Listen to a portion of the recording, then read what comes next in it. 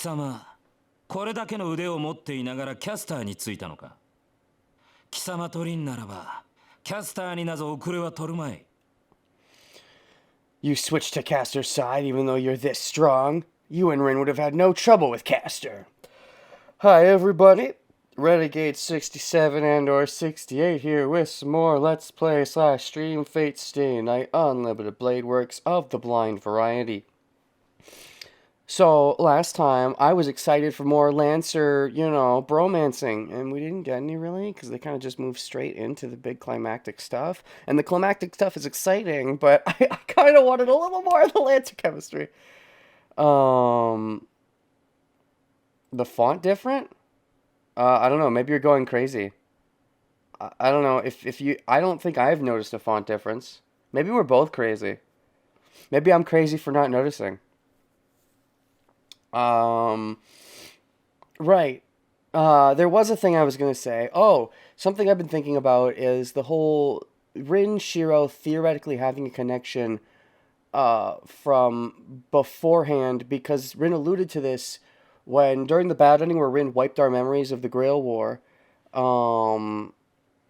Yeah, she alluded to the fact that you may not remember this, Shirou, but you like helped me out a while back, or something like that. And if there's been any much hinting for what that is referring to, I haven't really noticed it. One thought that came to my mind, I think it's a bit of a dead-end thought, but I'll share it anyway, is that, oh, maybe Archer, maybe at this point she already realized Shiro was Archer. That's already a little far-fetched. But maybe Archer actually saved her when she was younger from a time travel thing. But then Rin would have recognized Archer as soon as she summoned Archer, so that's why it's like a dead-end thought, but it came to my head, so that's an idea. Otherwise, Shiro seems to misremember, so that suggests maybe pre-fire. He's kind of rejecting everything from pre-fire, so maybe that's why Rin remembers and Shiro doesn't, though Rin doesn't know about necessarily Shiro's fire BS and how he treats that. So the fact that Rin seems to think Shiro wouldn't remember, suggests it's more than just that. So, I don't know. Maybe I'm reading too much into it. Maybe it's something really small, or it's just, we're this much further later. I'm like, I thought there'd be hints for what that was by now. Maybe there are. Maybe I've missed them. In which case, fair play game. But let's keep going. I was just thinking about that recently, so. You and Winter would have had no trouble with Caster. Lancer stops emitting murderous intent, but there's no opening in his stance. Interesting that he's actually curious about this. Is it because he kind of respects Rin now that he kind of want to get to the bottom of it? Or is this because he's dubious of Archer's intentions because he doesn't want to get caught off guard, because he still wants to ultimately win? Or is it just a curiosity kind of thing? Is he just genuinely curious? I don't think he would normally stop attacking just for regular curiosity. At that, Archer smiles a bit. 驚いたな。何を言い出すかと思えば、まだそんなことを口にするのか。I'm surprised. You're still saying such things? ランサー、私は少しでも勝算の高い手段を取っただけだ。リンがどう思うと、私はこれ以外の手段はないと判断した。Lancer, I chose the path that has the highest possibility of victory. I do not care what Rin thinks, but I am sure there is no better plan than this. Highest possibility of victory, but what do you mean by victory exactly? Does victory for you mean saving as many people as possible? Interesting. Maybe the idea that you're giving off, even if that's not the real idea, but maybe the idea that theoretically you could be giving off is that you think that even if you beat Caster, you'd still have other things to deal with in the Grail War, and by this point, maybe siding with Caster for a little bit is better. I don't think that's the implication, but maybe you're implying that the implication isn't the implication. He speaks confidently with no sign of guilt. The Knight in Red shows no regret about betraying his master. I don't necessarily think he did betray her, but sure. そうかよ。尋ねた俺がバカだったぜ。I see. I guess it was stupid of me to ask. Archer agrees. course, Archer agrees. He is the misunderstood hero after all. No one understands his ways. No one tries to understand his ways. That's the real problem. No one tries to get the heart of his soul. Or if they do try, they stop as soon as they meet hesitation. Like how Rin was like, Shirou, are you X? And Shirou's like, no, that can't be right. And Rin stopped. Maybe she should have kept going. I know we're, in a tense situation right now, but, generalizing. Lancer snorts and slowly raises the tip of his lance. 確かにお前は戦上手だ。そのお前が取った手段ならば、せいぜいうまく立ち回るだろう。You're certainly good at fighting.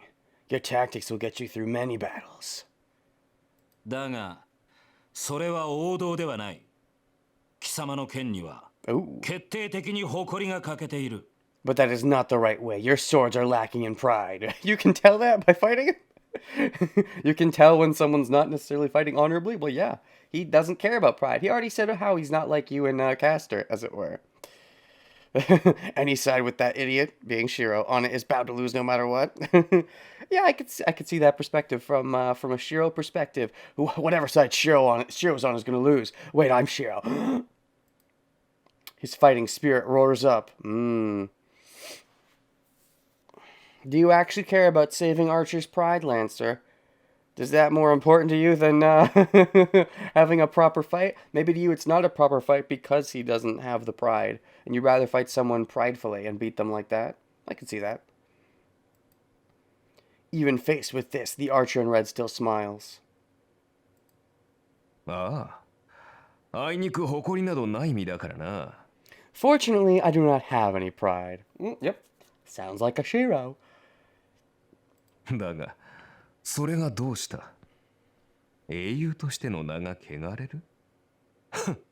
笑わせないでくれよ、ランサー。汚れなど、成果で洗い流せる。But what about it? Will the name of the hero be disgraced? Do not make me laugh, Lancer. You can wash away disgrace with results.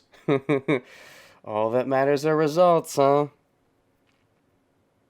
そんな余分なプライドはな、そこいらの犬にでも食わせてしまえ。You bring up the dogs with Lancer's backstory. That's fitting. You can feed your meaningless pride to the dogs. Not the normal heroic way, but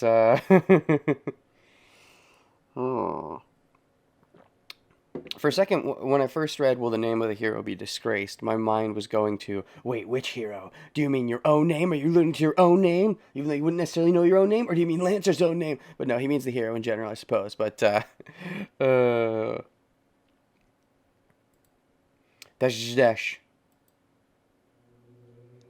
In an instant. Ooh, that pisses Lancer off? Because he's all about that pride. He's like pride before anything else, basically, more or less. Or is it because he brought up the dogs? The slightly relaxed atmosphere changes. You can wash away disgrace with results, and Lancer wouldn't like that? The air freezes. Which part really triggered him? Probably the general notion about pride. The thing about dogs wouldn't have gotten to him too much, I don't think. The magical energy disturbed the order of the world. Oh, the demonic lance that inverts cause and effect is raised. Always going for the gay bulk shot. The thing that Shirou saved Shirou from originally, earlier on in the timeline. Magical energy disturbed the order of the world. His murderous intent is incomparable to his previous ones. It's more so than his previous ones, or lessened? Though the tension must make it difficult even to breathe. Oh,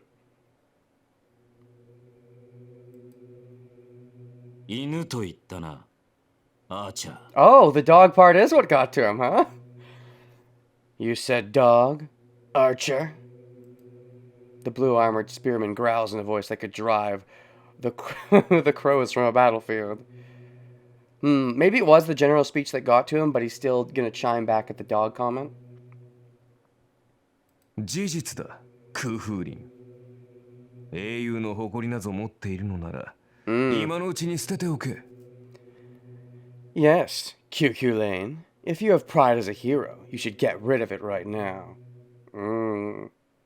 I see. The dog comment made Lancer realize that Archer had figured out his stuff, but I think the implication was definitely stronger that Archer knew. Maybe Lancer didn't get an understanding that Archer knew, but his name literally means Hound of Kulain. I wonder what language that is in that case. Ransa. I mean, we've had his name, Lancer, the guy whose name we've had from the start. And yeah, the great hero. And it says somewhere here something about dogs and eating dogs or not eating dogs. I don't remember exactly, but he's related to dogs. よく言った。ならば、お前が先に行け。Well said. Then you can die first. Ooh, maybe he's gonna take back his promise now about not killing him.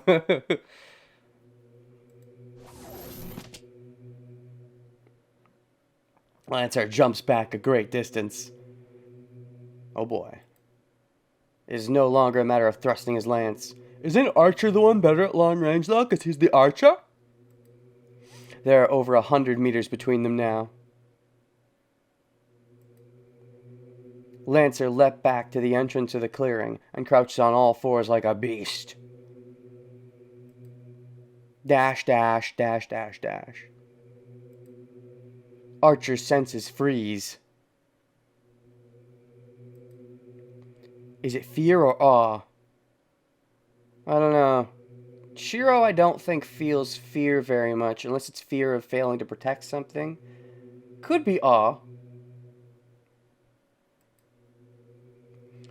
Either way, Archer understands right away the meaning of Lancer's retreat. He knows that his enemy's next attack is literally a fatal attack. As it usually is, although in this case, his restraints are released, I suppose. You know about Gaybolg's ability, right, Archer? Lancer, with his limbs on the ground, raised his waist. It's just like a sprinter waiting for the signal gun. Dash, dash, dash, dash, dash. Archer has no reply to spare. He wouldn't want to waste words in such a tense situation. The knight in red throws away his swords. Ooh, and immerses himself in his own mind. Oh, shoot. You throw away your swords because you're sure it won't work in this situation? But will he make it? Lancer's posture. If his demonic lance is just like the legend, and the wolf phantasm to block it cannot be anything superficial. 行くぞ。この一撃。手向けとして受け取るがいい。 Here I come. Take this attack as your farewell gift. Oh boy. We've seen the bone sword.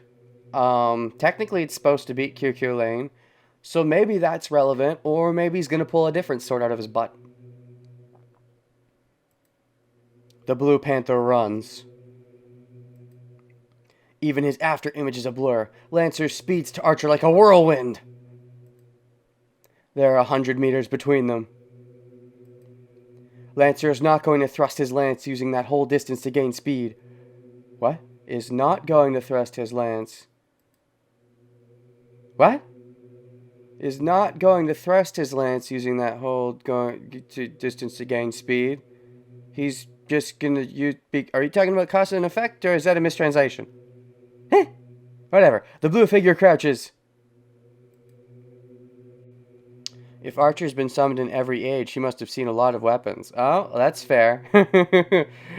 Depending on the chronology here, they're supposed to be out of time. But, like...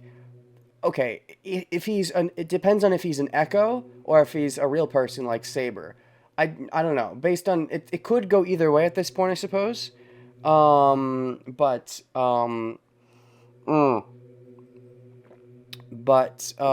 like, he has Rin's pendant, so did he have that, you know, on his deathbed or whatever? I guess that would make sense. So that would... I suppose it makes most sense that he's an echo. I guess. But, like, if he's been summoned in every age, to take those memories suggests he's more than just an echo. So, I don't know. I guess unless the real hero is summoned, but the Grail only summons echoes. I guess that could be true. I don't understand the full jargon. Anyways. After running 50 meters in an instant, the spearman suddenly leaps up from the ground. Oh boy! 50 meters in an instant? That's a long instant? That's a measurement of distance, not time. What? Pokemon jokes. Ooh, his body flies through the air. He holds the demonic lance, said to always pierce the heart once it's thrown over his head. One of the worst things you suggest to me to Poima is to keep reading. It just makes me want to theorize more about what it really means.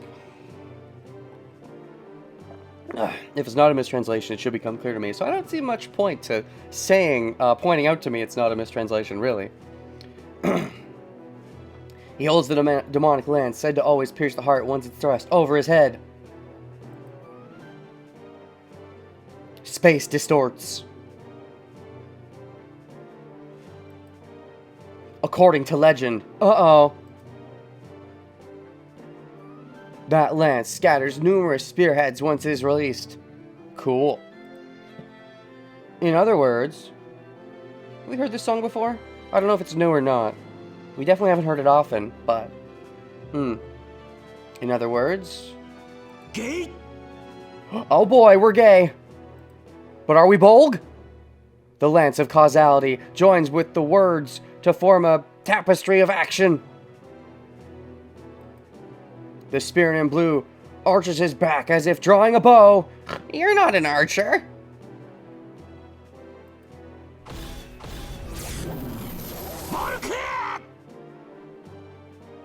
Ooh, cool shot.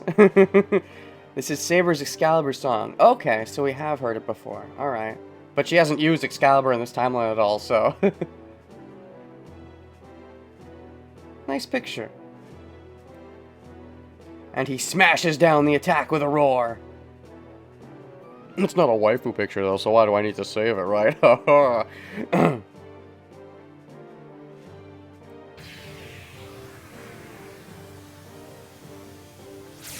Ooh. The Lancer wants to be an archer. This noble phantasm is throwing attack by nature. Well, that's news.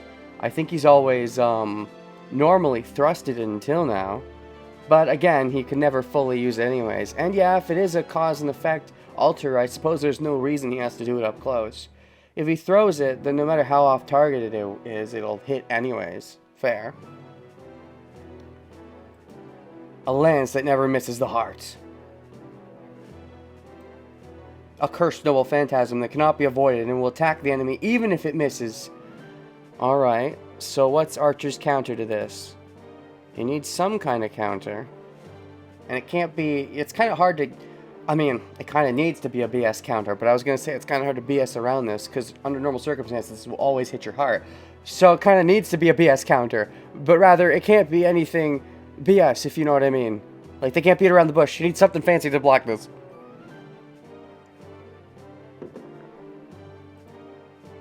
That is Gay Bolg, Lance of Destruction possessed by the hero that never lost in his lifetime. I mean, he doesn't look old enough to have died of old age.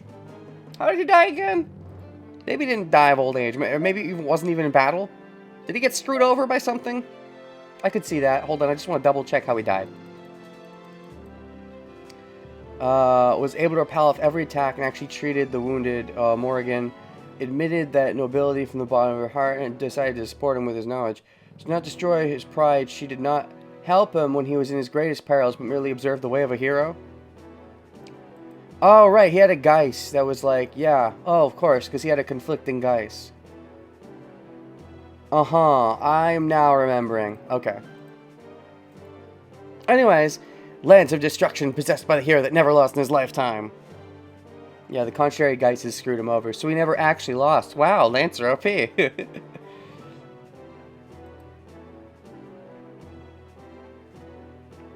Couldn't eat dogs, he couldn't refuse meals. That's right, now I remember. Fucked in life as in death, yeah. Command spells and Geises. Yeah, tomato, tomato. The story of the Lancer is an unfortunate story, I suppose. For someone who cares so much about pride, it's especially sad. Anyways, As it is hurled using all of Lancer's magical energy, it can be neither dodged nor blocked. Therefore, it is fatal. There is no way for anyone to survive once they are targeted by the demonic lance. I mean, he's gonna survive though. Spoilers. Archer could die right now, I guess. That would be a plot twist. The bullet approaches. In a split second, the knight in red closes his eyes as if accepting his death. Oh, is he really accepting it? Does he get saved? I thought he was going to protect himself. Does he get saved by an outside force? I am the bone of my sword. Oh! He's so good with that English. I love it. I love his English. Okay, so he is going to use that sword. So is there some bullshit with that sword where it somehow beats Lancer? Because, sorry, it's in the weapons. Yeah, Calborg. Said to be, as the blah blah blah, noble fan, natural enemy of QQ Lane. QQ Lane has a duty to be defeated by this sword, due to his guys. I mean, is he Ulsterborg? But, that's so good English. That's definitely something that's lost. I would assume they use the dub, I am the bone of my sword, even in the Japanese version. So that's definitely something that would be lost in a proper dub translation. Unless he just whipped out Japanese for when he said this shit or something. It doesn't really work as well, though, because English is the actual second language of Japan. Whereas Japanese is definitely not the second language of English. So there's always something lost in translations when people start whipping out English and Japanese shows and stuff.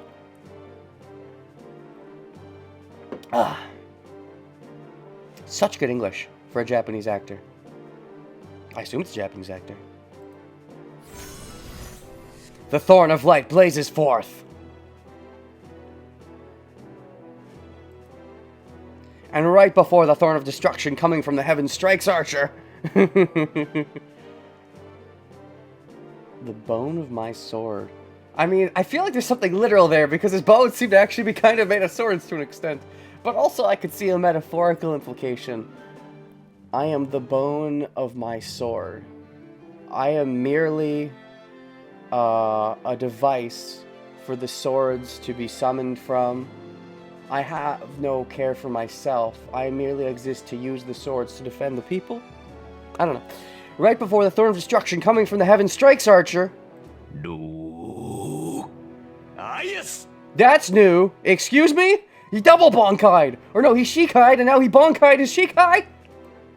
Its true name shakes the very air as it's spoken. Oh, wait. Oh, okay. So the bone of the sword is the shikai. Ro-Ias is the bonkai. There was another layer.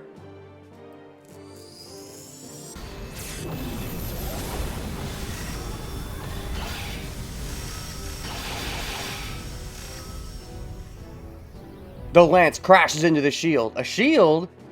That strikes a bit of Avalon-ish stuff, but I don't know how true that is. Shield. That does seem like an Archer thing. He's the kind of person who'd want to protect, as it were. Or rather, it's a Shirou thing. The lance of death that penetrates every wall and outmaneuvers any evasion. That lance has been stopped. Radiating a storm of heat, the lance of sure kill is stopped by Archer's, his true noble phantasm, I suppose. I guess that makes sense. How much do we know about Archer? Right now, do we have his noble phantasm listed? No, not at all. Okay. Yeah, there's a lot of cinematics for sure in this fight. Well, there's two main ones at least.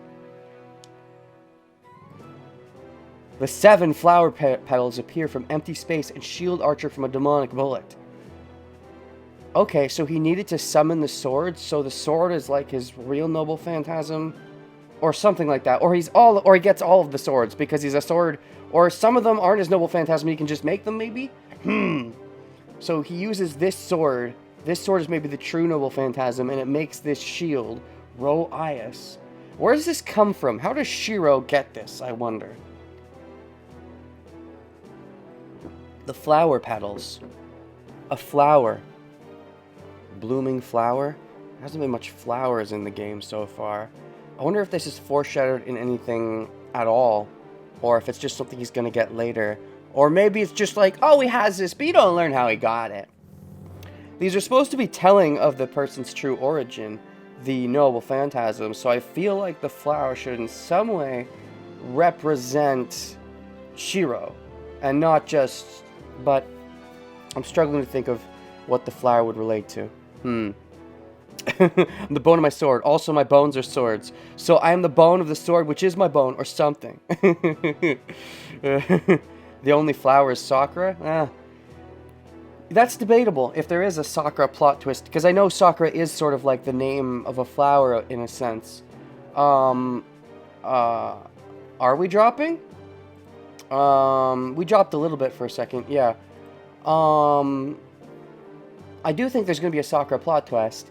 That would be sort of related to a flower. I would be surprised, though, because my kind of thought was that this archer was from an ending we don't want to go down. Shirou wants to avoid this route. And so I figured that unless the implications that this archer is a completely different Shirou, not one following a, quite a similar path. Like, very minimally similar, but not fully similar. If that's the case, then maybe it's related to Sakura and the flower comes from that. It's possible you could get that in a similar alternate version, whereas this version of Shirou gets it later in his life, but they still go down different roads? I could see that. Alright. Okay, shield archer from the demonic bullet. Who would know? This shield is Aias, the only shield said to have repelled the javelin of the great hero in the Trojan War? 7 petals? Oh, that might be symbolic too, because the 7 servants of the Grail War. The only shield said to have repelled the javelin of the great hero in the Trojan War. When was the Trojan War? I supposed he would have had to have been summoned to the Trojan War. Is he just birthing this? Is this just because it seems like they're acting like this is his real deal? If he's birthing this based on something he's seeing, then is it even his real deal? I don't know. Only shield said to repel the javelin. Well, this is a sort of javelin. There are 7 barriers shaped like flower petals, and each layer is as strong as a castle wall. Okay. Is a castle wall strong enough to stop the lance? Is a boundary field noble phantasm that is said to be invincible against projectile weapons. So, this creates the conundrum. You know, a lance that will always succeed versus a shield that will always succeed. One of these now has to be proven false. It's not a sword, but I'll take it. Well, we have precedent for him projecting stuff that aren't swords. He projected Avalon at the end of Timeline 1, so. A thrown lance will be defeated by this shield without penetrating even one of the petals. Okay, so which is victorious in this case? A lance that will always pierce the heart and never fail, or a shield that will always protect and never fail? Oh look, the analogy happened. At the very least, Archer does not know of a lance that can penetrate this shield. But the lance of Shurkill drills through the shields like it's nothing. Oh, it looks like the lance destroyed the shield.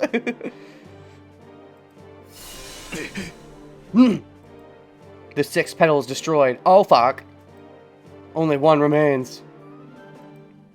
The demonic lance reaches the 7th layer that has never been broken. Oh, boy. The unstoppable thorn of the demonic lance. In the face of that power?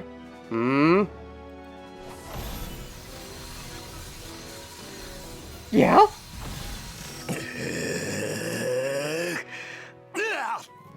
Oh, he's like putting his hand up. Is he projecting something or is he just using force energy? Yeah, shit, that wasn't the plan.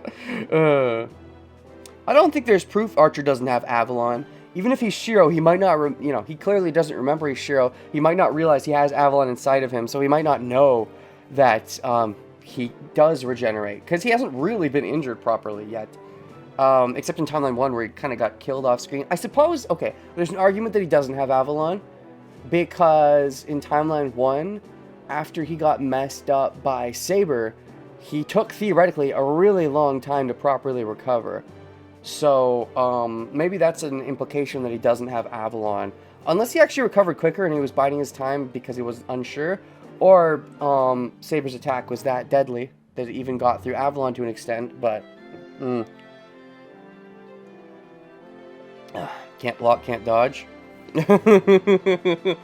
I mean, you can block as you dodge, so that, like, maybe if you had just tried dodging, it would have failed, but if you block a little bit, you just get enough time to dodge. There's a theoretical possibility there. What'd he do? With a roaring spirit, Archer puts all his magical energy into the noble phantasm. The bone sword, you mean. Okay, cool.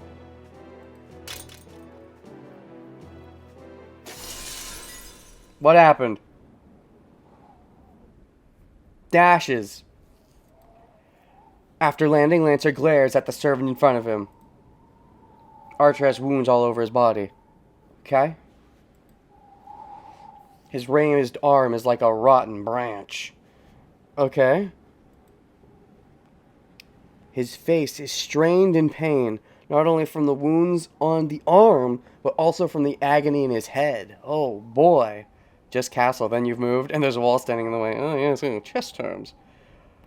Okay, so he's been pretty fucked up here. Maybe this is leading into his... I did think that Archer might be exiting at this point, and then we're going to have the proper plot twist, and Shiro's going to have to take on the Archer Mandal, possibly. So this might be what fucks him up to the point that he's ready to pass on his stuff. Maybe. But he's not dead. Also from the agony in his head. 驚いたな。アイアスを貫通しうる槍がこの世にあろうとは。I'm surprised. I did not think there was a weapon that could penetrate the Ayas. 君のそれはオリジナルのグングニルを上回っている。Gungnir, I know that name too. Your lance is stronger than the original Gungnir. All these weapon names I know because of Fire Emblem. Gungnir. So was that used in the Trojan War? Is that the idea that Gungnir was used and it was blocked by this kind of shield, which theoretically you would have stolen because Shirou shouldn't have that shield? Huh. It's just weird that it's, I expect the Noble Phantasm to be more symbolic of something Shirou gained through the course of this war naturally, but if it's just another thing he stole, it's a little devalued, but... The Knight in Red praises the Spearman in Blue from the bottom of his heart. Dashes. But Lancer does not hear him. Oh, fuck! His strongest attack. He's gonna be like, Bakana! I had no restraints and you survived! Nothing. Gilgable can't ever kill anything in this game. The attack that made him a hero has been blocked.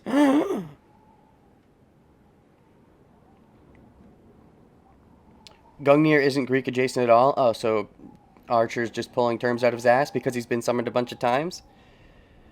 Lance managed to break the paradox by breaking the shield, but the Ayas allowed Archer to survive. So both were defeated. The lance didn't kill, but the shield failed to fully protect. They both lose. You're both wrong. The attack that made him a hero has been blocked. He is so angry that his glare should be able to kill someone. But the anger is almost erased by his own wonder. This is too strange. It is true that Archer is a mysterious servant. His identity is unknown. He carries twin swords even though he's an archer. And now he shows a shield that can even block Lancer's strongest attack. Gungnir is supposed to be a prototype for Gabolg? Oh, okay. Mutually assured debunking. Look, I just know the names because of Fire Emblem.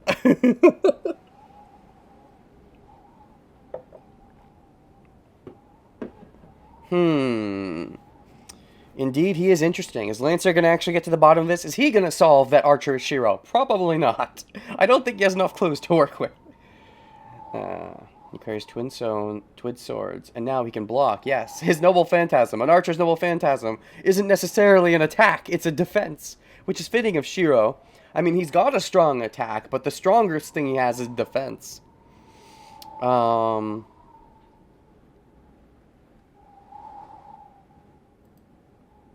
It is absurd. There was no such hero on this planet. Not in this time. He's from the future, baby. Oh yeah, okay, that's a good giveaway. because Lancer is like, because the Archer just showed his noble phantasm, and that's supposed to give a huge clue as to who the hero is. But Lancer's seeing that and being like, what the fuck? Granted, okay, that's confusing because Archer just brought up the interlude monologue, brought up the Trojan War, which is, I think, a war from the past in some variety. If that's theoretically a thing that really happened in the past, Lancer should recognize that and be able to guess or have some idea, even if it's not the right servant. It could be like, wait a second, but the person who has that shield isn't like you. They wouldn't have the twin swords. Maybe he could at least say something like that. So it's interesting that he's not drawing any kind of connection. Is something but I don't know. I know the shield isn't all he has, but I'm surprised he isn't going like, wait a second, you're not supposed to have that shield. Who the fuck are you?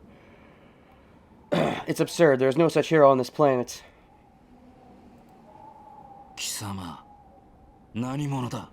Who are you? I just want them to add at least a little bit of a lore tidbit to be like, the person who has that shield is supposed to be X and Y, but you're clearly not X and Y. The thing is, we don't know Ro Ias's Archer's true noble phantasm. Yeah, that's true. The fucking interlude monologue said it was his true noble phantasm. If I can't trust interlude monologue, what can I trust?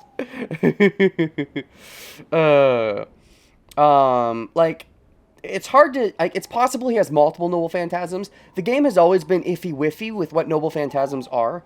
The show was this way too, Fate Zero. Because it's like, I feel like there's the noble phantasm as in my weapon, and then there's the noble phantasm's true name, which is like my Bonkai, and they both call them the noble phantasm.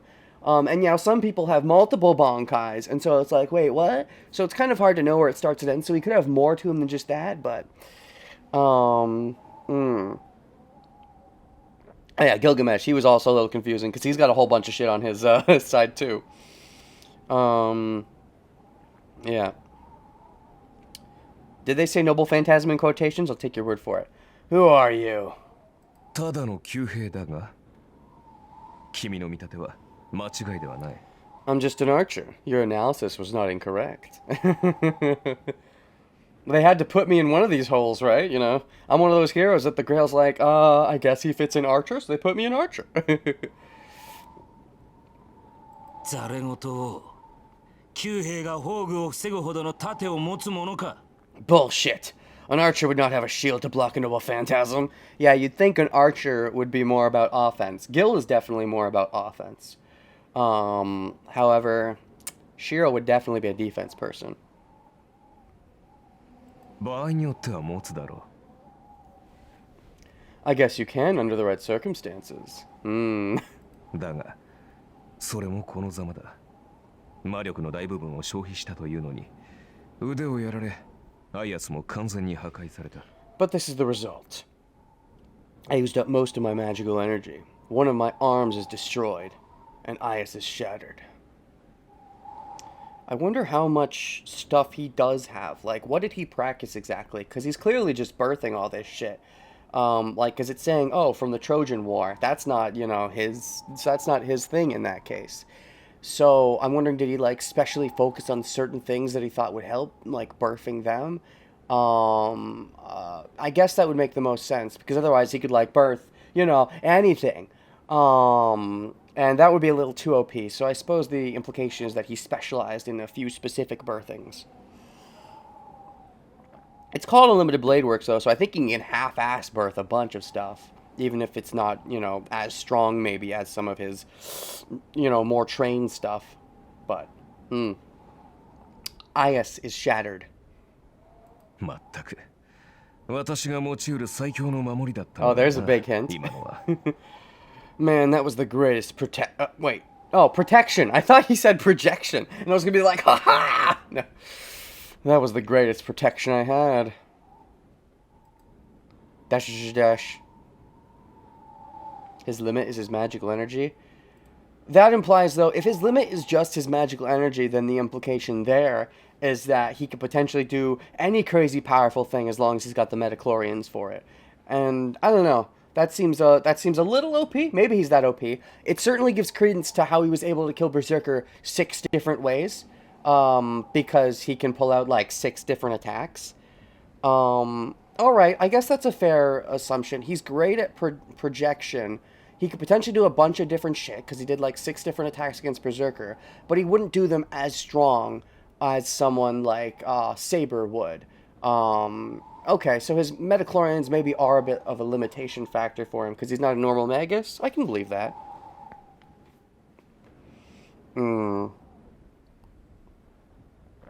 Still, though, we've only seen a couple of different ways for him to kill. I suppose Archer is the type at this point who would not want to show off his other ways unless he has to. In the case of fighting Berserker, you know, once he killed one way, if Berserker was able to avoid the others, he'd be forced to pull out more ways. So I can see that. Lancer only glares at Archer. Then... それより気づいたかランサー Oh, fuck. This is Archer's secret plan of how he wins the fight. More importantly, have you noticed, Lancer? キャスターめ存外に苦戦していると見えるこちらに向けられていた監視が止まった It seems Castor's in trouble. She's no longer supervising us. Oh, is this when you're going to make your move? Are you going to be like, now that she's not watching us and I'm not worried about her using a command spell on me, let's actually team up? Is that your goal here? Archer raises both his hands as if in surrender. Oh, fuck! Okay, maybe that is his goal. Was that his goal all along? Makes sense. I expected he would want to turn on her in some way, but this is a little on the nose. I expected something a little more under the radar. そうかよ。そうじゃねえかとは思ったけどな。てめえ、元からそういう腹か。I see, I knew it. That was your intention from the start, huh? What was your intention? To get Lancer on your side? I'm trying to think of what the real endgame goal here was. Maybe you're like, well, we could attack Castor like this, and we could probably win, but we might lose. It's better if I pretend to team up, so you're forced to get another ally, like Lancer, Berserker, whoever, you get an ally, and then I actually switch sides when they're focused on their fight, so we have more power on our side to probably win the fight. I guess that's something of an argument. Archer didn't expect Lancer to wreck his shit so badly, I suppose. So he had to play the part until Castor wasn't watching him.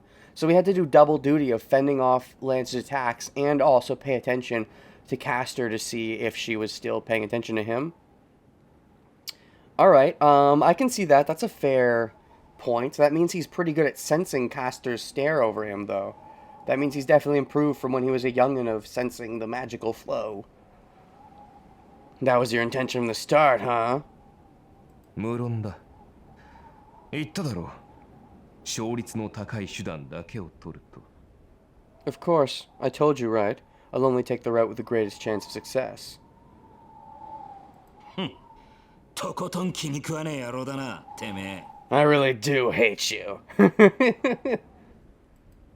Saying so, Lancer turns his back to Archer. Turns his back? Where are you going? Aren't you supposed to help out? If you don't help out, what was even the point? His work is done. Is it? What? Why? What's Archer gonna do? Save Saber? Is she being kept somewhere else? Is his goal to save Saber while Castor is distracted? I guess. Because if Lancer's not gonna help out, then I feel like that's the only potential thing, is he wants a good chance to save Saber without Castor noticing. But, like, if you beat Castor, I guess the idea is that Castor could have a last-ditch attempt to do something with Saber if they were in an actual fight and Castor was losing. So Archer wants to have a chance to switch Saber or fix Saber or save Saber before Castor can do that. And the only way to do that is have Castor preoccupied. I can understand that logic, I suppose. Which means Archer predicted this would happen, predicted he'd be put on guard duty, and that he'd get a chance while she was distracted by Rin fighting him. I can see him predicting that Rin would come back and fight and possibly get an ally. The idea that predicting that he would be guard duty is interesting. I can see why they'd put him as guard duty, because he has such good eyesight. So that's fair. Although Castor can just sense everything, right? Because she's got magical ley lines everywhere. Maybe, did he have a Backman's Gambit, though? Did he have multiple routes planned? Maybe this was his ideal outcome, but, like, what happened if he wasn't put on guard duty and he was just supposed to fight alongside? He might have just waited for an opportune moment to attack her when she wasn't looking. I guess. His work is done. His role of keeping Archer busy is meaningless now.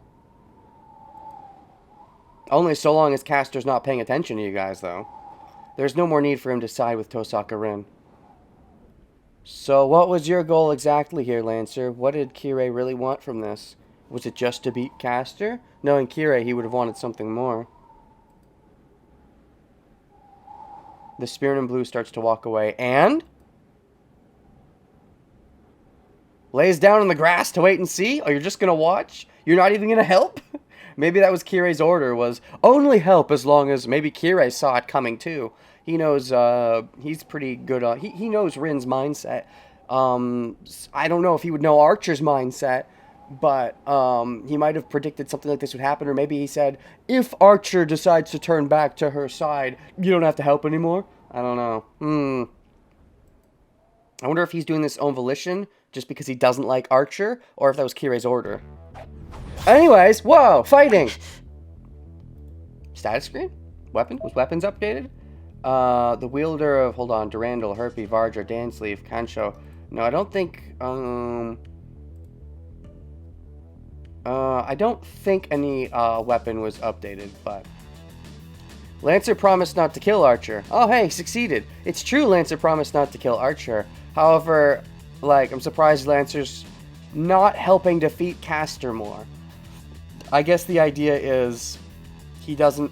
I suppose that the whole point was that he was distracting Archer and Saber, and now he doesn't need to do that. I guess that's fair.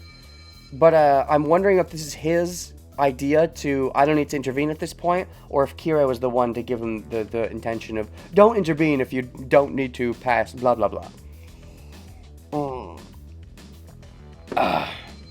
Anyways... so, I assume... No? What? What got added? Wait, it's just that stuff got added. Who got added? What got added? Lancer? What got added? Oh, did this get added? Piercing Lance of Death Thorns, Piercing Lance of Death Flight? Oh, is it because it can be flight now too? Range to 4. Oh, yeah. Wait, is that what it is? As the lances pierce the heart, even before it is thrust, it's impossible to dodge Gaebolg. One does not have high agility, Gaebolg luck. The most effective, as it requires... Oh, so it's just... Oh, wait, this. Oh, it counts as something separate? What's the point of counting it as something separate? Okay. Rank B, anti-personal, maximum target 1 person. I just didn't think it counted as a separate thing. But okay. Rank B+. It's slightly better when you throw it. Anti-army noble phantasm. Range 5 to 40, maximum target 50 people. Okay, so Shikai and Bonkai, sure, I'll go with it. Fully unleashing the curse of Gaebolg and throwing it with full force. This is a special use of the noble phantasm. Gaebolg was originally a thrown lance, and this was actually the correct usage. Unlike the Lance of Death Thorns, this emphasizes attack power over aiming for the heart, and it blows away an entire unit with a single throw. It's rather like an exploding bullet. The damage and form both come close to that of Bryonic the Roaring 5 Stars, possessed by Lu, the Celtic god of light. Okay.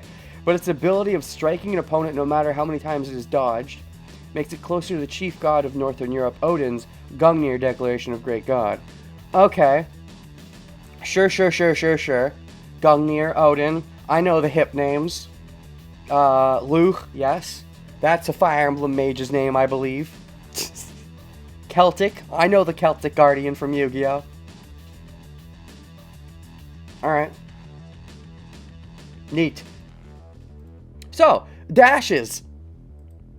I desperately parry the oncoming fists. Oh, hey, I didn't need to save the attack. I didn't need to save the graphic. It saved it for me. Anyways, I desperately parry the oncoming attacks. Oh, this is a perfect place for an intermission, right? One's coming up. Might as well take one now. Sure.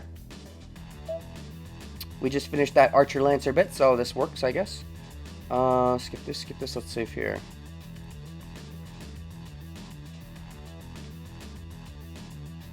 Archer's plan in action? Question mark.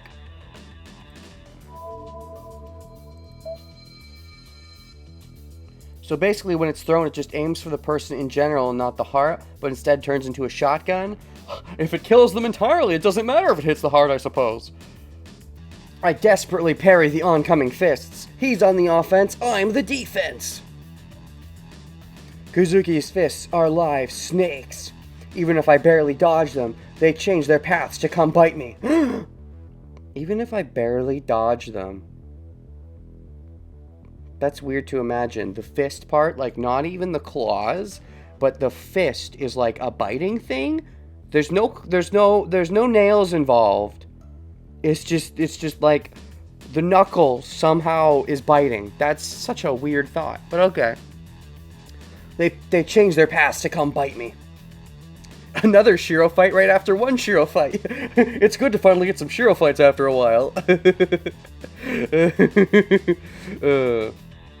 And I do enjoy watching Shirou fight because he has some tactics to him, especially at this point. I mean, maybe not as much tactics as he does, you know, later on, but, That's why Saber was seriously wounded. What? Oh, right, yeah, that fight. The boring fight. I do think that was I think that's the only fight so far in the entire visual novel that I'd say I felt was, truly kind of boring. Like, even the Berserker fight that I did think ended a little anticlimactically in the forest in Timeline 1, I think otherwise the fight was good. Its ending was just kind of bad. That fight, though, was pretty lame. Anyways, Kazuki's part Echidna. Of course, that solves it. No wonder he feels so dejected. His whole race got, you know, wiped out a while back. That's why Saber was seriously wounded. Saber was bitten by Kazuki's snakes. Sure. Because she had the reflexes to dodge them. Wait, what? Wait, because she dodged them, she got bitten. If she didn't dodge them, she would have been eaten? Whatever. But I don't have such reflexes. Uh-oh. So you don't get bitten? I can't dodge them, and first of all, I can't even see his fists. I can't dodge them, and I can't even see his fists. You're not dead yet. You're doing something right. Okay. My shoulder. Kazuki's fist grazed my left collarbone. Hugga-gugga! It's just like a bush hammer. It feels as if my shoulders are being crushed and I almost dropped my swords. Okay, you're still holding on though? Have your swords been broken yet? Have you been making new ones? Are these still your first pair? What's the deal? Dash, dash, dash, dash, dash. A bush hammer. I don't know what that is. I'm gonna look that up. What's a bush hammer? I kind of just read it and I'm like, oh, a hammer. No, what is a bush hammer? What's a bush hammer? What is that? A bush hammer is a masonry tool used to texturize stone and concrete. Bush hammers exist in many forms, from simple handheld hammers to large electric machines, but the basic functional property of the tool is always the same, a grid of conical or pyramidal points at the end of a large metal slug. Oh, I get it, there's like points at the end, so it's like a bush hammer because the snake is biting because it's pointy. I get it?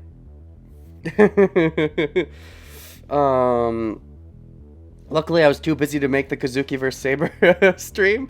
You mean you didn't watch it after the fact, Wise? You don't watch every second of every stream?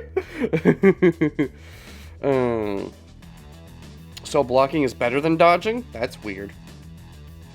I guess the idea is that if you dodge, you're going to get hit anyway, because you can never fully dodge unless you're really good, but no one's that good. He, like, fights you with the intention you dodge, and that, you know, if you block, he's got strong pounds, but if you dodge, he, like, gets ya. He's like, he's got, like, the whatchamacallit from Pokemon, the move where it doubles the damage if you try to run away. I don't remember the name of it, but if you know what I mean, you know what I mean. Anyways. Dashes. Oh! I bear it and parry the fist going for my temple, using the sword in my right hand. Okay, good, you stopped the important part. Was that the important part? Gah-gah-gah! I desperately retreat. Everyone's so desperate today. I pitifully retreat. Are you desperately retreating or pitifully retreating? Pick one, man. You can't do both. You can't two-time like that. I pitifully retreat while Kazuki closes in, not revealing any hints of how he's advanced. Haga! I shudder at his stance. I won't be able to withstand the next attack. It's miraculous that I was able to parry the attacks until now. It doesn't feel real. I hoped that I'd be able to protect myself and buy time for Tosaka until she'd be the caster, but such hope disappeared after I took the first blow. Well, you have been holding him off, so if your goal is to hold him off, so far you've been succeeding. You just need to have some way to hold him off longer, I suppose. As long as you don't force Rin to divert her attention to helping you, you've succeeded. Kazuka Soichiro took our previous battle into account. He learned something. Good on him. Not surprising. I was able to fend off Kazuki as he attacked Tosaka back then, but yeah, he learned your sword movements and your general style back then. So I thought I'd be able to fend him off again if I had Archer's twin swords. Maybe that's why Archer wasn't allowed to be at the fight where we attacked Kazuki. Because Kazuki is, as an assassin type, he's really good at reading movements, I would say. So if he had fought an Archer and then fought in Shirou, he might not have bothered telling us, but he would have internally thought, oh fuck, you guys are weirdly similar in how you move, but... Poor Shirou doesn't even idea what the endgame is. But, in other words, it means that I won't be able to do anything without them. So keep them. How's that going for you, by the way? You seem to have just had the swords for a long time, so you've definitely improved in maintaining them versus Timeline 1. Kazuki knows that. I suppose these swords, though, aren't as strong as, let's say, Caliburn from Timeline 1, which took a lot more energy, possibly, to project. That, and you might just be more comfortable with these. I am curious if they come from somewhere, or if they just come from him projecting them based off his future self, but... What he did first in this battle was try to take the swords away from me.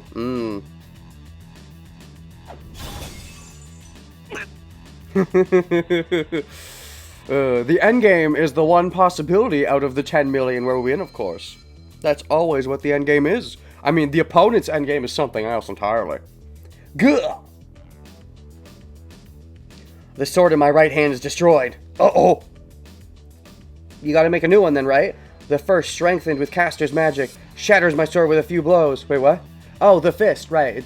They're kind of strengthened by caster's magic. That's how they're able to keep up with swords. Makes sense. Shatters my sword with a few blows. You just need to make a new one. They also only, like, rank C+ compared to Caliburn. I don't know if we know their rank. It doesn't say their rank here. I think the Noble Phantasm, you need the actual Noble Phantasm to check rank. Oh yeah, their rank is as Noble Phantasm is C-. Never mind, it actually straight up says C-. They're not C+, they're C-. And Caliburn is yeah, closer to A, so it makes sense why he's able to hold on to these longer. Do we have any D-ranked Noble Weapon Phantasms, really? I'm curious what the weakest Noble Phantasm is, because, like, this one's B. Despite, you know, it always pierces the heart. Seems pretty good. It's a fucking B. You know, if we compare that, we don't know Saber's in this. Well, we know, even her, just the bat, this is C. Even if we ignore her Excalibur, this is still C, based off just this. We don't know Archer's. This is apparently B. Oh, C is not as good as B, actually. But it's better than D. For some reason, my mind is like, C's better than B. No, C's worse than B. But Excalibur, of course, is better. Rider's B. Caster, this is apparently only C? That means it should have some weakness to it. Maybe because it takes so long to take control? Nothing on him. Berserker's is B. From what we know, from what we have here. And then Archer is E to A+++. It's pretty dang good. I don't think we have a D Noble Phantasm for what we've seen. That's why Kazuki bodies Saber. His bodies and attacks are being strengthened by Caster. Yeah, he is being strengthened a bit by Caster, so he's not completely OP, but his general movements, I think, are still just he's actually that fast, even if his attacks are being strengthened a bit. The ranks are somewhat arbitrary. I put total faith in these, in in this status thing that has some random, tidbits that may or may not be accurate to what we know. Total faith. Including the alignments. Total faith. You can have an E rank Noble Phantasm that's much better than most. Rank poorly because fuck you, Nasu bullshit.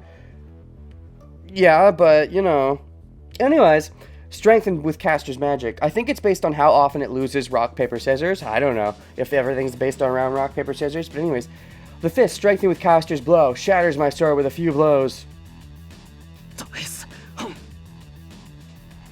Trace on indeed.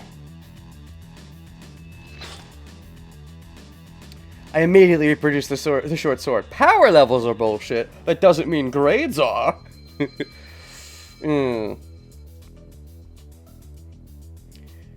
can't hope for high results with a forced projection.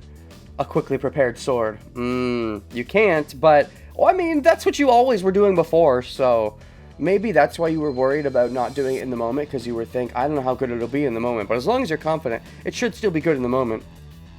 As a result, the twin swords start to lose their precision. Oh, that makes sense, though, because they're like twin swords. So really, if you're doing one, you should do both at once. Doing just the one does feel like it would probably lose something if it's not the same kind of wavelength as the second one. Oh, boy. Ah!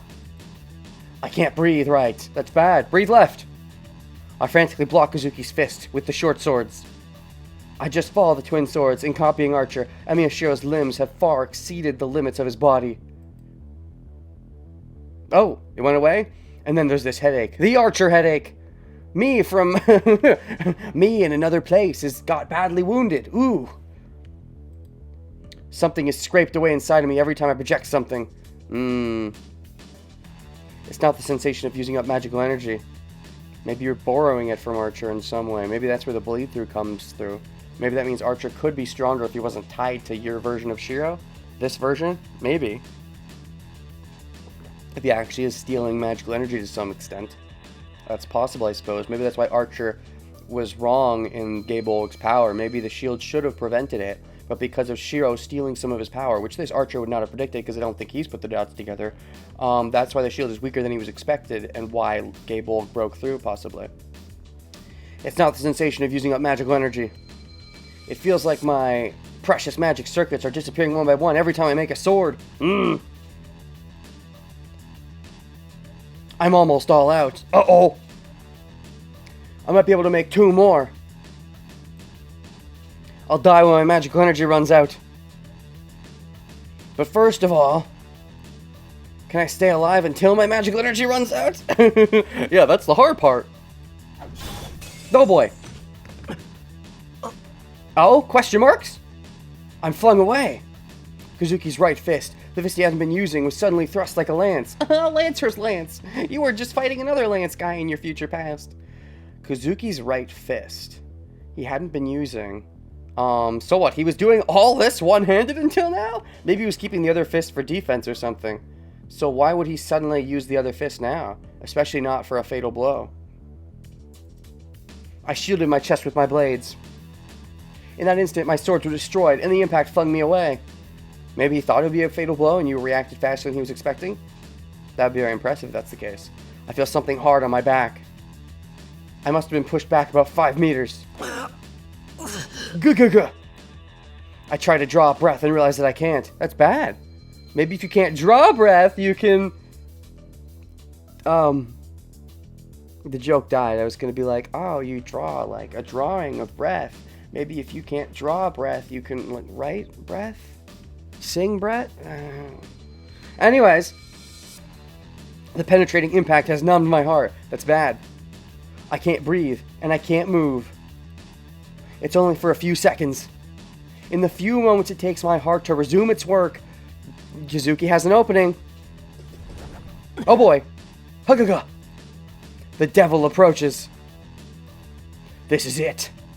This man could kill me if I drop my guard for only a second. Apparently it was a few seconds of your heart taken to get back online though, right? So, I mean, if your guard is still dropped, then you took too long because only a second. With me like this, he has time to do it 6 times over. So what's the solution? Is this you and your crazy mid-fight thinking going on that gives you a chance to pause and think about stuff? I glare at the enemy. Do you even have time to glare at the enemy? Even if my limbs won't move, there's something I can do. First of all, I'm not suited for melee combat. Oh, is this your internal admitting that you're better at archery and you always were, despite your fascination with swords? Emiya Shiro's weapon has always been his magic. What? Since when? I guess magic in the sense of projection, I suppose. Then it's not over yet. What are you going to project? What are you going to strengthen? My role is to keep Kazuki busy. I can't give up with fulfilling my role. Glaring at the enemy is a free action. Says who? Actually, in D&D version 9.2, when you glare at an enemy, that is your second bonus action. No, it is a tier 2 bonus action. And you see, if you take a tier 2 bonus action, then you are forgoing the ability to take an action, bonus action, and move on the... I don't fucking know where I was going with that. It's like a bonus action, but a tier 2 bonus action is different because normally... I don't know. My role is to keep Kazuki busy. I can't give up without fulfilling my role. Huh? What happened? Did Rin just do her thing? Did Rin succeed so your role is fulfilled? Dashes? The sound didn't come from right in front of me. Or is it Archer coming to save you? That would be weird. I think he'd be coming to try to get Saber. Is Saber here, though? Is Saber here? Is Archer going to move around? If Archer's planning to just come in, then that seems like the dumbest thing, because then there was no point to not just... Anyways. The image of the sword disappears from my mind. Uh-oh. Kazuki, who was approaching to twist off my neck, stops. Okay. Something is happening behind Kazuki. Okay, Caster. Caster and Rin. This is not an Archer thing. Just go with it. Provokes an attack of opportunity. I guess.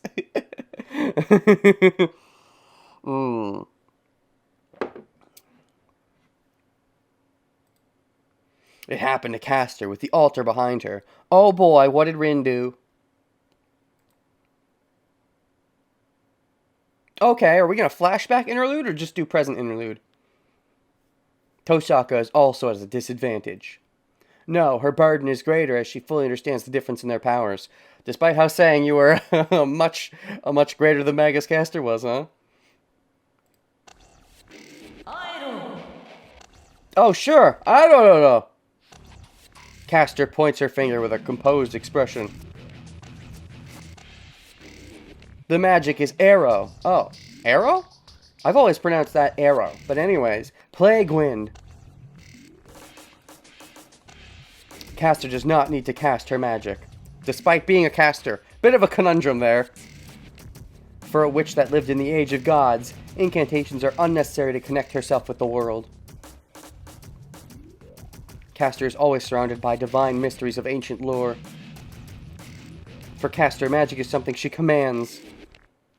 If you don't need to cast her magic, then what were you doing casting your magic? It enhances it, I suppose? It is just like ordering her guard dog to attack. Act! Ugh, what's that? Act!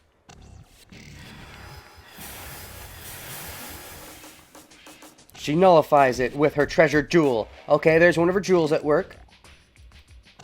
She does not have the time to cast a spell, and she cannot match Caster with simple magic from the magic crest. Okay, so she can't keep up because... Right. She can't... her casting takes time to cast. So she just skipped that by using jewels. Fair. Plague Wind. FF2? Final Fantasy 2?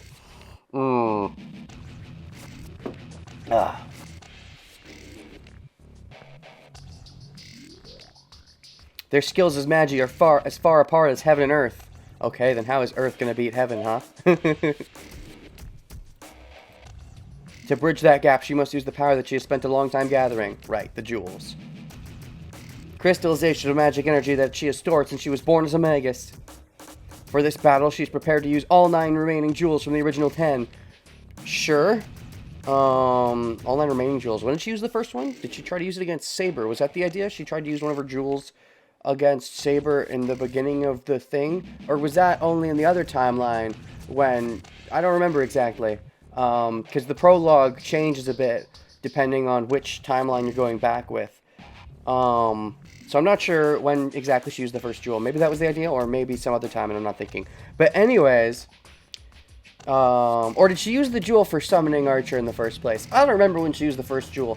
Whatever. She's prepared to use all 9 jewels remaining. Hopefully she has a plan beyond just the general plan of, I will be willing to use the jewels. けなげに頑張ること。そんな奥の手があるとは思わなかったわ、お嬢さん。 Foo-foo. You're doing well. I didn't think you had such a trump card, little lady. Even though her magic is nullified by pure magical energy, Castor keeps her smile. Jewels. Castor continued using magic indefinitely. Well, the girl must oppose Castor using jewels as amplifiers, which she only has 9 of. So, you need a plan, Rin. Castor will always win the war of attrition. The difference between them is self-evident. No matter how many jewels she might have, it cannot be more than 10 or 20. Well, we know that it's 9, but I guess this is Castor's perspective, so Castor is guessing how many she has. Her jewels are only matching her basic spells, and she's fucked. Yeah, this is without going full out, yeah. There's no way Castor can be defeated with such a small arsenal.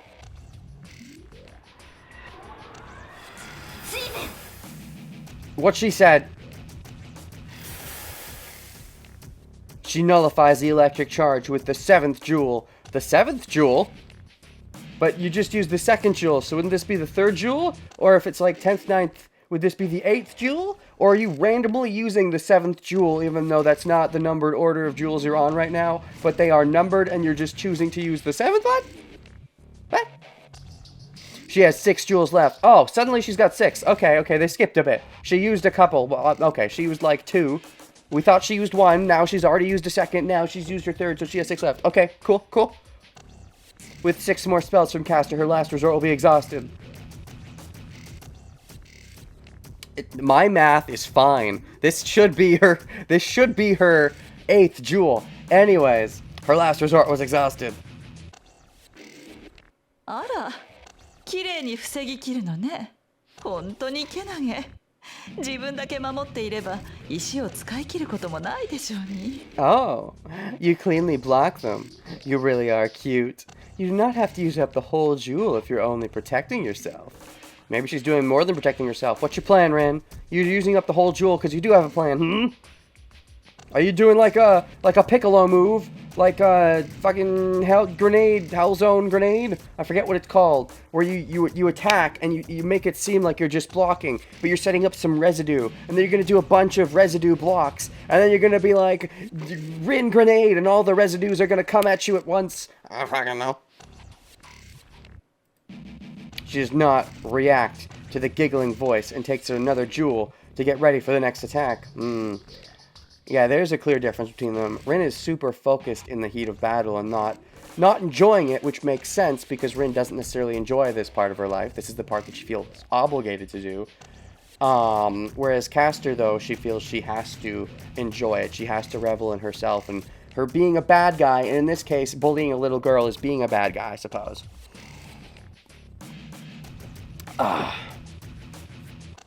She does not react to the giggling voice and takes her another jewel to get ready for the next attack. As Castor says, the jewel will not break if she uses it to protect only herself. The jewel should be able to protect her about 3 times, so you should be getting 3 uses per jewel, but you're not doing that because... But she cannot do that. Castor's magic covers the whole temple once it's cast. What do you mean? Kazuki should be protected by Castor. Oh, there's like an aura. I see. Shirou is an exception, so it's gonna like engulf everything, but Kazuki's probably protected. Shirou would get hit in the blast zone though, so Rin needs to fully negate it. Okay. If she cannot nullify Castor's spell before it's completed, Emiya Shirou, who's keeping Kazuki busy, will burn and die. So at the moment, Shirou is just a burden, though he's not, because Kazuki would have just taken out Rin at this point. Fair. Dash. Therefore, it's meaningless to protect just herself. She cannot allow him to die like that, and besides, the whole plan revolves around Shirou keeping Kuzuki busy. Fair point, fair point. まだ守りきるつもり？大した信念ですけど、それもいつまで持つかしらね。Oh, will you keep 受けて protecting ば him? かりでは結果は見えていてよ、お嬢さん。That's good faith, but how long will it last? The result is clear if all you do is defend. Ojo-san. Oh, going for the Ojo. I like it. Ojo is roughly princess, I want to say. Let me check that. I like to know what people call each other. And I do kind of like having some correlation in the translations, but, checking this. Ojo? Ojo. Okay, yes, sure. Nope, that's not right.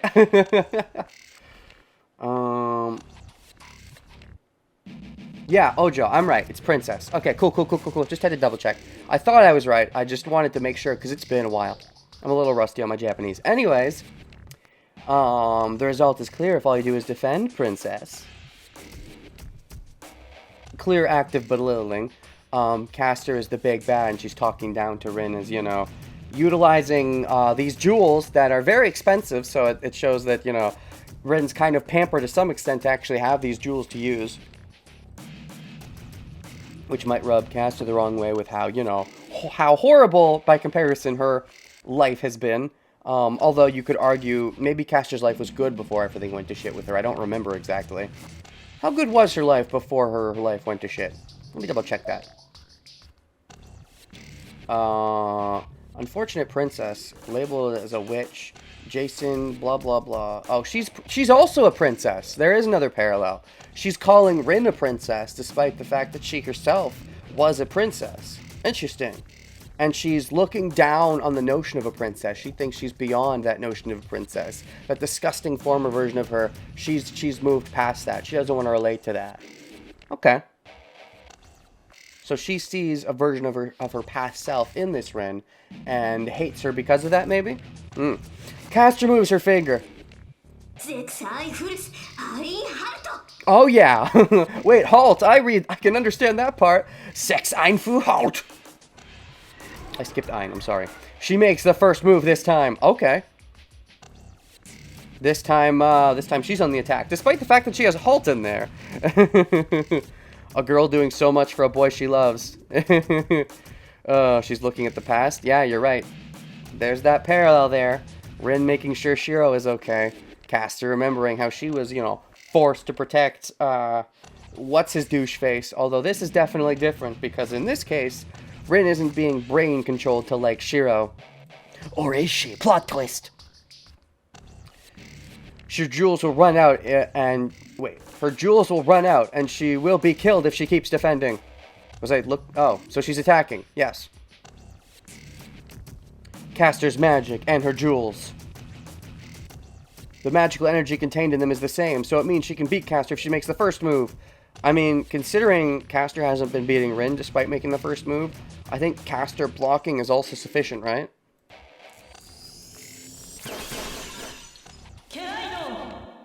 What she said. But there is no way to exceed Caster's spell casting. If Tosaka Rin is the fastest because she can form magic directly by releasing the jewels, Caster's the fastest just because, you know, she's got that divine speed or whatever. Yeah, Caster is also the fastest as she is capable of creating divine mysteries with one word. There is no first move in their battle. So, how are you going to win, Rin? What's your plan? Please tell me you have a plan. So far, you've always just had general guidelines. Tell me you have a more in-depth strategy here. This is merely a clash of power against power. He who moves first controls the enemy.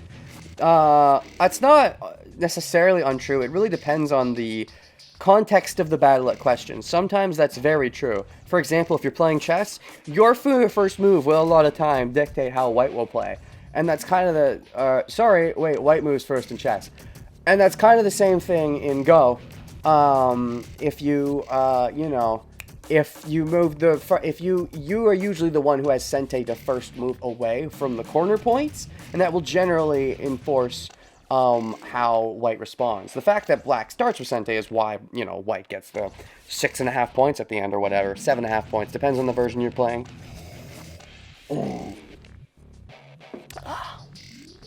There's no first move in their battle. This is merely a clash of power against power. The first one to run out of magical energy will die. That's Rin. Then... yeah, what she said. You say those German things.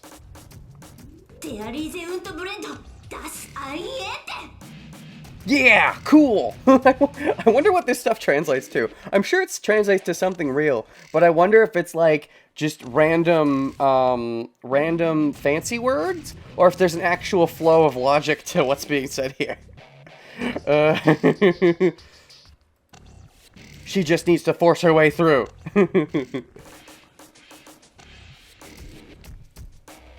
She unleashes a barrage of jewels to penetrate Caster's magical energy. Barrage of jewels. So you're using a bunch at once to try to stop her from blocking, huh? That seems like a bit of a blunt attack. It's one way to do it. I was thinking about maybe she'll use multiple at once. That feels like too simple, though, and Caster would have some way to stopping that, I would think.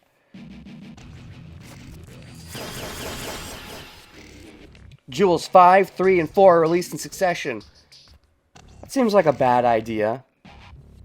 First of all, yeah, 5, 3, and 4 is a weird order. But second of all, that leaves you with only 2 jewels left. Why would you release 3 at once and leave you with 2 left? Because if this attack doesn't work, if 3 jewels isn't strong enough to break through, you only have 2 left. I guess you want to leave yourself with some reserves, but I'd argue throwing 4 at once. I don't know. Throwing 5 means you have none left. I think keeping 1 for emergencies is a good idea. But if 3 is not good enough, you should try 4, unless she has a very specific plan at the moment. Maybe she does. Moreover, she uses the treasured 4th jewel to add a synergistic effect. Okay, she's doing something fancy. 4 is the important number after all. 4 is death. 4 is also the Dragon Ball of choice from Dragon Ball. This magic is beyond her limits. Okay. You can't use magic suppressing your own level. The one who said so is breaking the rule to execute this attack. Of course.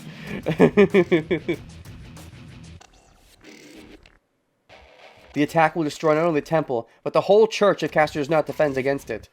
That means theoretically it'll hurt Shirou too, but maybe she has a way to defend against that with the 2 remaining jewels, possibly? I guess that's a fair assumption.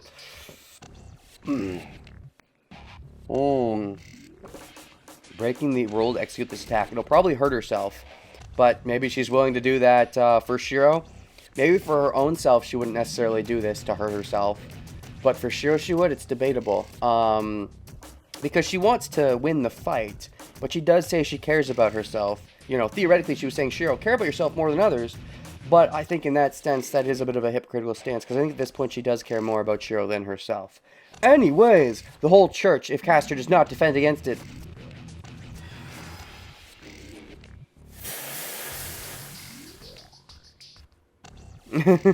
Okay, you can use it, you know. It's just very situational, and I thought you're too dumb to use it. But the witch in purple blocks like nothing. Oh, that's really bad. No, she did not just nullify it. Caster has swallowed all of her magical energy inside of her robe. Okay, Rin, what's the backup? Or what's the real plan if that was the distraction? Dashes. Tosaka stands there in astonishment. That's not the correct response, Rin. Behind her, she can hear the sound of her defeat. His defeat. Oh, okay.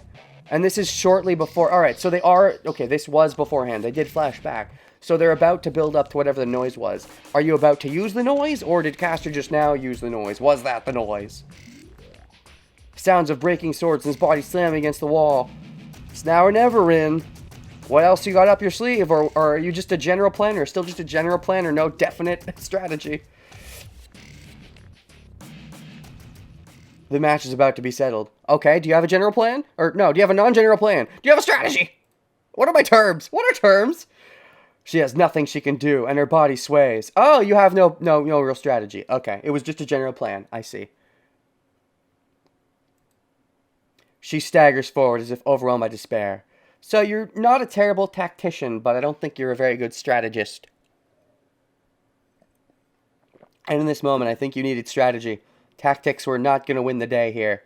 Not when you were this far overwhelmed. She staggers forward as if overwhelmed by despair. So do we have to get saved? Is that the ultimate goal? Is that Archer just saves us here? Because that would be weird. I wouldn't understand. Unless Saber jumps in and saves us. Because Archer managed to save Saber so that... Because that, to me, seems like the only logical outcome here. From Archer's point of view, if this was his plan. Because otherwise, Archer, Shirou, and Rin could have just started... If Archer had noticed Shirou was there all along, which he probably would have, they could have just started by being together and working against Kazuki and Caster, and probably would have had a better advantage. Unless Archer's big plan is breaking Saber free. She staggers forward as if overwhelmed by despair. あら、これで終わり？まだ手持ちの宝石はあるのでしょ？諦めずになくなるまで試してみたら？ Oh, this is it? You still have more jewels, right? Why don't you keep going and try until you run out? She knows there's no point. She just tried 3 and it failed. All she has left is 2, like what I was just saying. If 3 didn't work, 2 will never work. Dash, dash, dash. She has no spirit to answer her. No matter how many jewels she may have, that was her greatest attack. Maybe that's her limit. She can break her limit a little bit by using 3, but going beyond that, she's never tried before, maybe? If even that attack is useless, then she cannot hurt Caster even if she has 100 jewels. I see. So what happens? How do we get saved? そう。ようやく理解したようね。何をしようが私にはかなわないと。けれど楽しくはあったわ、お嬢さん。I see. 魔術を競い合うのは久しぶりでしたからね。It seems you finally realize that you won't be a match no matter what you do. But it was fun. It's been a while since I last competed in magic. Completed. It's been a while since I last completed my magic. Competed in magic. So, both of us went against opponents we knew we were worse against, just with general tactics and no strategy. And they thought it would work anyway. Maybe from the bottom of her heart, Rin hoped Archer would turn sides. But if that was the extent of your real strategy, then, you're really banking on that Shirou support in that case. Because the idea that you thought that maybe your 3-stone attack could work, that's that overconfidence showing that that is an issue. I would say the narrative is now fighting back to what Shirou said to Rin about, you have to be confident. Even if it's a mistake, you have to believe it's true because blah, blah, blah. And there's some merit to that, but this is definitely a counter-argument to that statement. That it's good to have confidence, but you maybe need to realize when it's overconfident and when you need more than just confidence. それだけでもあなたに価値を与えましょう。Yes, you have value just because of that. Wisdom is her dump stat.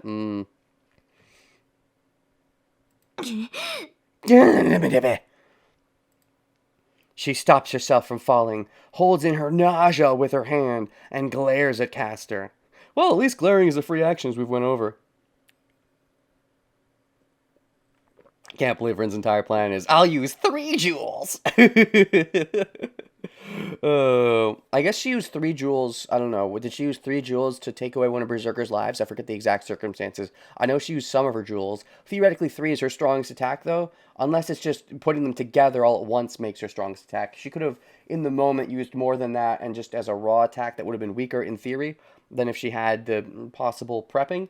I don't know. I don't remember. I want to say she used like half of her jewels, which is more than 3, but I don't remember the exact circumstances of Berserker. Anyways, she stops herself from falling, holds in her nausea with her hand, and glares at Caster.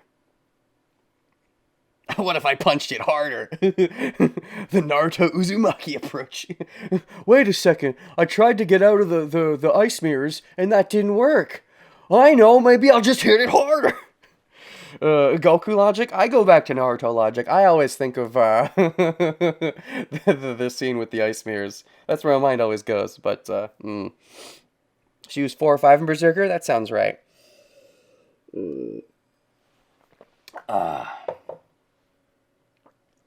4 jewels in this fight.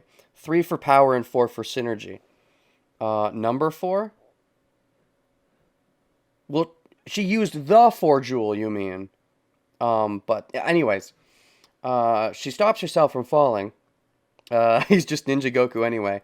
I think Naruto is generally smarter than Goku. He might be dumber in combat. It's debatable, but I would say he is generally smarter. He has his quirks of dumbness for sure, but I do think there's a level of intelligence beyond Goku. Anyways, she stops herself from falling, holds in her nausea with her hand, and glares at Castor. 悔しいけれどこれが現実よ。むしろ誇りなさい。Is it vexing? But this is reality. Actually, you should be proud.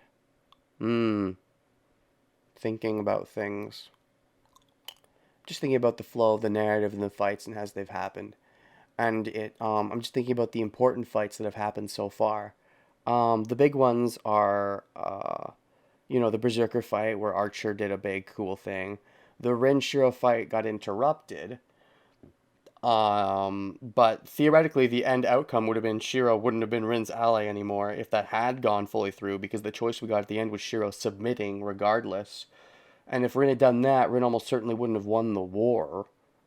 And then beyond that, we had the Archer fight where Shiro kind of needed to rely on Archer to beat Castor. The Scullies where Rin was kind of frozen, taken aback. The Kazuki fight where Rin was caught... Well, everyone was caught off guard with how amazing Kazuki secretly was.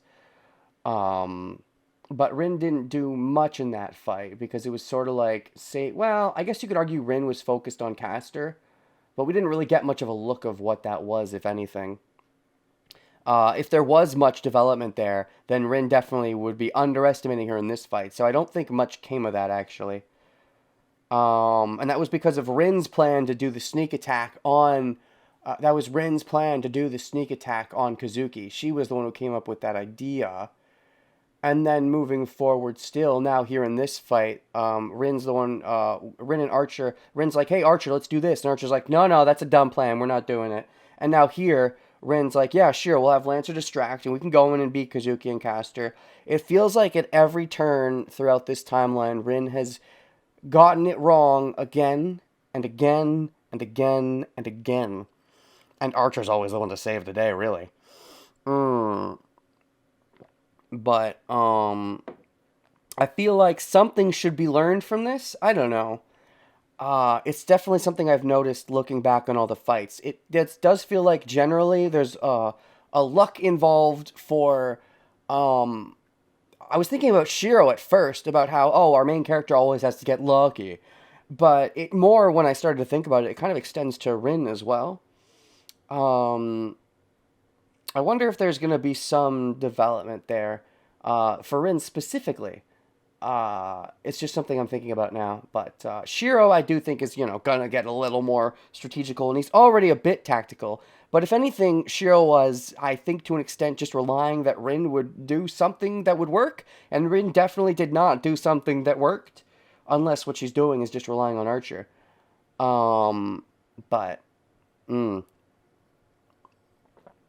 Anyways. Thoughts, theories, through lines, combat, Rin, Shiro, Archer, buzzwords.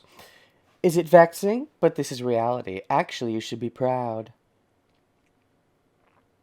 I'm going back to Timeline 1 and thinking about how those fights tended to be more victorious once they started happening. The assassin fight wasn't really a victory, but to be fair, Saber clearly did something kind of dumb by even going to challenge Assassin in the first place under those circumstances. So it turning out badly isn't even that much of a surprise. The Rider thing, they ended up winning, and they developed more from that. That was around the time Saber first confronted Shiro about his death-seeking. The Berserker thing, Shiro developed by doing Caliburn. I get them confused. They both start with a C. For Saber the first time to beat Berserker. And then moving forward still, there's like the Gilgamesh thing where they had the thing of trading Avalon. And And this one, it seems like with Shirou and Rin, more often they're kind of getting pulled around and not really going in the right direction. Shirou's not lucky all the time. He usually wins by willpower and playing the role of bait and then taking advantage of that role to sucker punch his opponent. Shirou definitely has tactics. I was just thinking about him getting lucky in this timeline in the sense of, oh, he lucked out that Rin wouldn't beat him when the thing interrupted, where Shinji interrupted them. That's a case of luck. This theoretically is a case of luck. Unless Shiro's just relying on Rin. And yeah, he does use some willpower, but I do think that there was more. It feels like getting saved by Archer all the time, if anything. Whereas in Timeline 1, it felt like Saber and Shirou would develop and then make each other stronger, and they would win because of that. And here, I feel there's something there. And there might be a realization here, and it might tie into the Archer plot twist. Anyways, actually, you should be proud. 遊んであげたとはいえ、あなたはこの私に魔術戦をさせたのだから。Even though I did play with you, you forced me to compete in magic. And that's what it is, too. We lose a lot more fights in Timeline 2, I'll say. Shirou loses the fight against Rin, essentially. He was clearly gonna lose based on the choice, where he had no winning option, and he just had to get saved by an outside force. Archer, because of Archer and how he's like the best character, Archer and Shirou were gonna beat Caster. Archer just said, nah, thanks. But then, yeah, the Kazuki fight, we were essentially losing that. Saber got her butt kicked. We had to run away after she took control of Saber. This fight we're losing. So, I wasn't trying very hard, but I did have to try. Congratulations. The caster points at her. Then caster points at her. And it's like, even if when we sometimes, losses in Timeline 1 weren't as frequent, and when they were, they felt like, they made more sense. Like, the big loss was the assassin loss, or the Gilgamesh loss. There was like a couple Gilgamesh losses, but with Timeline 1, it was always, if you lose to someone in Timeline 1, when they lost to someone, generally they were just going to beat them next time they fought. The assassin when they never really got a proper rematch. But with Gilgamesh, they got a rematch and got a chance to win.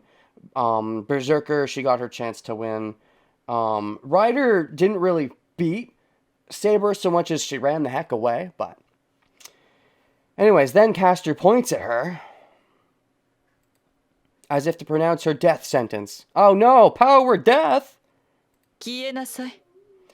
Disappear. あの坊やが私のマスターに倒されるのは時間の問題。 It is a matter of time before that boy loses against my master. Okay, so does Shirou do something crazy now, or is Archer gonna save the day? その前に、こちらもそろそろ終わりにしましょう。 Let us finish before that.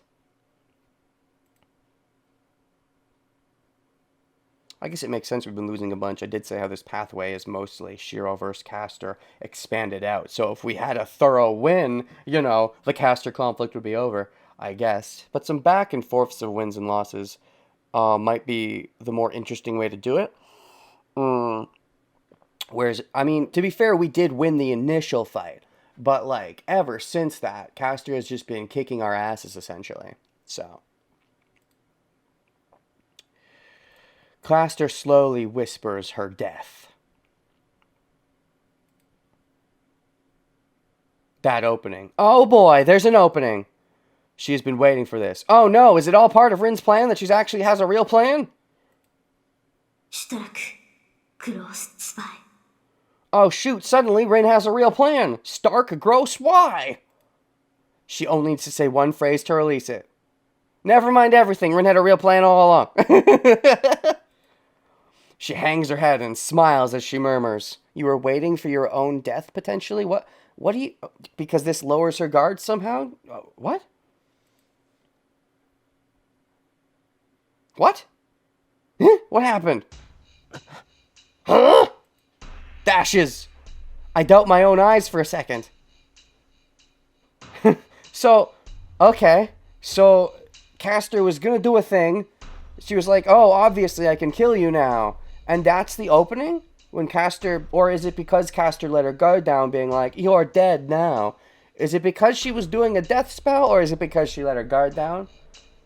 Did Rin want to put on the play like she had failed to make her let her guard down? And what's the success of that? Tosaka and Caster. Their battle of magic has ended with Tosaka's defeat. What? Tosaka slowly staggers forward as if asking for Caster's forgiveness, and Caster releases her magic to finish her off. But at that instant, Tosaka nullifies the magic. So, that's fine. That's not surprising. The surprise came after that. Tosaka charged in and attacked Caster. Oh. Like what? She punted her? Like physical? Like a physical attack? That was Tosaka's ultimate plan? I'll get physical with her. I do push-ups. I work out. I have a decent physical physique. Whereas Caster's probably just a caster. Is that the plan? That's a pretty blunt plan. I guess it makes sense, though. Tosaka throws herself into hellfire. Nullifying the magic and using it as a cover, she attacks Caster. I cast Fist! That's not a bad plan. To be honest, all things considered, that's decent. That's decent. Because Kazuki, you know, we have reason to think Caster's kind of bad at physical. That's not bad at all. With the narrative has shown us that Rin, you know, with the push-ups and stuff, she does have a decent physique. They foreshadowed that she's kind of physical, so she should be theoretically better in physique than Caster. And they wouldn't necessarily be thinking about Rin being the one to do the physical attacks on Caster. So Rin does this instead. I like it. I like it. Caster's surprise is that of a Magus.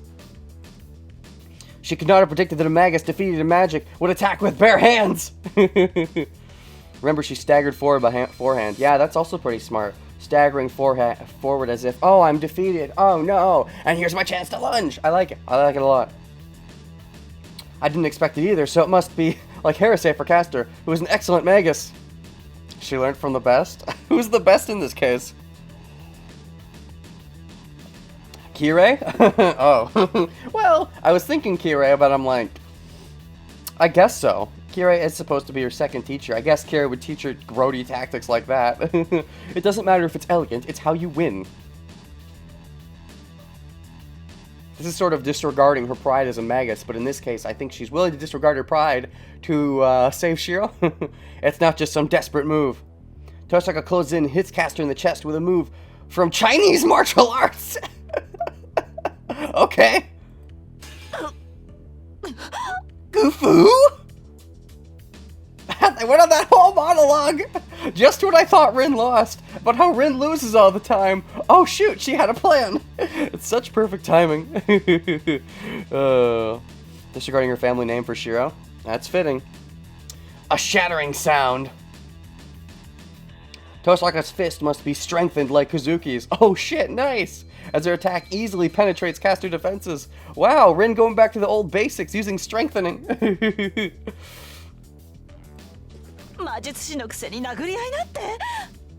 You're a Magus and you're fighting barehanded? She's better at it than you. This is not a terrible plan, Rin. Good job, good job. And good job narrative. You kind of did set up that Rin's kind of physically fit.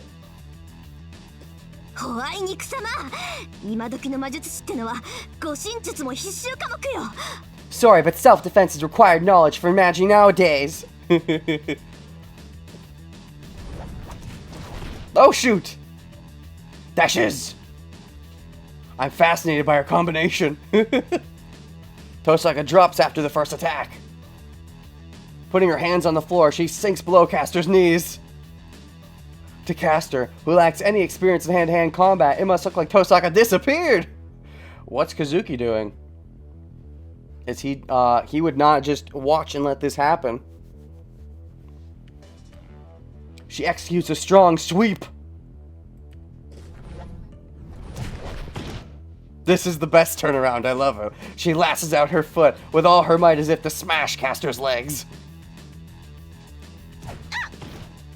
I love the kya! Her feet sweep from beneath her. Caster lands on her back. But it doesn't end. They got me. They really got me. I'll say that. I believed it. I believed she lost. I believed that Rin wouldn't have a real plan and that Archer would just save the day somehow. Even if Caster has some trick up her sleeve and she doesn't actually lose here, I respect the fact that Rin had a real plan. Whether or not it fully succeeds, I don't think it'll fully succeed. I think there'll be some backup Caster pulls out of her ass. But I respect it, and I respect Rin. Good job, good job. Claps all around. Clap, clap. It doesn't end. After the sweep, Tosaka gets up with her back turned to Caster, using the turning momentum to attack with her elbow and...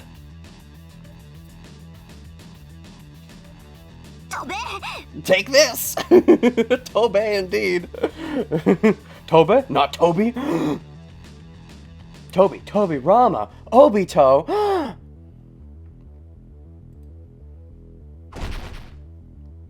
Stopping or turning, Tosaka punches with all her weight. Every time they say all X might, I just go, all might. But I don't want to make that joke every time. But anyways, this time it's not all her might, it's all her weight.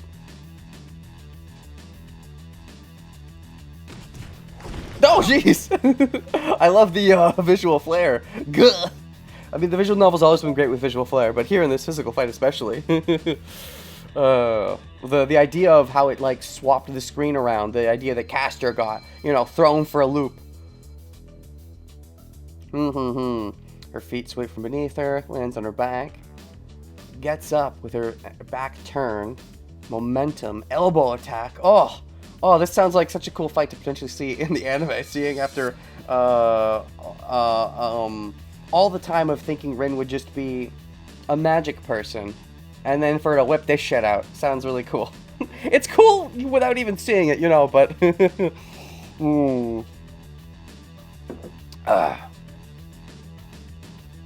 Gah! Caster's body is knocked away. Taking the punch directly, Caster is smashed into the wall like me. Oh, cool! Wall smash buddies. Wow, she really looks fucked up. Oh, yeah, it's like, this makes me think of the memes with stuff like Yu-Gi-Oh! Or Pokemon, where, but why do our monsters fight when I could just kick your ass? So yeah, this is sort of a case of, the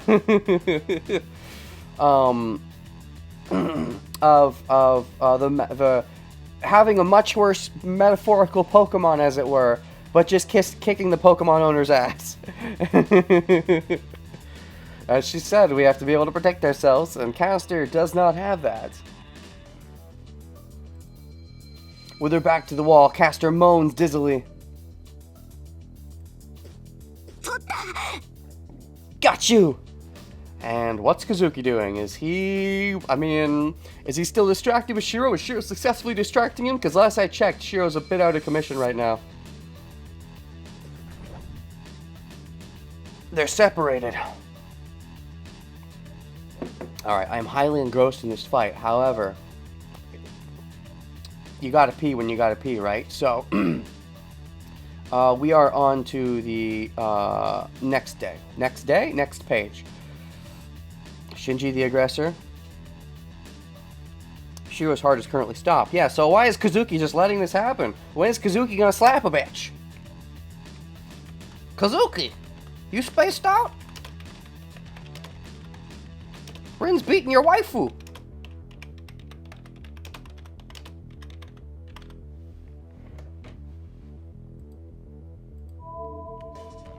Renegade.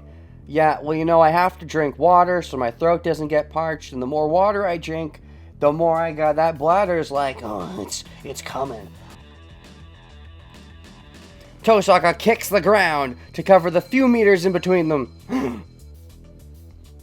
I guess Caster's instant magic isn't that instant. She still needs to put up a hand and say a word at least. That's at least some amount of casting that I suppose Rin is attempting to prevent. The match is settled. And then Kazuki gets in the way, or what's the deal? Caster cannot move, and her wound seems fatal. Wait, which wound exactly is fatal? Okay. Knocked away. The punch directly. Oh boy, the punch. Oh man, what a fun hand-to-hand fight between long-range users.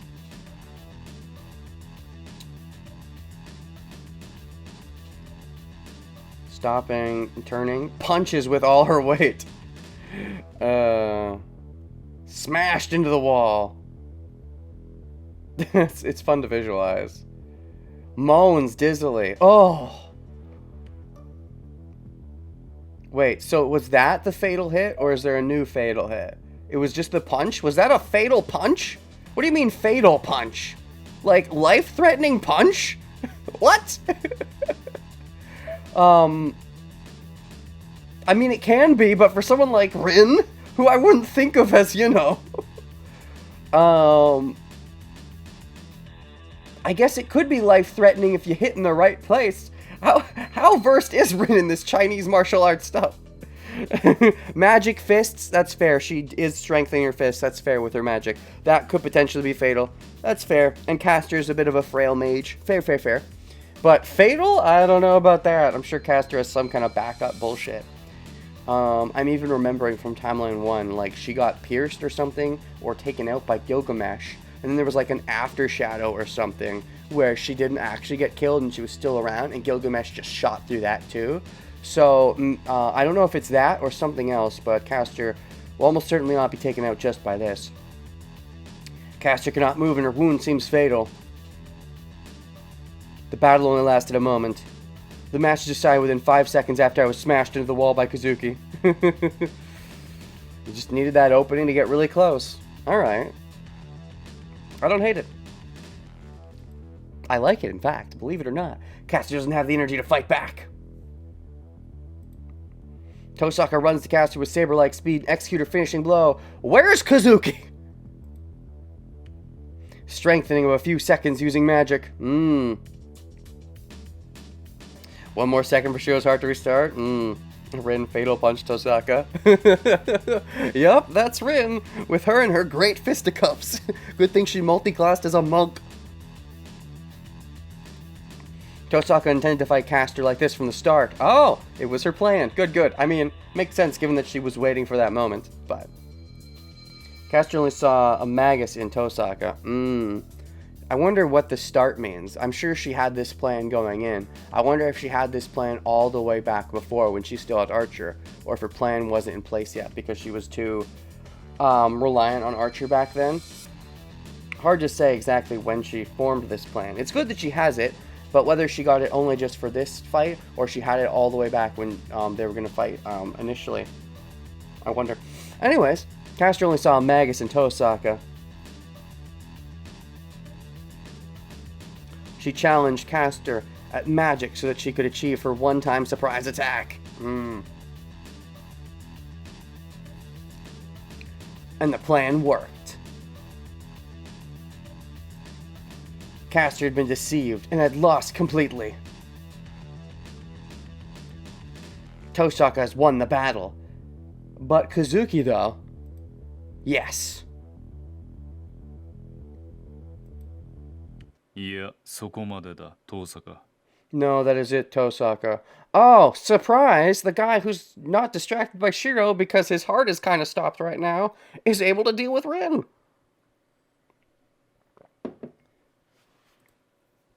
If not for this man's monstrous ability. I mean, I'm surprised he didn't intervene already. If Tosaka ran to Caster like a hurricane, he ran like the devil's wind. It took 5 seconds for Kazuki to get to Tosaka. 5 seconds seems like a long time. I don't know. How large is the room? This room doesn't look big. I feel like someone like Kazuki should be able to close that distance much in a shorter amount of time than 5 seconds, if I'm going to be honest. But anyways, he ran like the devil's wind. Unless I'm misunderstanding just how big this room is, but it looks kind of small.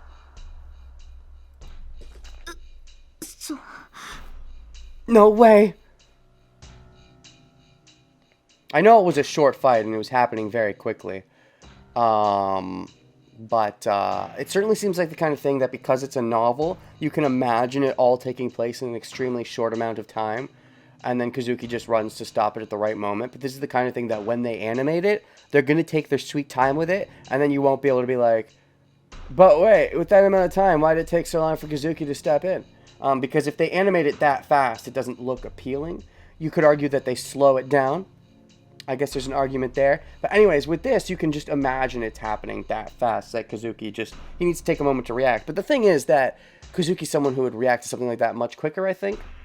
But yeah, it is really quick. I think there's a debate to be made. But anyways, no way. Tosaka stops. Kazuki Suichiro, the one who was in front of me until now, is standing in front of Castor.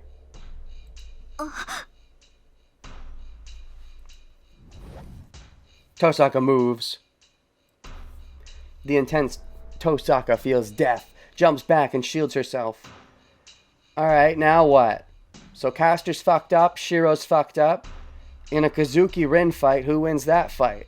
I mean, the argument was that Kazuki would win that fight. That was the argument, so... if you only stood up for a few more seconds, Shiro.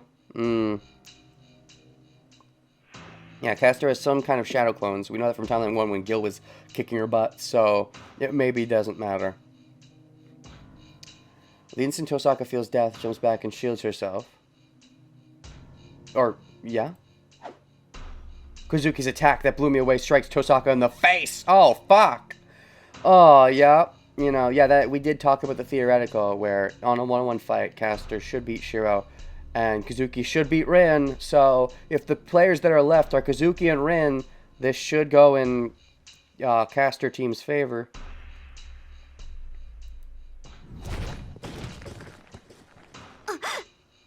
Dashes. She guarded her face with both her arms and jumped back, but she's still sent flying. Tosaka smashed into the wall opposite me, her arms dangling as if broken. Yeah, this looks like we're losing this fight. You did a good try, but in this case, Shiro's the liability for not being able to, you know, fend off Kazuki longer, I guess you could say. Shiro's the one who needed to be stronger here. But again, in an alternate world, this same thing would have happened with Archer, but Archer would have actually succeeded in holding off Kazuki. Which means Archer's greater plan should theoretically be related to Saber, I would think, but... 勝機を逃したな。4度打ち込んで殺せなかったお前の未熟だ。You lost your chance. Your lack of experience shows in your inability to kill her after 4 strikes. Yeah, as someone who's kind of, you know, seems to be an assassin, it would definitely be like, you had a good opening, you should have killed her in the first strike. She shouldn't, the fact that she's alive right now, you know, shows how weak you are in this aspect.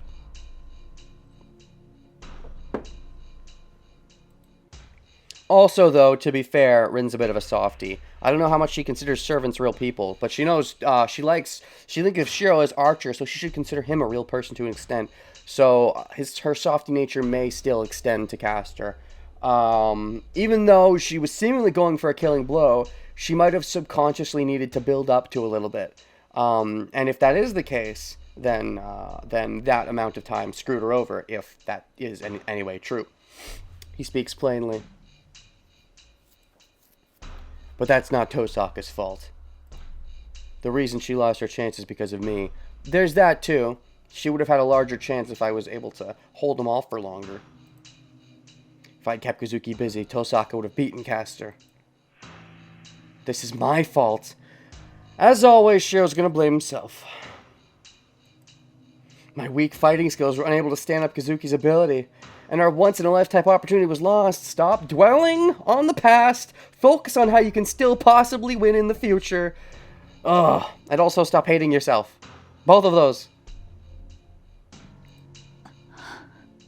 It's more important to not hate yourself, I would say, because you're pretty good at not dwelling on the past, but you're also pretty bad when it comes to not hating yourself. The fact that you never even really took a moment, I still think that way. You're thinking it's this bad because Rin is going to maybe go down in this case, but you still never took a moment to be, it's my fault Saber got caught. I mean, you did kind of say that, but only casually. You never did any internal thinking about it. He's dwelling on the present, kind of. You're right, but I'm just thinking about he doesn't dwell much. The more I think about it, he'll hate himself for it. He'll do it casually, but he doesn't dwell much. This would probably go to his thoughts of Rin, but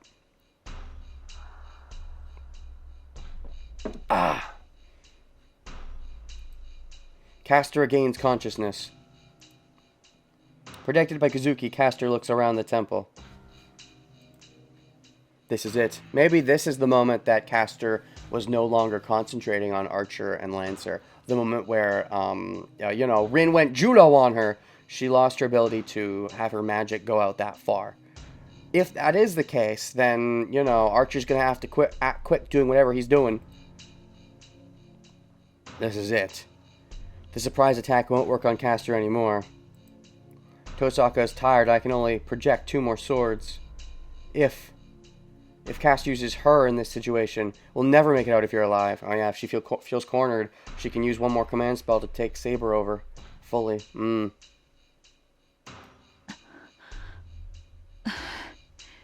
感謝しますわマスター。あなたがいなければあのまま倒されていました。I thank you, Master. I would have been defeated without you. I also have noticed, but I haven't really commented on it, the fact that Castor does call Kazuki Anata. Anata is kind of a mean way of saying, it's the general way to say you, but it's considered nicer to call them by their name. And especially if you're familiar, you would call them Kazuki. However, people will say Anata when referring to, their husband or wife. And so I think there's an implication there for sure. I would have been defeated without you. 世辞はいい。今はセーバーを起こせ。甘く見ていい相手ではなさそうだ。You do not need to flatter me. Just get Saber. We cannot take them lightly. Oh, so you're telling her to use a command spell? Anything informal can be rude? Sure it can, but I'm saying my main point that I was getting across was that Anata is used by husbands and wives to refer to each other, even though Anata normally, you won't use it if you know who the person is. So, that's what I'm saying. That's the point I'm getting across, is that there's an implication there about her feelings towards him. ええ、的確な判断ですわ、マスター。Yes, that is a good decision, Master. Going out of the way to call him Master there. Respecting his authority. I mean, you've always liked him, but you never really necessarily let him be in control. This is maybe that slipping a little bit with how he protected you just now. And you haven't felt vulnerable for a long time in this war. That was maybe your first time truly feeling vulnerable in a while, so you're letting yourself maybe give in and feel protected by him. Castor points to the woman on the altar. The visible binding of the curse. And when Castor tries to release it, Archer saves the day?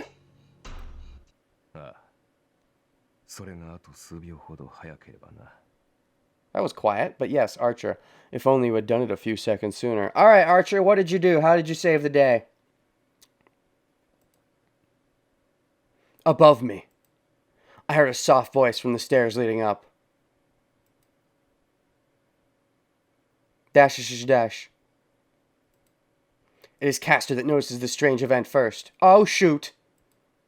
Kazuki didn't notice. Oh! It is because Kazuki cannot detect magical energy. Castor moves. Above her master. Above Kazuki Soichiro's head. Oh, fuck. What? Are floating numerous swords. Wait, I see Gabehulk, though. Is this reusing? Wait a second. Can he use Gabehulk, too? wait a second. This looks like all the stuff that he would take, that looks like what Gilgamesh would do. I mean, I was saying how he's super parallel to Gilgamesh, how he does the shit that, he makes things from the way they were, whereas Gilgamesh just had them in the past. I did parallel how he's he's the future to Gilgamesh's past. But the fact that he would just use Gilgamesh's weapons like this, I think it's even reusing an image that it usually uses for Gilgamesh. Okay. Mmm. Ah. Unlimited blade works, huh? I guess you could say Archer and Gilgamesh are both pulling. Both archers are pulling from the same unlimited blade works. If Shirou fought Gil ever, Archer would copy all that. I suppose, but it's funny seeing, like both archers, in a way, fight the same non-archer way. They've got slight differences, but, I was wondering who would win in an archer off, and if Archer just has access to all of Gil's weapons, then, I think what it comes down to is whether or not I think Gil's got a better metachlorian count, but Archer has more than just Gil's weapons. He has a larger repertoire, despite how large Gil's repertoire is. I would assume Archer has everything Gil has and more, but Gil has better metachlorians. So I think that's the debate here. But okay, I think this is showing that, yeah, Archer can do basically anything and is limited by his metachlorian count. Okay. Are floating numerous swords. Okay, and even Gay Bulk. Alright, so he's not trying to save... Alright, so he's not necessarily saving Saber here. He's killing Kazuki before Caster has a chance. So this was, in his mind, the best way, was to go after the Master. He's always said, that is the practical way, is to kill the Master.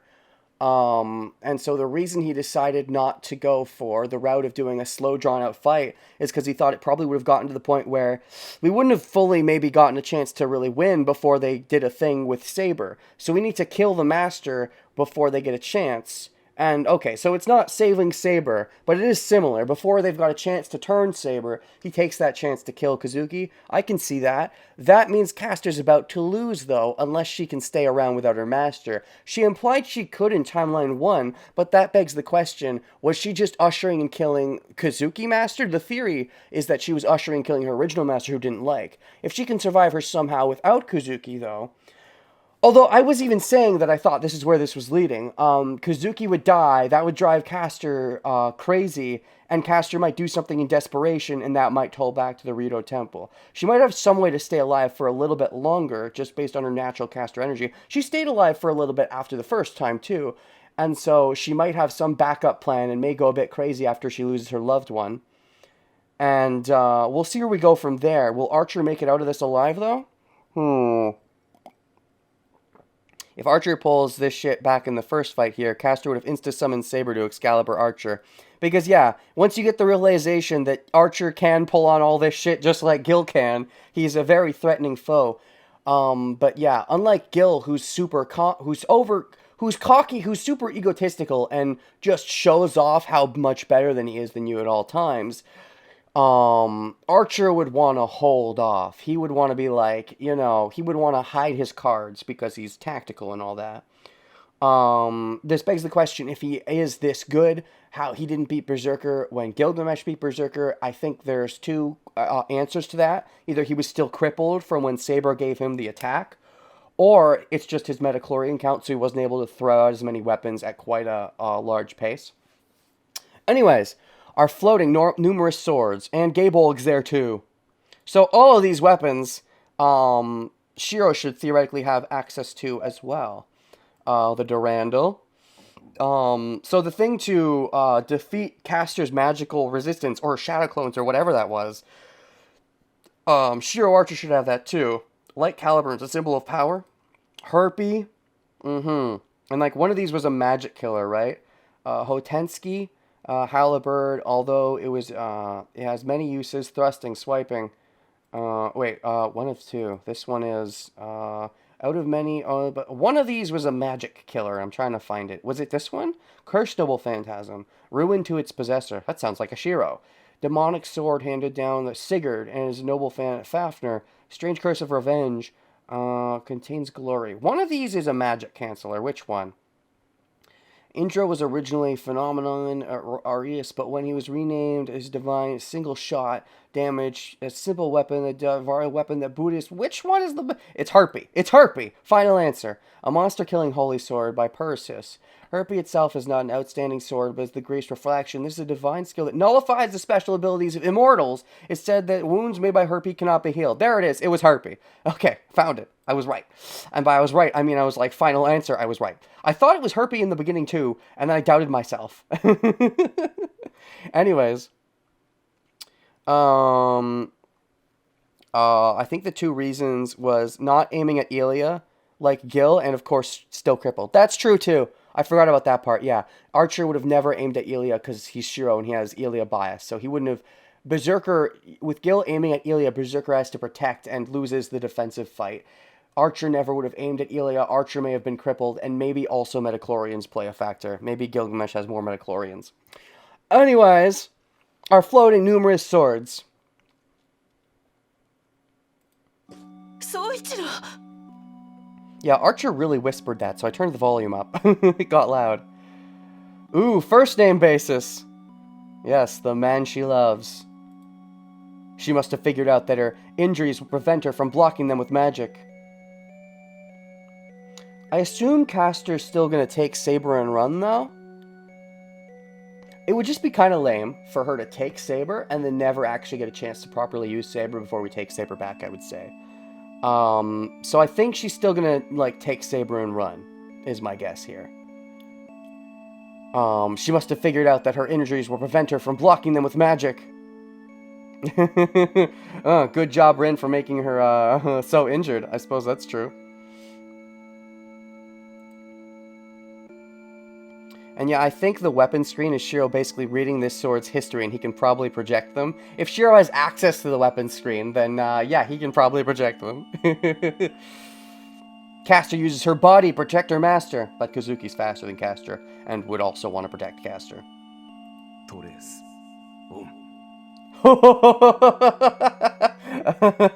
There it is. If the reader hadn't figured it out by now. Archer just said the Shirou line.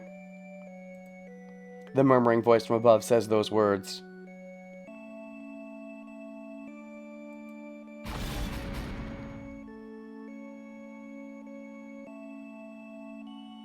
Dash, dash. The sound ends. The swords appearing in midair come down at one target and pierce one body. Which one? Kuzuki or Castor? I mean, you know, initially, Gilgamesh killed Castor, you know, by piercing all the swords at her body. So are you going to go at Castor, or did you choose Kazuki instead? I assume you choose Kazuki instead because you kind of feel a little bad for Castor, right? Although, do you not feel any badness for Kazuki? The numerous blades rip and tear the meat, then disappear like an illusion. So which one? Who's dead? I assume Kazuki's dead here. What's left are traces of blood.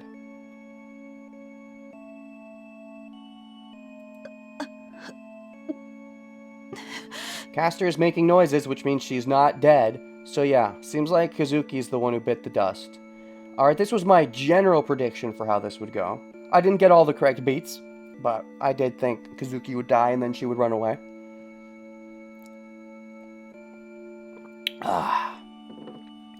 Alright. I assume there's a bit more to Kazuki, but we'll probably get that in Timeline 3. Because I do think he has similar feelings for Castor as well. Anyways, It, having become his shield, of her own free will, she now turns her bloody body to the man behind her. Or wait, no, is she the one who's in ashes? Is she the one taken down? That I would not expect. Okay. The fact that because she was making noises, I thought that meant she was not the one who was killed. Because I thought they said the body's already been basically disintegrated. Oh, disappear like an illusion might have been the hint. Disappear like an illusion may have been the hint. Because if they disappear... Or if the blades disappear... Okay, if the blades are disappearing, then that's just a Shirou thing. If her is disappearing, that's a servant thing. Having become his shield of her own free will, she now turns her bloody body to the man behind her. Okay, this shows how much she cares about him, but is she really dying here? Are we beating here, and then we see Kazuki go crazy? That would be a fun twist that I definitely didn't see coming. Dash dash. Kazuki is silent. Do you not care, Kazuki? So Castor's the one who died? I didn't see that coming. Okay. In front of him of the skewered servant. Okay, so the same servant got skewered in basically the same way.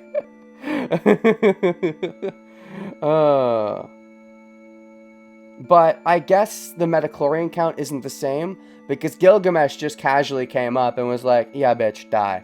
Whereas Archer needed a big plan and needed an opening, so I assume that means he doesn't necessarily have the same raw strength with the weapons that Gilgamesh does. In front of him is the skewered servant. Maybe there's no need to hide it now. The robe is removed from her head, and the woman walks over to her master with a bare face. Ooh, do we get a look at her? Do we get a look at derobed Castor? Can we see what her actual face looks like? Final boss wannabe in 2 timelines? Yeah, she did kind of think that she was in the control of the situation until Gilgamesh showed up. But yeah, Archer bootleg Gilgamesh. Kinda, but he's got some other tricks.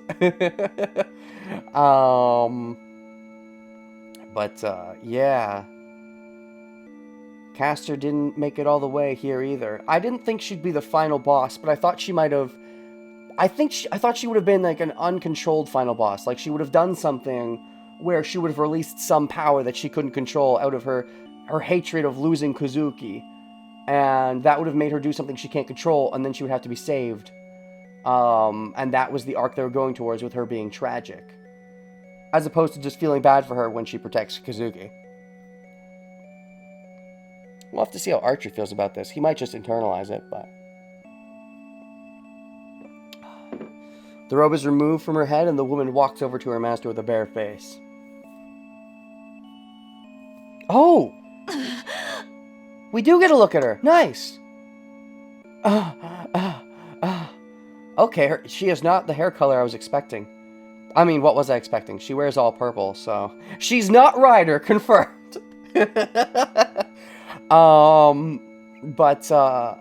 I guess I was just expecting purple hair. I mean, yeah, that would be the Ryder color hair, but she wears a purple, so I just assumed purple color scheme.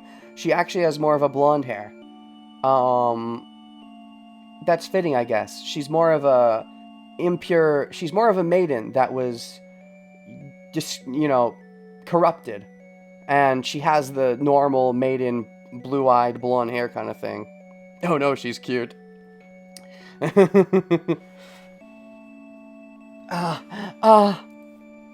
Her body is collapsing. With a dying body, the woman looks up at her master, who has not twitched a brow. So what about Saber? Do we just save Saber? That's gonna be a little lame, not gonna lie. Like, I want to fight Saber at some point. If you're gonna steal Saber from me, I want to fight Saber. But, Or is there some way that Kazuki can keep... There's no way they'd be able to keep Saber if they lose Castor, right? I don't think so. With a dying body, the woman looks up at her master, who has not twitched a brow. Her slender fingers run across the expressionless face.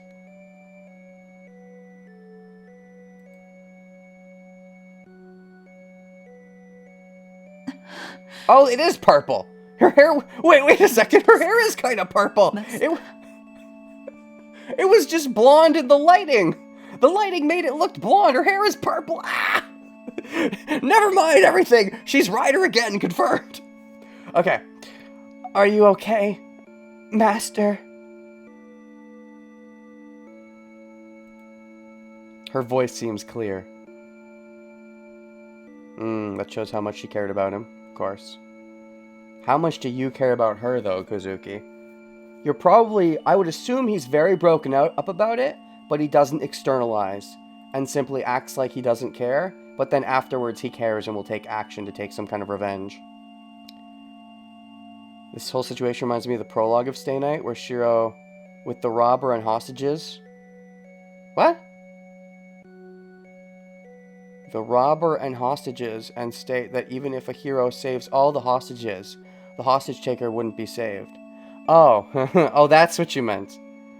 Oh, yeah. Like, if you save all the hostages, you have to make sure to save the robber, too. Well, in this case, if the robber is Castor, you failed to save her. Yeah. And we know that she's tragic from her backstory, so... Does this mean this is a failing of this future Shirou? Archer decided not to kill Castor way back when, and we never really got a clear reason why. Or if his reason that he gave us was true, then it didn't end up amounting to anything. So it begs a couple questions. Was his real reason that he knew Castor could blow things up at any point? They haven't really gone over that if that's the case, but it's believable. It's certainly believable. So maybe that was his real reason, is that he didn't want her to use her self-defense, kill everything method at the temple. Maybe killing at the temple is taboo because of that. So you need to take her outside the temple and kill her outside the temple. Maybe that's why Archer didn't kill her back then. If what he said was true, it was because he wanted Castor, what was it? He wanted Castor to deal with Berserker or something like that. I forget the exact, or he wanted to kill more innocents. I forget the exact reason, but it was like kind of one of those things where it didn't really work out if that was his plan, so. Anyways, her voice seems clear. Or maybe Archer genuinely didn't want to kill Castor, and he's going to be a little upset about this. We'll see.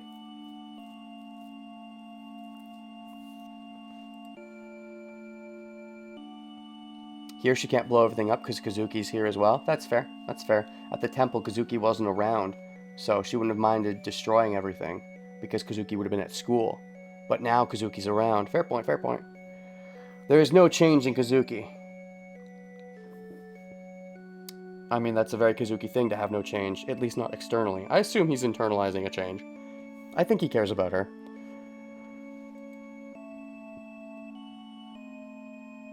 He only answers with a simple yes. He does not even look at Castor.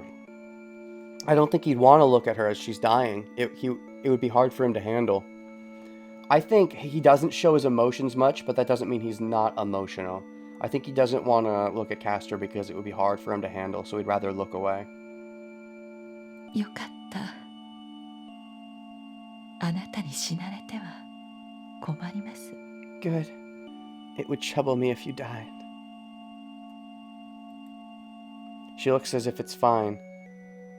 All this time, dying for a man, you died, basically, well, you metaphorically died for a man in life, and now you're letting yourself die for a man in death. This is a man that maybe you like more, because he did kind of save you, and he helped you out, and he never turned away from you, even when he found out your evil intentions. But, even still, what were the real goals here? It's like you wanted the Grail just for him, he wanted the Grail for you. No, the woman smiles knowing what kind of man he is. でも残念です。やっと望みが To be with the 見 man つ you かっ love? たのに。 This is cruel. I finally found a wish. The fingers running along his cheeks fall down. You just needed to stop being so obsessed with the bad version of yourself, Castor. Maybe in timeline 3, we can, I don't know, negotiate our way through this instead. Beginning at her toes, Castor's body is disappearing. 悲嘆することはない。お前の望みは Oh, 私が代わりに果たすだけだ。 he's just stalwart. Okay. You do not have to grieve. I will make your wish come true. Yep. She loves him and he loves her. He probably has a good guess that her wish is to be with him, so he might have his wish to just reincarnate her. Maybe it's possible for the Grail. If it is, though, will Castor and her, not as evil as we expected nature be able to handle it? Maybe. Maybe not. She smiles at the simple answer. She smiles as if seeing a short-lived dream. I wonder if he's being genuine or if he's just saying that to make her feel better. Either are potentially true here.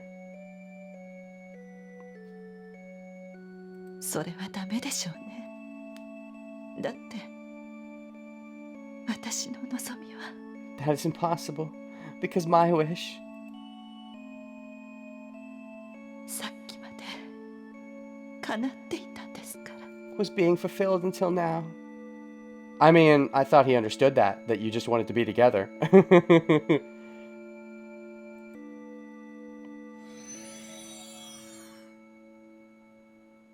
The witch collapsed as if going to sleep.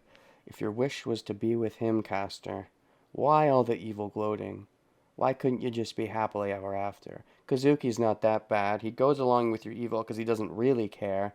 But he wouldn't go out of his way to be bad if you weren't so bad.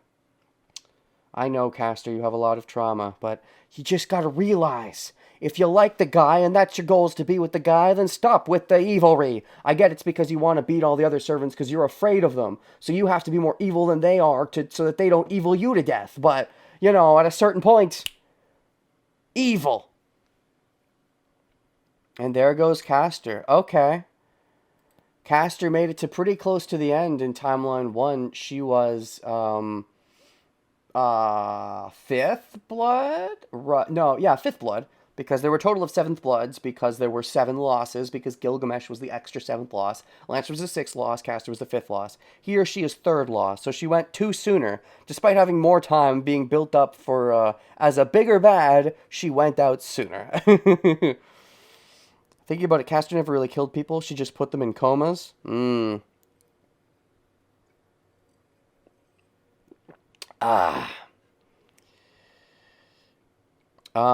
Castor seemed, on the surface pretty bad, but yeah, they were saying that they weren't dying, they were just going into comas. I thought the implication is she was going to use them as scullies, but maybe that shows that, like Rin, she's a bit of a murder virgin, and despite all her bravado and posturing, she's still not good at living up to her evil name. Like, she can't fully go through with it by killing people. She might, torture them, or, put them in comas, or do things that make people believe in her evil reputation. She wants to keep it. But yeah, it's true. Maybe, furthering the parallels to Rin, Castor may also just be a murder virgin. It's possible. The witch collapses as if going to sleep. She's definitely not a murder virgin in the bad ending, though, where Issei shanks me and then shanks himself. I'm counting that on Castor. That's a murder. That's not murder virgin. Anyways, the witch collapses as if going to sleep. The purple robe falls. So what about the part where Issei is controlled and shanks Castor and shanks me and shanks himself? Are we gonna talk about that at some point?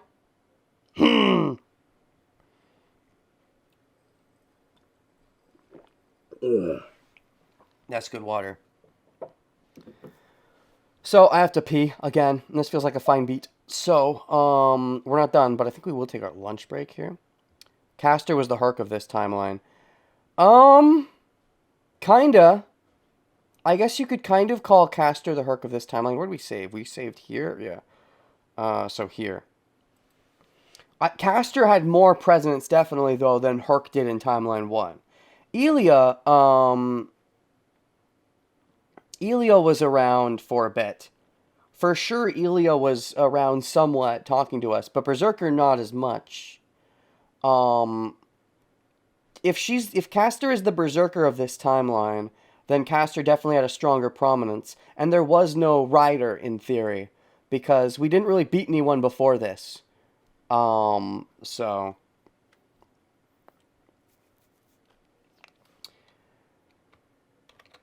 Castor tried so hard to be big bad, but in the end, you weren't up to it. You weren't big bad material. Maybe try being a good guy again.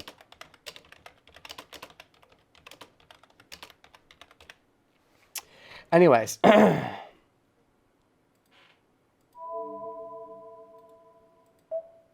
Right then. So, no music here. Nice. Okay, I'll take my intermission, and then I'm probably going to get some food. And also, Big P. Big P has to happen. Time to start breeding dogs to make actual hot dogs. Ha ha ha ha ha. The purple robe falls. F's for caster. Well, I think a lot of people in chat have already done F's, but you know. Do it again. This is when she really died. The robe without its wearer fades and disappears as if following her.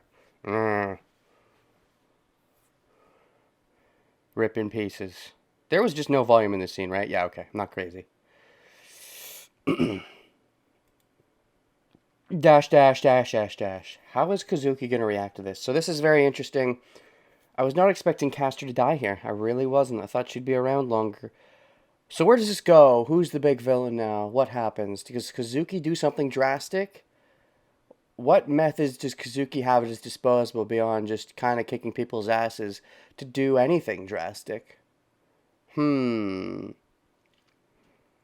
Assassin set free now? When your master dies, the servant doesn't die immediately.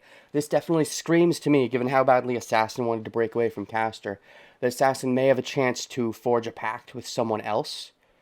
And that could give an opening to see Assassin and more of, you know, what he wants to do now that he's not being controlled by someone he doesn't like.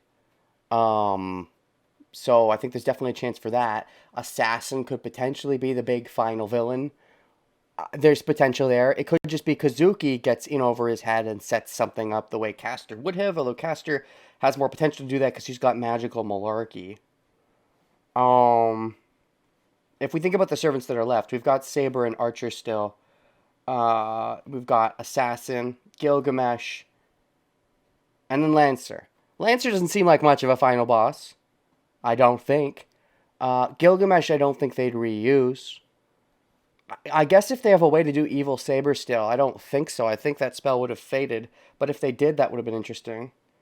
I guess there's still Makibi running around. I was thinking they were saving him for Timeline 3. Maybe not. Assassin is what's screaming in my head right now. And I know Gilgamesh is doing something, but... Dashes.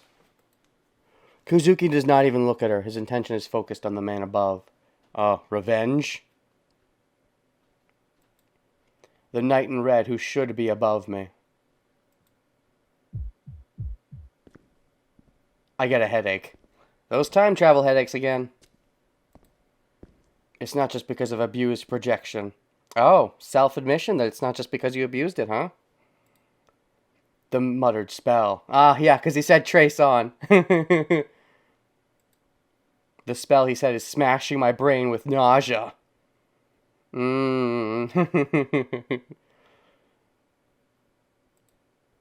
Trace on. That's what he said. You're right, Shirou.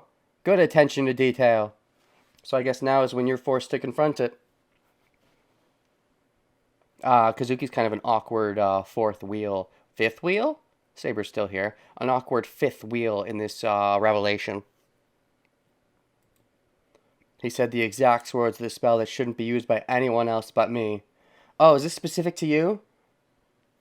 I mean, I know not many other people bother with it, but I didn't know that maybe you're the only one who ever used it, ever. Still, definitely a Thai thing. I'm sure at least not many other people do it, but is it really a one-of-a-kind thing? If it is one of a kind, I think it's one of a kind only because no one else bothers. You stole my bit, yeah. It's not like a Rin's heirloom where it's really one of a kind, I would say. Dash, dash. Archer comes down the stairs and stands in the temple. Tosaka is watching him with surprise. Also, he doesn't look that injured. I thought he was going to be super fucked up after the Lancer fight. Maybe he does have Avalon in that case. Maybe it wasn't working for him in Timeline 1 because he had... I don't know. Because he doesn't look that bad. Maybe he only healed his surface level stuff. Trace on, specifically that in English in the middle of Japan. Okay, right, that is a little weird because it is English. That's fair. That's fair, it is in English. Yeah, I was not even thinking about that at all. Archer says, you are the bone of my sword. He also says, and yeah, I know Saber has, preventative stuff. That's true. Her attack prevents healing or whatever. I never even really thought about that. But yeah, that's another connection. is that, you know, you are the bone of my sword in English, or Shirou says trace on in English. That's a very fair connection that I didn't bother thinking about, but I got to the conclusion anyway. I guess not many people chant spells in English here. They would normally chant in German.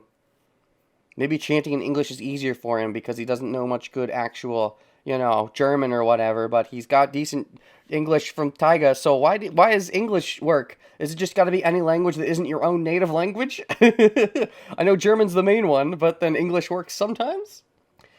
Tosaka is watching with surprise. あーちゃもしかしたらって思ってたけどそういうこと Archer, I thought so, but it's true? It's true what? That you were secretly working against Castor? Or it's true that he's secretly Shirou? Because I feel like you were already confident that that was true. Dash dash. Archer does not answer. He is only watching his enemy, Kazuki. 獅子心中の虫か。初めからこれを狙っていたな。アーチャー。 Treacherous friend, huh? You were going for this from the start, Archer. Indeed he was. ああ。だが、どちらかといえば、トロイの木馬だろう。Yes, but this is more like the Trojan horse. Trojan horse? Trojan, that's different from the Trojan War, right? Hold on, Trojan, I know that term, but it's just one of those things where, like, it's the grass is greener. I know the term, but I don't remember what it means at the moment. Trojan horse, meaning, is the wooden horse used by the Greeks during the... No, fucking, that's, don't give me the fucking... Trojan horse, yeah... A hollow wooden... No. A programming designed to breach the security of a computer system while ostensibly performing some innocuous function. Oh, I see. It pretends to be... I understand what that means. I remember that that's the meaning. Yes, of course. Uh-huh. Pretends like it's on your side, but actually is using an opening from the inside. Correct. Maybe an incantation only works in the language it was originally programmed in? That's an interesting idea. Most magic comes from German. Maybe Shirou is the one who invented the trace on magic, and that's why it's in English. He doesn't do much, but he does that. Nobody normally bothers with that kind of magic, but he does because he's not good at other magic. He's not able to... I can see that as the reasoning. Anyways, talks about the actual Trojan horse. Yep, that's what the internet did to me. Yeah, but this is more like the Trojan horse. 倒すべきがギリシャの英傑であったのだからな。例え話としては、そちらの方がふさわしい。I had to defeat the Greek hero, so this is more appropriate as a comparison. Again, more ideas of who she is. Yeah, so the whole... Oh, Berserker's got a connection with Castor. Didn't mean anything in this timeline. I suppose it could still mean something in Timeline 3, but it does feel like a little bit of a tease. Anyways, more appropriate as a comparison. Ew, don't give me that. Oh, viruses! Yeah, exactly. Why would Shirou invent the spell in English and not in Japanese? That's a great question. Because he thinks it's cooler? Or, you know, maybe he maybe just you have to do it in a different language, because if you do it in your own language, it doesn't have the proper, you know, the magic doesn't feel like it's ushing and gushing. I don't know. Greeks gave Trojans a horse as a gift, which had soldiers hidden inside. Why would Rin have her spells in German and not Japanese? Yeah. Maybe it has to be a language that's not native to you to really get the gushy-wushy magic stuff. Greeks gave Trojans a horse as a gift, which had soldiers hidden inside. Oh, I see. Okay, I actually do think of the internet definition, but I see where the Greek connection comes from. Okay, because you pointed it out to me. Okay. Archer shows no guilt, even though he has betrayed Castor in front of us. I mean, he was originally on Rin's side to begin with, though. Maybe he doesn't want to actually say those spells in normal convo. That's true, too. No guilt, even though he's betrayed Castor in front of us. No guilt, even though he's killed Castor. I guess that means the reason he didn't kill Castor back in the day was because he was worried about Castor doing the self-destruct, which he couldn't do around Kazuki here. I suppose that's fair. That means he has to have a good grasp of Kazuki's relationship with Castor, which I suppose internally he does, but... そうか。 I see. お前のような男を引き込んだキャスターの I 落 guess ち it 度 was だったな。 Castor's mistake for drawing in a guy like you. Yes, you have to trust people that are trustworthy. Like Kazuki. Kazuki is very trustworthy. Or Lancer, but not someone like Archer. Oh, you can never trust. You can never trust an Emiya. Rin actually learned from somebody else, her family or magic, going back a long way. Yeah, so it makes sense where their roots would be Germanish. So I suppose an argument could be made that the root of magic is from the German, and that's where it comes from. But he's making up his own shit.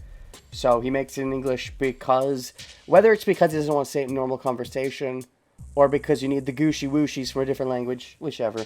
That's the question is, will Germans actually say German with their magic? That's the important question. Anyways, it was Castor's mistake for drawing in a guide like you.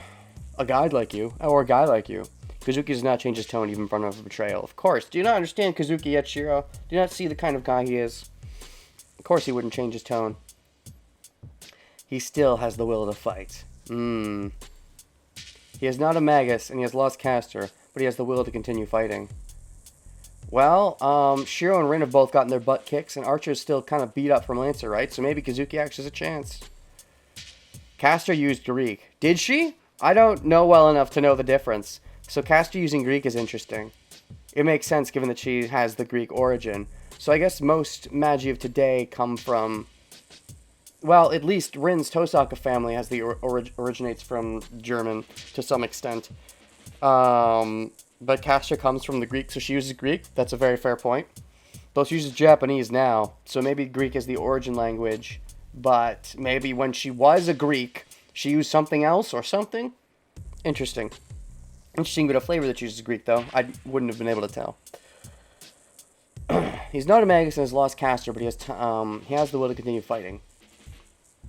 He readies himself. Yeah, Shirou and Rin, he still wants to win the fight, I suppose, for Castor's sake. He is a master, I guess. Shirou and Rin have their butt kicked. Archer is theoretically still broken up, unless Avalon helped him out. Otherwise, he shouldn't be this healed. Saber, though, should be, in full fighting position to kick his ass. And, she still remembers her time last time, theoretically. As Castor is gone, Kazuki's strength must have dropped substantially. His snake is still there, but Castor's strength that made his fist into steel is gone. But still, Kazuki fates his Archer like before. そうか。続けるというのなら止めはしない。 We don't have a very wide sample size of how magic is cast and why they use different languages. Yeah, fair. I see. I will not stop if you want to continue. Oh boy, Archer readies his twin swords. The twin swords you've been using so much, Shirou. Oh hey, this is going to be the first time Kazuki sees Archer using those swords. I wonder if he wonders, wait a second, 1 + 1 = 2? Because Archer, I don't know if he ever whipped out his swords when they first went to confront each other. If they did, I don't remember it, but... Their duel has begun. Whoa! Is that alright? Kazuki said he has no interest in the Holy Grail. Maybe there's that pride thing. He cared about Castor. If Castor wants it, he wants to win for Castor's sake at this point. A master in name only. He merely went along with Castor. Yeah, he cares about Castor. He doesn't show his emotions well, but he cares. There's no reason for him to fight now that Castor's gone. 待て、どうして続けるんだクズキ。あんたはキャスターの言いなりになってただけだろう。キャスターはもういないんだから戦う理由はないはずだ。Hold on. Why are you continuing, Kazuki? You're only doing as Castor told you. Castor's gone now, so there's no reason for you to fight anymore. He cares about her, you idiot. You can't be seeing it black and white. You have to look at the bad guys. It's more than just bad guys. Granted, it used to be that you wanted to always see yourself as worse than everyone, even those people that were bad guys. Maybe you've developed past that now, but you should still maybe understand that there's moral grayness to most things in life. Not everyone's just an evil who you can choose gets to die because they're not. Even if you do choose to believe, I am better than them, you have to ask yourself, what are they? If you do realize that you're not as bad as you're saying you are, you still then have to ask yourself, well, then how bad are they to decide, you know? There's no reason for you to fight anymore. I glare at them, gritting my teeth against the pain. He doesn't want anyone else to get hurt. He thinks Kazuki's kind of innocent in this, but in a way you could argue Caster was innocent as well, just on a different scale. Dash, dash. Kazuki narrows his eyes a bit. そうだ。戦う理由などない。お前と同じく、私は聖杯などに興味はなかったからな。Right. I do not have a reason to fight. Like you, I had no interest in the Holy Grail. なら Then, だが、これは私が始めたことだ。それを But 途 this 中でやめることなど、 is something I have started. I cannot stop midway. I think that's Kazuki speak for I liked Caster, and if she wanted to win, I want to win in her name. That's it. That's all the reason he has. I mean, you know, it's not that different from. I mean, in your case, you're continuing, you know, because of Saber, because of Rin. In his case, it's because of Caster. You also started though because of the fire from before that you didn't want to happen again. That's fair, but the battle starts. The battle should end in one blow. Oh, we're really gonna do this? We're really gonna... Is Kazuki just gonna get killed, or is someone gonna save him?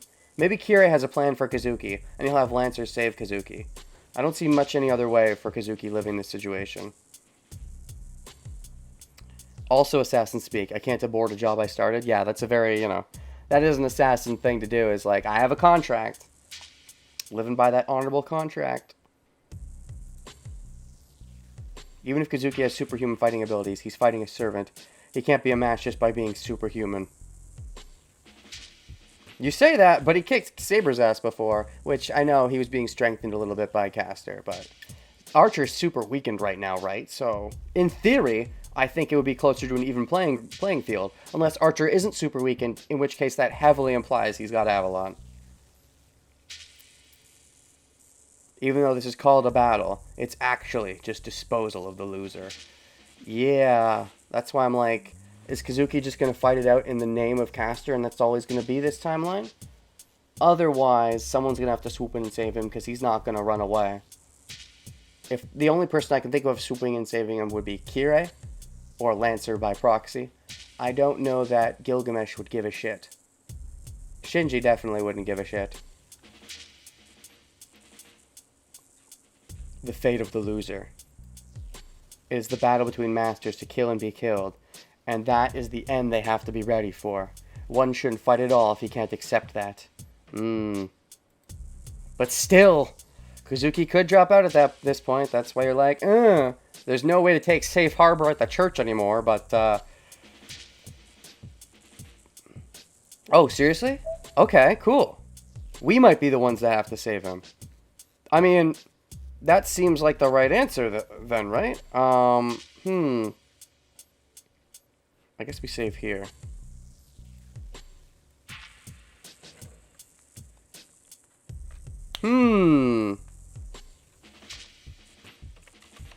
Save Kazuki?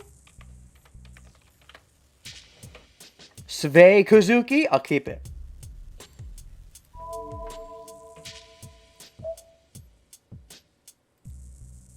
Unless it's only a point choice or mindset choice. It could be a mindset choice and there's no way to save him. I feel like Shirou wanting to save Kazuki won't do much here. I don't see that Kazuki would want to not save himself. This could very much be a there's no choice. Unless Shirou's good with his words. Which he traditionally isn't. But there can be exceptions. What's wrong with stopping them if I can? What good is stopping them? Oh, wait a second. This choice doesn't seem to mean much. What's wrong with stopping them, if I can? What good is stopping them? Oh, no, this is a real choice. They're both worded in a weird way, but... So try to stop or don't try to stop. I feel Shirou should try to stop. Kazuki doesn't have a real chance of winning this fight, so we should let him live. If we're doing the proper hero thing, if he's easy enough to beat without risking our lives, we should let him live. So, I think that's the Shirou hero thing to do. That's definitely what his goal has been. And choosing the other choice is just going down the cynical archer route, I would argue.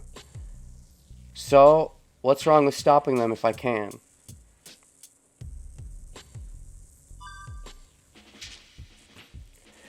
If I can save him, is it wrong to want to prevent his death if I can?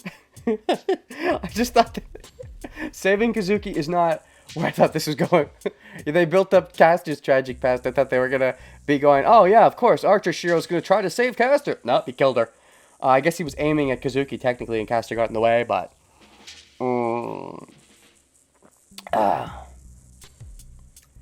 Is it wrong to prevent his death if I can?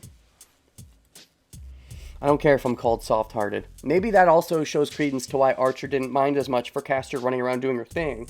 If he understood the notion that Caster was a bit of a murder virgin sometimes, except in the bad ending where Issei shanks me, and was only comatizing people, and that's why it's not as bad to let her run around. Just a thought. Anyways, I don't care if I'm called soft-hearted. I know it's just hypocrisy. Is it? What amount of it is hypocrisy? You want to save people. What part of you trying to save people is hypocritical?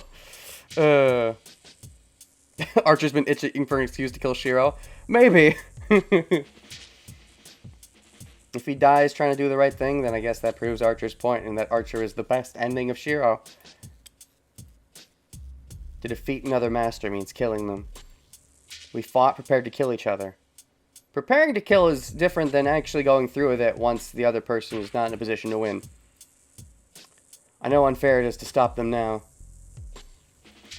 But still, I decided to fight so that I could save people. I can't ignore a life that can be saved. やめろ。勝負はついた。これ以上は。Stop. The match is settled. You guys don't. She didn't kill Issei. She put him in a position to be killed. Close enough. She set up a thing where if it went off, he'd kill himself. That's the same thing.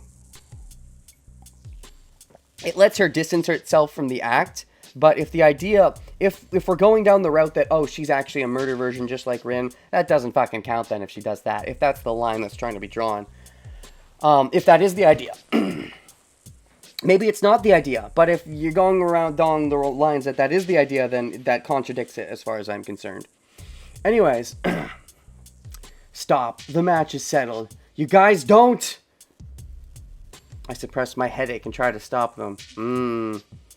I wonder if Archer Shirou is thinking the same thing or not. Interesting. At that instant, oh boy! But psychologically, there's a very real difference between setting a fatal trap and... I know there is. I know you can distance yourself by setting a trap versus actually killing someone. I'm aware there's a real difference. And it's very possible Caster does have a mindset where, oh, she's bad at, directly killing people, but she doesn't mind indirectly killing them. And that's fine, but if all I'm saying is that if you want to go down the road of, oh, Caster's not that bad because she's a murder virgin. She's not a real murder virgin if she sets up traps for people. It just means that even if she does have qualms about, straight up killing people, that's not the same as not being willing to... There's a line. Anyways, I suppress my headache and try to stop them. At that instant,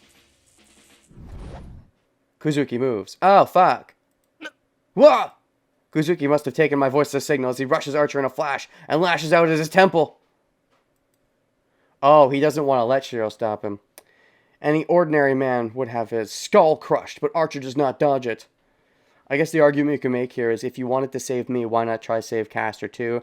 The argument in retort is you were too much of a threat back then, and she was doing a lot of evil things. Still, though, maybe in Timeline 3 we'll have a way to save Caster too. Anyways, Archer does not dodge it. Oh, he doesn't.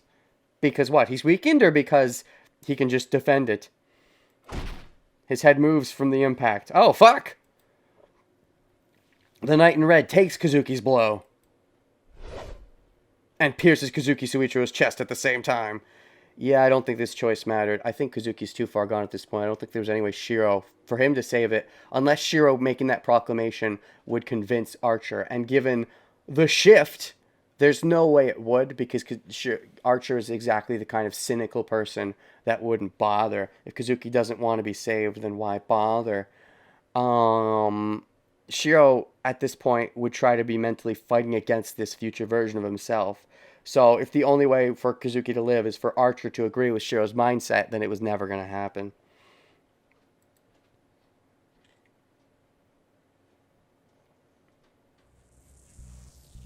There's only silence. Alright. So Kazuki was never meant to live on. It was just meant to show the distance between Shirou's ideals and Archer's ideals. Okay. Nobody says anything, and I have nothing to say in any case.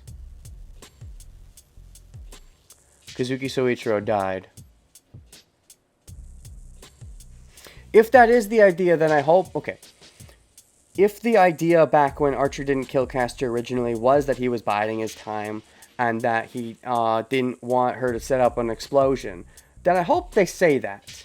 Because the fact that Archer's now killed Castor now and yet let her live earlier suggests something is up.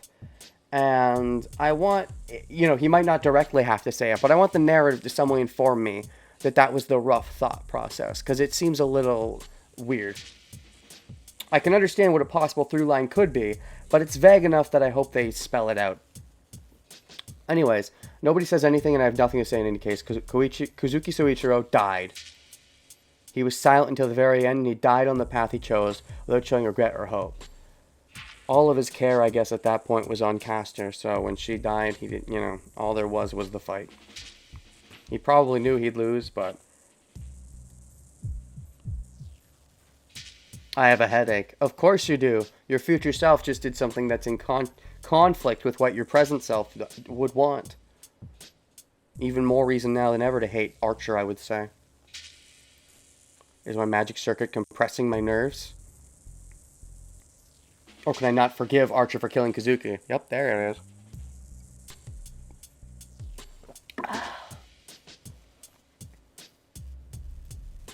Or am I pissed at myself for not having the right to say anything to him? Maybe you're pissed at yourself for not having the strength to stop Archer from killing Kazuki. Multiple things to be pissed at. I can't tell, my headache only gets worse.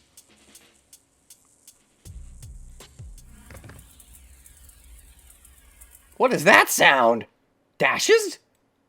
I turn around at the sound.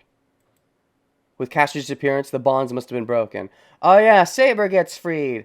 It was so cool having Saber as a villain, guys. That was great. I love the conflict where we were forced to unfortunately fight her, and she was forced to fight us even though she didn't want it. What a great interaction. Really, I mean, the Castor fight was good, but you promised an evil Saber. Give me an actual Saber fight where she's a bad guy. Please, thank you. The bonds have been broken. Saber's on the floor in front of the altar.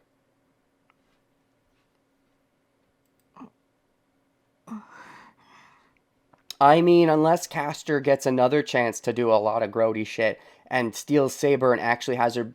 The only way this works, I guess, is that Castor does something super early on in Timeline 3 where she steals Saber again near the beginning, and there is a turnaround, but she uses the command spell, so Saber becomes controlled immediately, and we have to fight against her, and then we take care of Castor very early on, but possibly do it in a pacifist way, and that way we still get an evil Saber fight, and we also get to wrap up maybe Castor early on, instead of letting her lag like she did in this timeline. Otherwise, we just never get to fight Saber, despite the fact the visual novel kind of promised us we would, but that would be a little lame. Anyways, Saber painfully breathes on the floor. That makes me forget about my headache. Saber! Oh, okay. You're gonna ignore how much you hate Archer because of how much you like Saber, huh? I run to her. Even this short distance is an annoyance. Oh, シロ we actually get her in this, in like not even in a CG, but in a non-CG. Okay. So Saber, I know Caster put this on you, but do you like it? Only if you like it. If you don't, you can just take it off. You don't need to wear this. Shirou, indeed. I understand why you would not like this. But, you know, if you do, your choice. She raises her head. Saber sighs in relief as she sees me run to her, and... What? What's up? Is she, like, oh no, is she worried because Archer is attacking me from behind? Because maybe your alliance is already over? Or something like that? Because maybe the alliance was well, no, Archer can't attack Shirou. Unless he already broke off from Rin, though. Is he technically still broken off from Rin, so he's going to take this opportunity to attack Shirou? What's happening? Huh? She tackles me with her shoulders and pushes me away. From Archer attacking me? She pushes me forcibly, or is Lancer attacking me? What's happening here? My body flies for a few meters and lands on the ground. That looked like a Lancer attack. Gaga! I land on my back. Kukuka! I shake my confused head and look up. At that instant, I hear steel hitting steel. Who's fighting? Okay, in an instant, back in the outfit. No more waifu outfit for her. What? Saber is there, fully armored, and numerous swords lie on the floor, right where I was standing before Saber tackled me. Was Archer trying to snipe me in that case? Because numerous swords is not a Gilgamesh. I mean, it's a Gilgamesh thing. It's not a Lancer thing. Damn, I missed. It was Archer. Wow. That shows the clear disconnect. Because Rin definitely wouldn't want that. Archer would hope to do it in the moment and then apologize to Rin later, I guess. Woof. I guess technically, Archer was aiming for Shirou, though. I was going to say maybe it's allowed for Archer to attack Saber. But he aimed for Shirou. Technically, I don't think Archer's bond with Rin has been properly reestablished. So he wanted to take this moment before they reestablish it to kill Shirou. I guess that really shows his true nature at this point. It reinforces. Wow.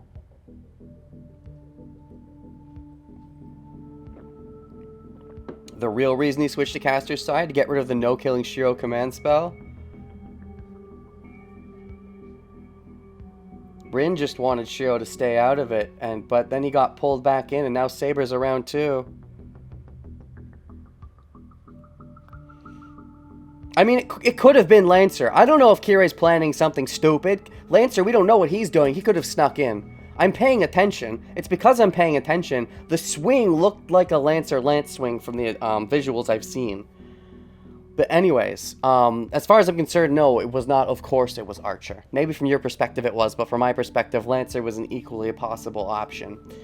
Anyways, but yeah, this was a great opportunity for him to take out Caster before Saber had a chance to, you know, fight him, but then also take out Shirou before Saber had a chance to fight him.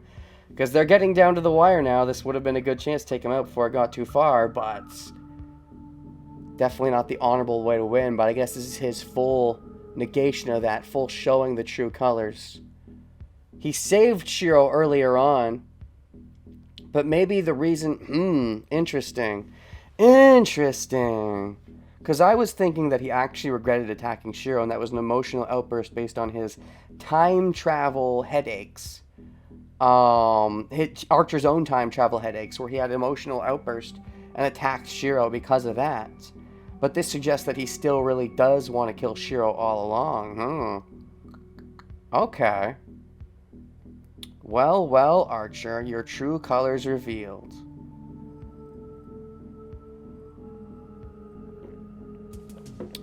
He really flipped on a dime there, because he originally saved Shirou. So I wonder if he committed to killing Shirou at that point. Maybe he saved Shirou because he did think that they were aligned. They had similarities, but then when he saw how Shirou was acting, he's like, no, this is too much of a difference. And maybe it was emotional, but as he thought about it afterwards, he's like, no, Shirou will get too much in the way later on. So many layers to his plan to kill Shirou. Yeah. Yeah, Archer's definitely the strategist to actually win the war. Not just, oh, me or, you know, Archer or Saber could win. Either one, no. He's going for the I'm winning. He says in a bored voice facing Saber. Dang, he was too slow on the uptake, huh? I mean, doubtfully that was part of your plan, Archer. For you to miss? I think you genuinely, unfortunately, missed. I suppose if I'm to humor that notion for a second, that him not killing Shirou here, but him looking like he was attempting to was part of his plan. If that is part of the plan, theoretically, the reasoning for it would be he wants Shirou to character develop? I don't know. I still don't think Archer understands that Shirou is him in the past, so I don't think that was part of his plan. I think he wanted Shirou to die. And yeah, that's gonna piss Rin off, that's for sure. Would she even want to repartner at this point? I mean, Rin knows Archer's Shirou, so that's probably why it's so surprising to her. Dashes. Archer doesn't know he's Shirou, though. Saber, who can barely keep her body standing, glares at Archer. You! I don't even need to ask why she's glaring at him. He shot those swords from behind to kill me. Saber saw that and instantly pushed me away. And he's just smirking. Ellipses. That's interesting, though. He doesn't sulk too much. That's a very Shirou-like thing, I would say. From what we've seen. He doesn't tend to sulk too much on the past. He does hate himself, though. Maybe he internalizes more of the hate because he knows he wants to keep the smug attitude. I mean, if Rin doesn't want to keep you around anymore, she could just not bother at this point. Like, you know, they've already taken care of Castor and Berserker. There's still Gilgamesh, though. If Archer knows about Gilgamesh, maybe that's a trump card he could play. That, you know, are you really going to be able to beat him without me? Yes, we've seen her beat him without me, but Saber would need Avalon, which I guess Shirou doesn't necessarily know about to make the contract to...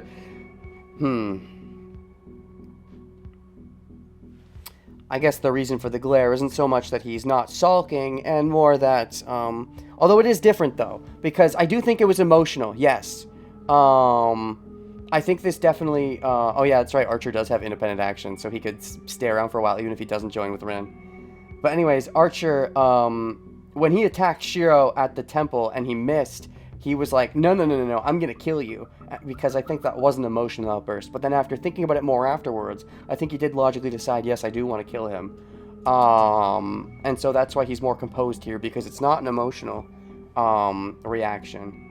But he's still just being like, well, I tried, unfortunately it didn't work. I guess you're going to be still alive for now, Shirou. I'll think of some other way to kill you later. And he's just going to give me that cocky, knowing look. Ellipses. Tosaka watches him in astonishment, and Saber readies her sword while breathing heavily. Their situations are different, but they both have wonder in their eyes. Why is Archer trying to kill Emiya Shirou when Castor's dead already? Because Archer wants to take care of Saber. I mean, Archer wants to win the war. Also, he desperately doesn't want Saber to win. That seems to be a thing subconsciously for him, too. Given how he was trying to 2-in-1 kill Berserker and Saber way back when. Because subconsciously, I think because he's Shirou, subconsciously, I think he knows how bad Saber's wish is, and he doesn't want it to come true, even if he doesn't actually consciously know exactly what the wish is.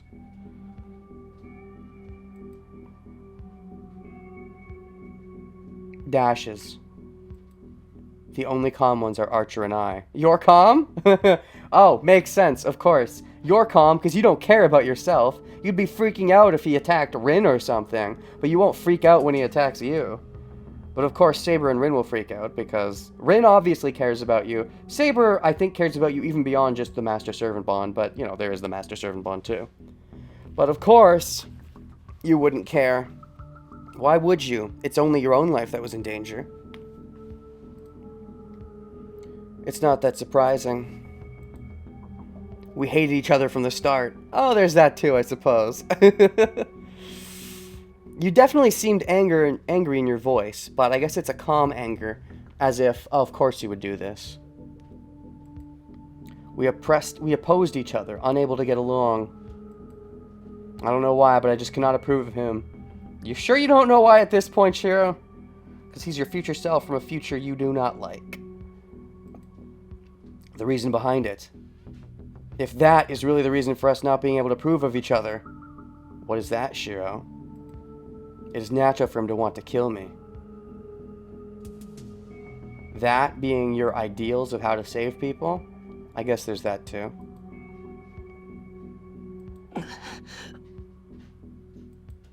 I get up. Saber must have been desperate.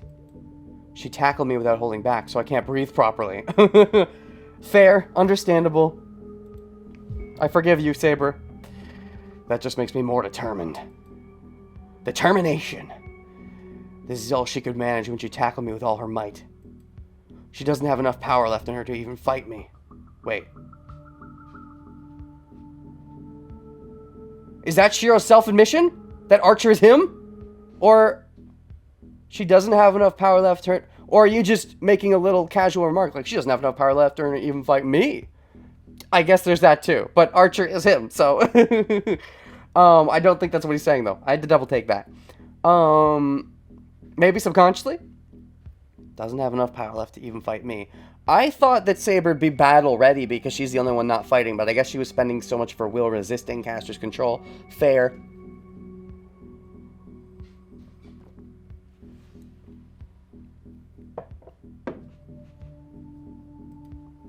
It's suicidal for her to confront Archer in such a state. So, what's the solution here then? Because if Archer is in a Saber also has no master as well, I suppose. If Archer is in the superior state right now and would win this fight, he'll probably just go through with the fight, right? Especially if he's got independent action, and if they both don't count as having masters right now. He would just try to win, not just, you know, brush it off. Although, that's iffy to me, because if Archer is in such a good condition to win this fight, and that suggests, again, he's super healed himself after the Lancer thing, probably with Avalon, if that is a thing. Otherwise, he should be in a condition where,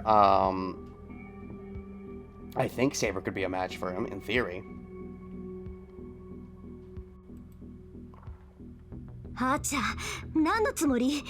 Archer, what are you doing?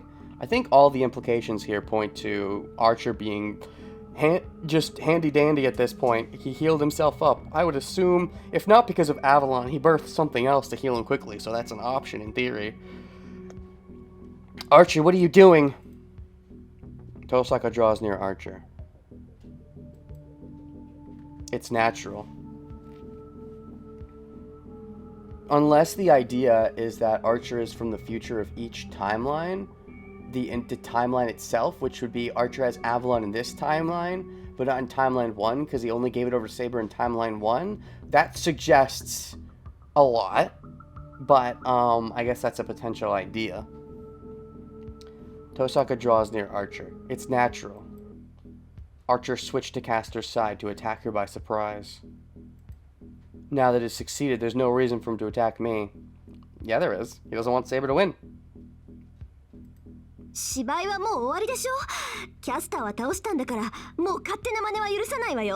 The acting's over, right? We beat Caster, so I won't let you do anything selfish now. 許さない。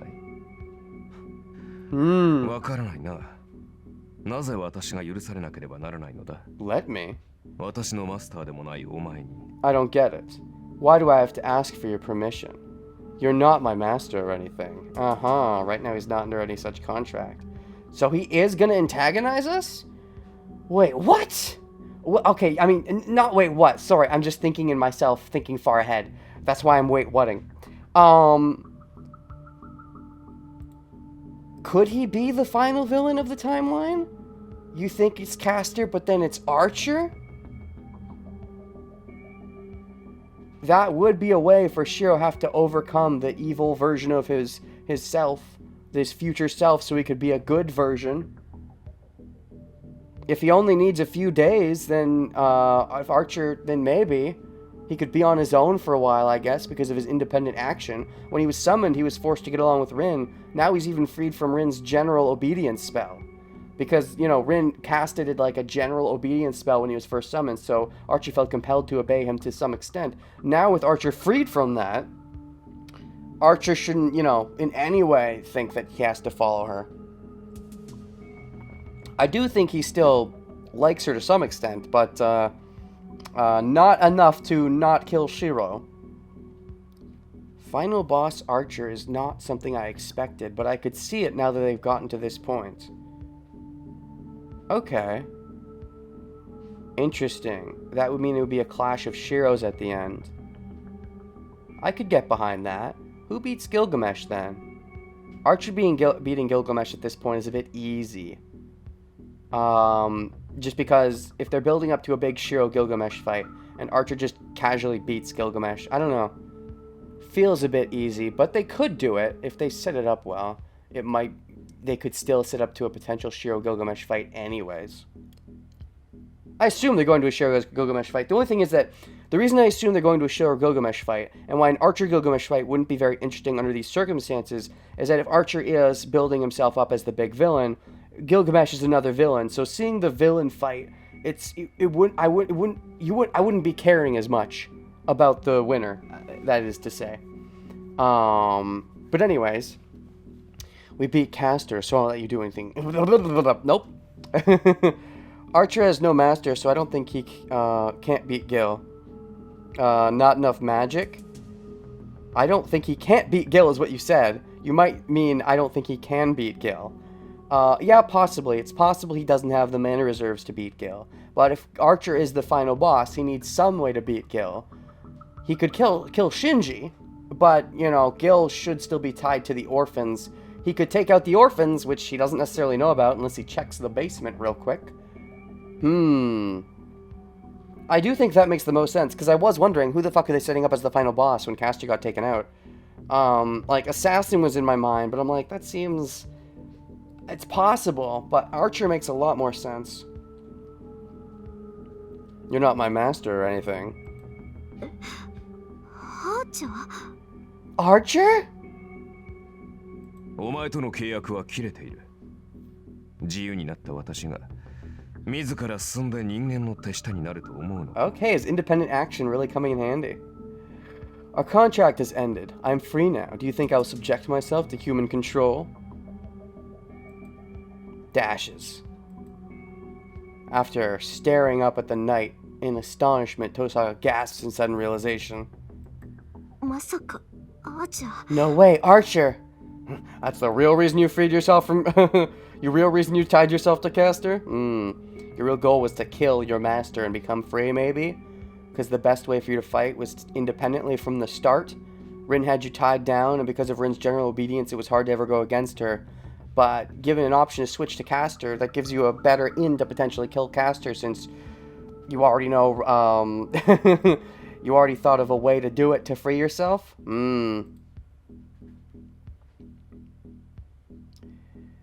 You'd think the more pressing issue is that he's just bootleg Gil. I think he's got more at his disposal than just what Gil has. I think he's limited by his metachlorians, but I think he can do more stuff overall, if I had to guess. No way, Archer!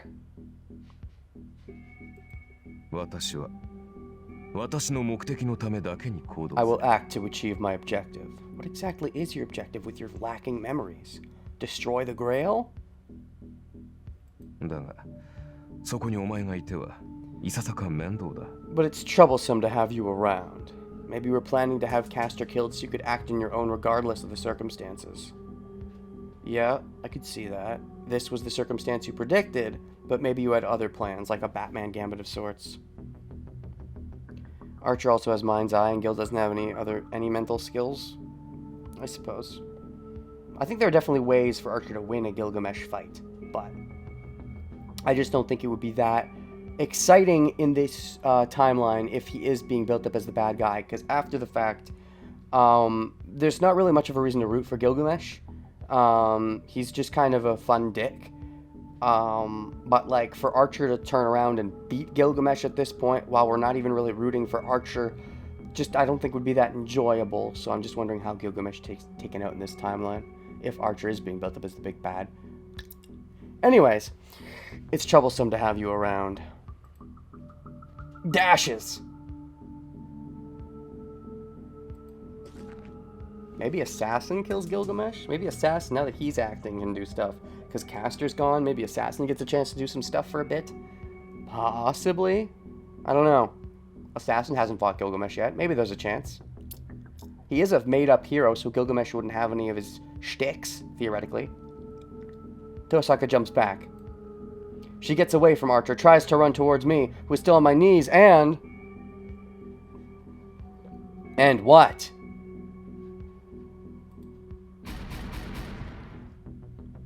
What? Oh, wait. He just splits us up, or is he actually attacking her? Because that would be a big difference. Her movement is stopped cold. A swarm of swords about 2 meters high. There's some of the unlimited blades. They pierce the ground, drawing a circle and become a circular prison. He wants to keep her safe, but he wants to kill Shirou. Or maybe he doesn't want to keep her safe. I don't know, if she's the one who betrayed him, if his lover betrayed him or whatever, and she's his lover, maybe he, you know, now that he's finally freed from this, maybe subconsciously, he's okay with killing her? It's a circle big enough for one person to fit in, and Tosaka's trapped inside. ここまで来て邪魔はさせん。契約が切れた今、お前にかけられた0時の縛りも存在しない。Wow, okay. I will not let you interfere after I've come this far. Our contract has ended, so the binding of the command spell does not exist anymore. キャスターについた理由はそれだけだ。あの0時を無効にするためには、契約を破棄せねばならなかったからな。That's the only reason I sided with Castor. I needed to break the contract to nullify that command spell. You could have technically sided with her, back in the day, though. Castor gave you a chance to side with her, and you denied it initially. I suppose back then, that was before you decided to try to kill Shirou, in theory. And maybe the other reason you denied joining up was because you needed to wait till Castor was in a more vulnerable position, so you had a more sure way of taking her out. There's potential to that idea, I suppose. You had a plan in mind when you sided with Castor this time? Turning his back to the imprisoned Tosaka, Archer starts to walk. Not towards Saber, towards me, still on my knees. Going for the kill. What happens? Shirou versus Shirou, let's do it. やっぱりなんでよアーチャーあんたまだシロを殺すつもりなの I thought so. But why, Archer? Do you still want to kill Shirou? そう。自らの手でエミやシロを殺す。Yes, I will kill Emiya Shirou with my own hands. And you're so obsessed with this because I don't think you even know yourself the real reason, but it's because of the difference in ideals. And that you hate that, even though you don't know why, because you probably don't have your real memories, I would assume, maybe I'm wrong, maybe he does have his memories by now. I would assume that you want to kill the past Emiya Shirou because it conflicts with your current version and potentially says, oh, he might go on a different course. A course that goes different from you, a less effective and practical course. それだけが守護者となり果てた俺のただ一つの願望だ。Only wish I have after being reduced to a guardian. Or maybe you do remember that you're Shirou, and that's why you want to kill Shirou, because Shirou's future's all stupid and stuff. Maybe you think this is your way of the only way of truly saving Shirou is to kill him? Because you are Shirou and you're that fucked up? That's possible if he has his memories. What? Power returns to Saber's body. Kind of like Saber in that case, you know, like master, like servant. Saber wanted to erase her own self from existence. Maybe now future Shirou wants to erase past Shirou from existence because Shirou's, you know, whole life is bullshit. Is that what future Shirou is alluding to? But if that's the case, that means his memories have came back. His Archer's plan was just suicide all along. Maybe. That because Archer wasn't trying to kill Shirou back then. So I assume Archer's memories came back over time. Maybe at a certain point he connected the dots.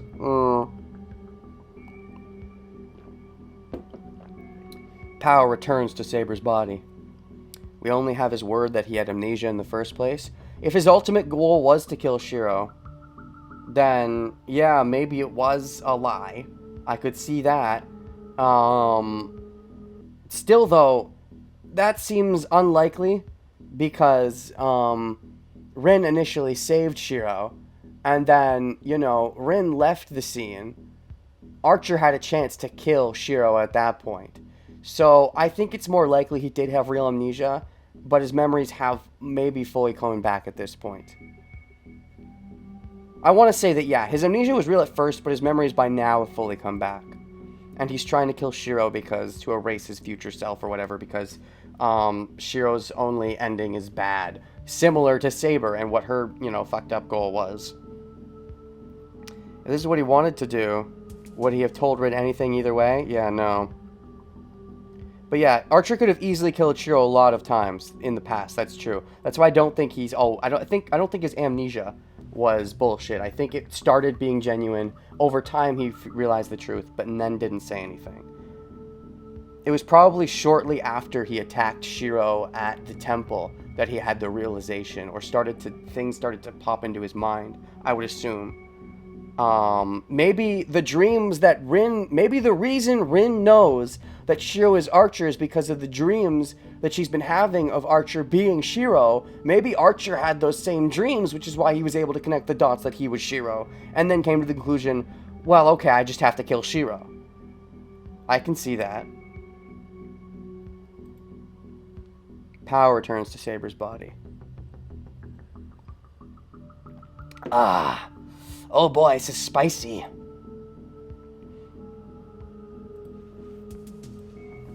She musters her strength and moves between me and Archer. Archer, do not tell me you are... Are what? Are Shirou? I mean, yes, but... Is that really where we're going with that, based on just that information, Saber? Like, Rin has a bunch of clues at this point. I don't think you have that many clues. Well, you heard Trace on, I guess, if you were paying attention during the caster fight. そうだ。いつか言っていたな、セイバー。俺には英雄としての誇りがないのかと。Yes, you asked me once, right? Whether I had pride as a hero or not? 無論だ。そんなものがあるはずがない。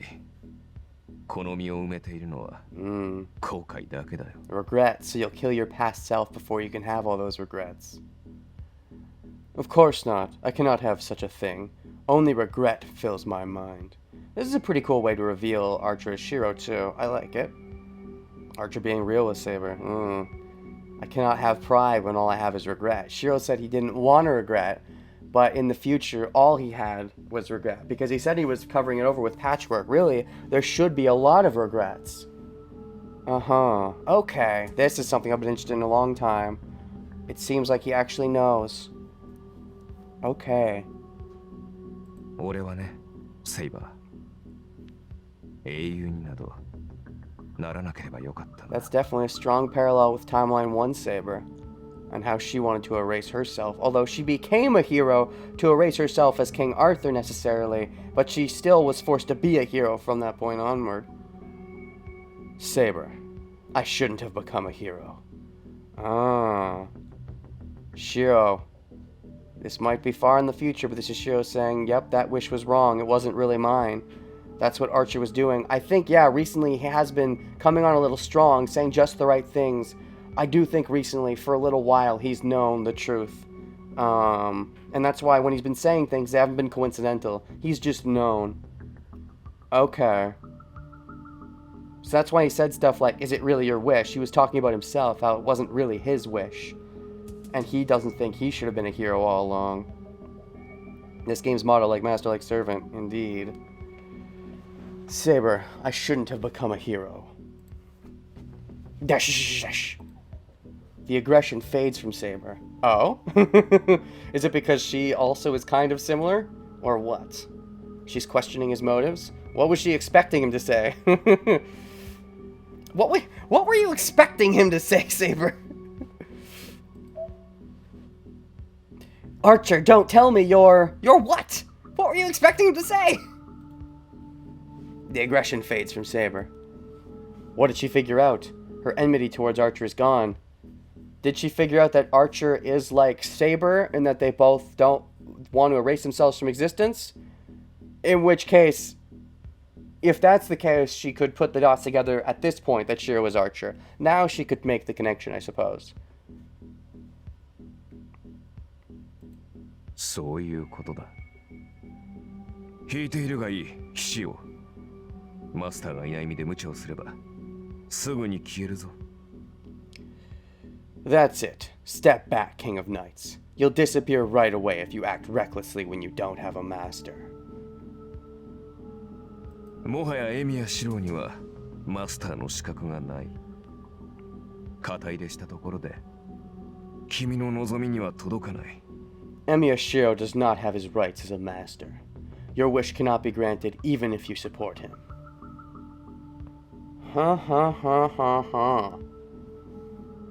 Yeah, your stupid witch. Your stupid wish.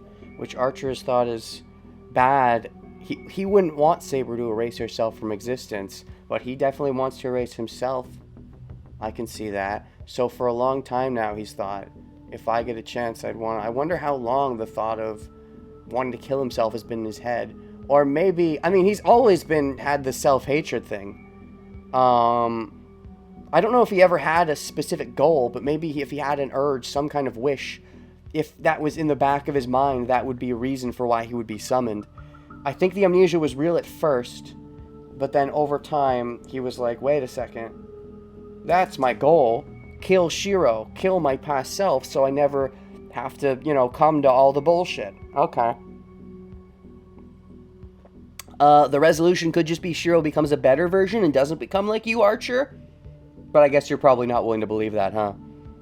Actions will speak louder than words in this case. You will refuse to believe Shirou can become anything of a proper hero if he goes down this path. He was never meant to be a proper hero, is your argument. You were never meant to be a proper hero. You were just falsely following those dreams. Maybe the bleed through goes both ways. Maybe. それはできない。マスターで亡くなったとしても契約は消えない。彼を守り、剣になると誓った。I cannot do that.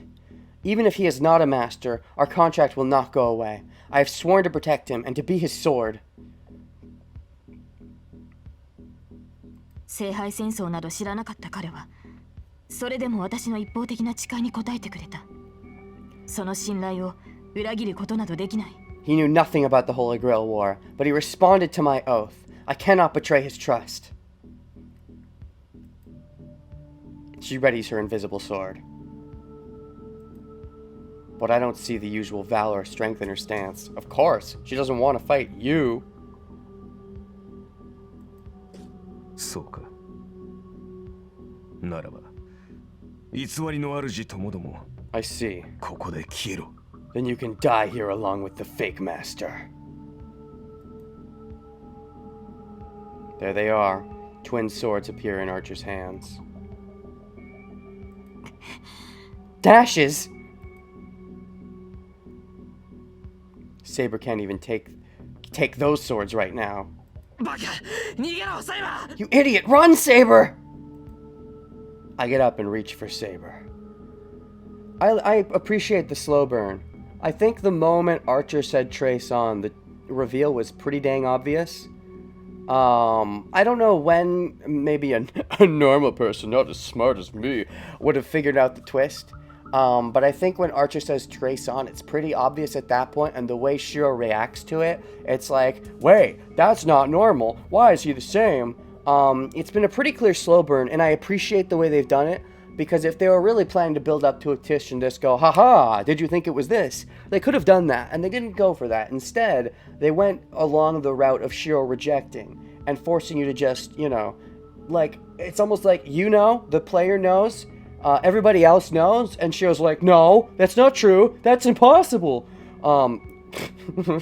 You fool, I am your father. And I think that's kind of fun to see Shirou reject everything despite all the evidence he gets.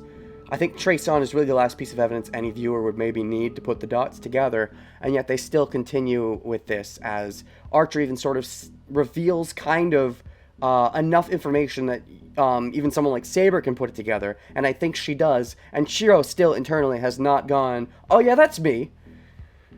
I get up and reach for Saber. Did she do it to get away from my reach? Saber pulls herself together, kicks the ground, and charges at Archer.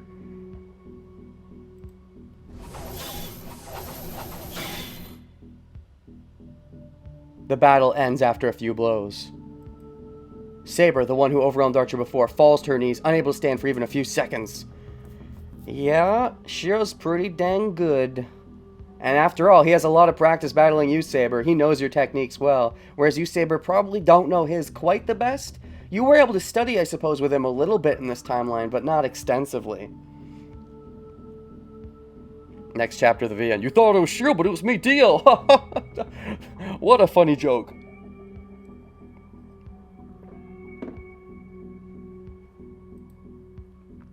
The sword isn't even in Saber's hands now. After resisting Caster's command spell for so long, she has no magical energy left, whereas Archer just gave in the whole time, and he has independent action, so... Unable even to breathe, she puts her hands on the floor, desperately trying to hold her disappearing body together. What are we gonna do? What are we gonna do? What's the play? What's the play, Shirou? Dashes! Do we have a play? Do we have to get saved? Because Archer is clearly in the winning position here. He's got his independent action, and he wasn't resisting Caster's spell. He seems pretty healed up, so I think either he's got Avalon or something else that made him healed up. Rin's not really in much of a position to do much unless she set something up in advance, which is unlikely. And Shirou is completely in shock, so unless he pulls some bullshit out of his ass, which is possible, it is Shirou, I think an outside source like Lancer at most would be what saves us. Archer raises his swords. The twin swords are swung down onto Saber. And... Okay, we got the Shirou off. Shirou stops it. Alright. Ah! I jump in from the side and stop them using all my might. All might, once again. Although you're actually using the blades and sword birthing this time, so it's, at least you're not jumping in front and just dying like the good old days where you jumped in front of Saber and just got slashed up by Berserker. Dashes! I ready my twin swords. Your twin swords? You're not calling them Archer's twin swords anymore? I hold the instantly projected weapons and glare at the knight in red. おう。あとしばらくはおとなしくしていると思ったがな。さすがに目の前で女が殺されるのは耐えられないか。I thought you'd stay quiet for a bit longer, but I guess you can't bear having a woman killed in front of you. Well, yeah, that is the Shirou Emiya way, isn't it? Oh boy. Archer sounds like a fun big bad. Okay, that sounds like a cool idea. The idea that Archer realized along the way and wants to kill Shirou. Okay, and that would lead to a really cool clash of ideals for the final fight. It's fitting chemistry. It's very fitting chemistry that Caster was lacking. And yeah, I did say this. oh, I think Castor will be from Arthurian times, because that gives her credence as the big bad. I suppose as soon as they revealed that Castor was not from those times, and especially when we didn't get Berserker on our side, there really wasn't much inherent chemistry to Castor for a final fight. So I could have predicted at that point, I suppose, that it wouldn't have went in that direction. Archer is the final fight. There's plenty of chemistry for sure. Archer died too early in Timeline 1 to realize the full truth. Yeah, probably. Archer may not have realized the full truth in Timeline 1. And so he saved Shirou ultimately. In Timeline 1, he was essential. He let himself die to help Shirou. But they didn't really properly talk much about their ideals in Timeline 1, because Archer was kind of fecked up for a while. So my assumption is that Archer never got figured out the full truth about himself. Wouldn't have wanted to kill Shirou, would have wanted to protect him like everyone else, and did his normal hero thing of letting them all get away as he got killed by Berserker, liking everyone more than himself, so he didn't necessarily mind getting killed by Berserker. And he would have just counted Shirou among himself. But then, when he actually realized the truth in Timeline 2, probably as, in connection to Shirou maybe getting the aches, Shirou, you know, actually, they have their clash of ideals. Shirou actually births Archer's swords. When was the first time Shirou birthed those swords? Was it the Scully fight? I want to say it was the Scully fight. Maybe that created something of a big connection. Maybe before that. But, yeah, I don't think he ever figured out in Timeline 1, but I do think he figured out in Timeline 2. And I assume that when he figured it out, that became his goal, to kill Shirou, essentially. And he figured out, I assume, after Rin's command spell was placed on him. So that's why he needed to switch to Castor's side. And yet, though, he didn't just accept. The Kazuki fight is the first time, I think? Oh, is the Kazuki fight when Shirou bursted out his swords? I don't remember. My memory. Oh, was that the first time? Okay, well, regardless of when the first time was. Right, he was just using strengthening from a wooden sword in the Scully fight. It all blurs together. He should have been doing it for that long. I said he should have been sword birthing from forever ago. And I still stand by that. I don't mind the slow burn reveal of Archer being Shirou, but I think he should have sword birthed a little earlier. I think he could have sword birthed in the Scully fight. Anyways, yeah, so, Archer didn't figure out until the command spell was placed on him, so he could have still tried to work with Castor and kill Shirou while working with Castor. He even let Shirou go. Like, he said, oh, you let those two go, but I guess that means he... Okay, that calls a few things into question. Unless he only figured out very recently, because it seemed like he let Shirou go when, he let Shirou and Rin go when Shirou saved Rin in the church. Maybe the idea is that if she didn't let Shirou go, Castor would have used her as her plaything and maybe not killed him. I feel like Archer still had a chance to kill him there and didn't go for it. If that really is his only goal, is to kill Shirou. If he doesn't care about, you know, taking out Castor. That's the argument, though. Does he care about taking out Castor? Does he still genuinely want to save people? I think that he does to an extent. I don't think he's fully tunnel visioned on killing Shirou. Unless he knew Rin wouldn't leave for Shirou as well. Yeah, he does seem to care for Rin. So he probably still does, like, generally care for Rin. Because he is putting the swords around Rin to protect her so she doesn't get in the way while he kills Shirou. That's fair. So he probably does want to make sure Rin is okay, and he probably still generally cares about helping people because it's in his nature. So he wanted to wait for the opportunity to kill Castor, and then once he's free, use his powers to kill Shirou. So he still could have known back then. Alright, that's fair. Anyways, I guess you can't bear having a woman killed in front of you. うるさい。お前が殺したがってるのは俺だろう。なら、相手を間違えるな。Shut up. I'm the one you want to kill. Fight the right opponent.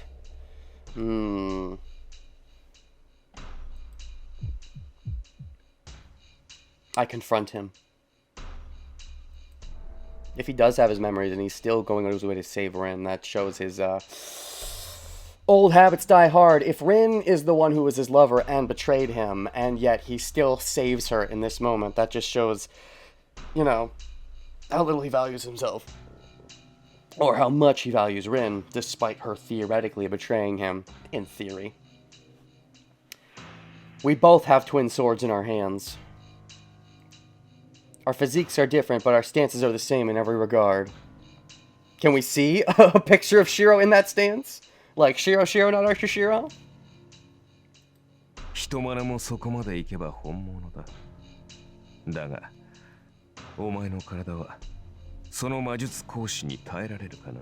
It is real if imitation goes that far, but can your body withstand that magic? A sneering voice. My limit is near, as he says. Oh boy.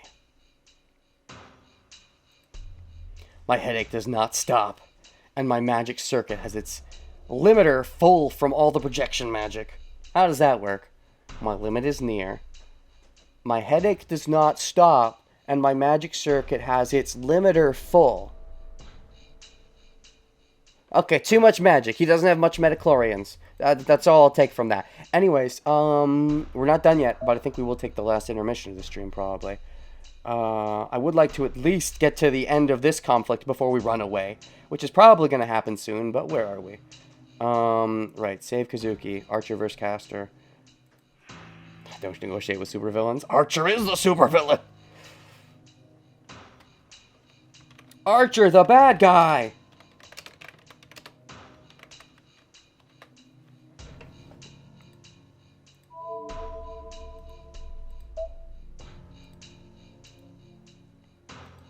Right then. My headache does not stop. My magic circuit has its limiter for full from all the projecties. My brain will explode before I get slashed if I fight him while retaining the image of the twin swords. Because that's related to why you're so explodey. Try projecting Caliburn instead. 前に忠告したな。お前に投影は扱えないと。分不相応の魔術は身を滅ぼす。お前をここまで生かしてきた奇跡の代償。ここで支払うことになったな。エミヤシロ。I warned you before. I told you that you cannot use projection. He can only use projection. That's what you're fucking doing, our fucking Archer Shirou. A magic beyond your powers would destroy your body. You are now paying the price of the magic that has kept you alive, Emiya Shirou. So just reach that power, be that power. It's what you eventually did, but it's what you don't want me to eventually do? Archer charges in.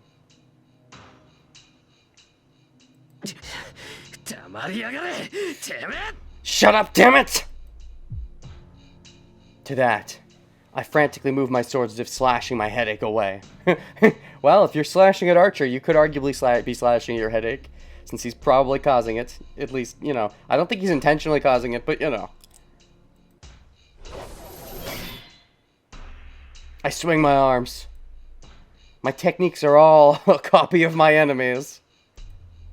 My weapon is copied and my technique is copied. Therefore, I cannot match him. I couldn't match him even if I were in top condition. Then again, is he in top condition? That's a question to be asked.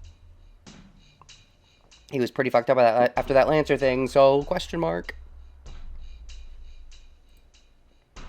An imitation, you get close to the original, but never surpass it.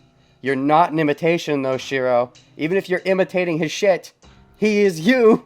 So those swords, either they come from nothing, in which case they come from you, or if they do come from something, he's a copycat too. I could not match this man from the start. The man told me to drown in my ideals and die. Are you not even thinking about what his words meant? No, he's not, because he probably has already realized, but he's trying to not accept it.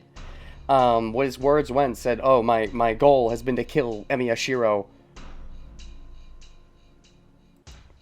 The man said that my life is a false life. It should be made false, maybe? You should have died back in the fire? Maybe that's Archer's idea, is that, if anything, if he does get the Grail and get a wish, he wants to erase Shirou from living through the fire. Instead of, saving everyone else. He might want that, but more than that, just stop Shirou from living through the fire. He gets a chance to kill Shirou here, but I wonder if he has a greater goal to win the Grail so that he can kill Shirou, permanently in the past and not just in one timeline. That's possible, too.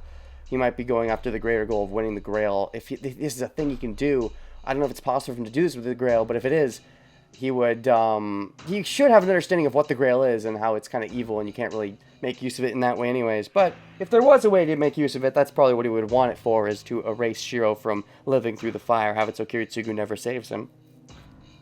And save someone else instead, maybe.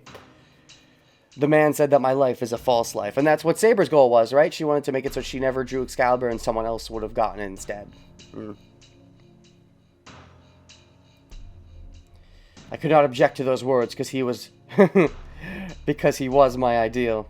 A power to make the impossible possible. An existence that saved many people and became a heroic spirit.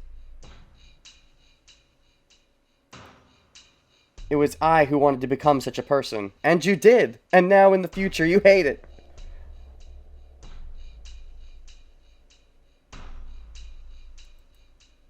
That's why I can't match him.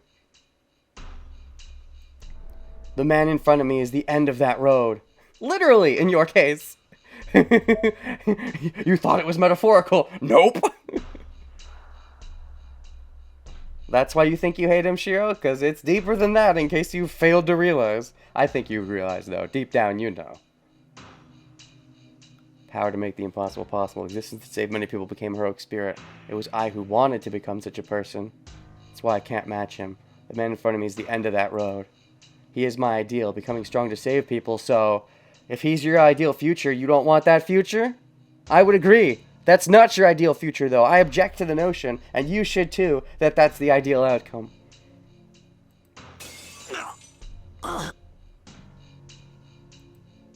My swords shatter. I was able to block his attacks, but my twin swords disappear. Ah, yes, the lie being confronted by the truth. They shatter when they can't, when they can't accept reality, as it were, or whatever that was. It's kind of fitting that they shatter as he's accepting that he can't fight him, that it'll never work, as it were. His illusion is breaking down. His illusion of, what Archer is, what he really is. I can't stay conscious. My body isn't hurt, but my insides are bleeding and about to give out.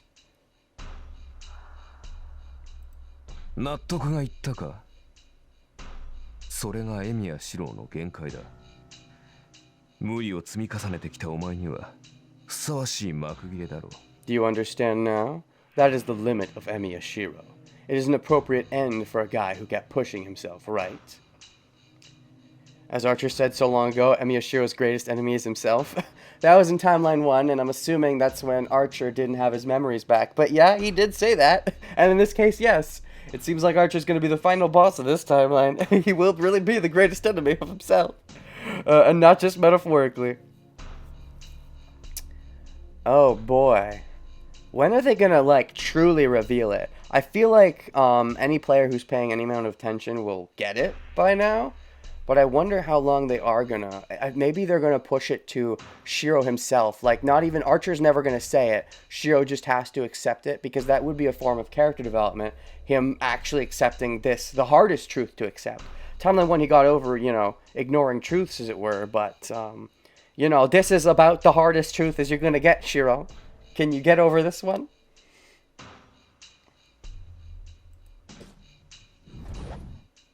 He raises his sword. Dash, dash, dash. As I try to figure out with my dazed mind if the sword will come down from the right or the left. Oh shit, Ren's doing some shit. I announce. Yeah. Oh, this song. Interesting. Shirou got over his past, now he has to overcome his future. That's a very good way of looking at it. Shirou got over ignoring the hard truths related to his past in Timeline 1. But now in Timeline 2, he's being faced with what his future will be if he continues on this path. And he has to accept what it's inevitably going to be on this path, and then figure out what his path should be instead, to some extent.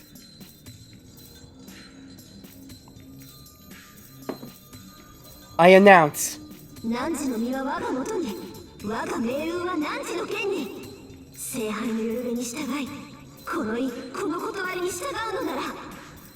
trying to rebind him? I doubt he's gonna allow that, especially if he's final boss. Thy body shall be under my command. My fate shall be determined by thy sword. Follow the call of the Holy Grail if thou wouldst obey this mind and this reason. Or are you trying to bind with Saber? I guess Shirou's in the middle of shit. It would be really interesting for her to actually bind with Saber here. I feel like we're kind of giving up on Archer debatably. I mean, maybe if she's binding with Saber, that would give her magical energy and strength to actually fight back. And it would mean Rin and Saber would have finally paired up, which could be a really interesting turn in the narrative. Or she's actually trying to go after Archer, which I don't think would work given the direction the narrative is heading. And I don't think they'd play this epic music if Rin's doing something that's about to fail. Tosaka's gallant voice echoes through the temple. That must have caught his attention. The sword slows down a bit. If that's the case... No! I can dodge it even with a body like this. Oh, I see. He was okay. He was mid-attack. It was definitely going to kill him. But then she said a thing that caught him off guard. Okay, that's how he's able to save himself for at least this attack.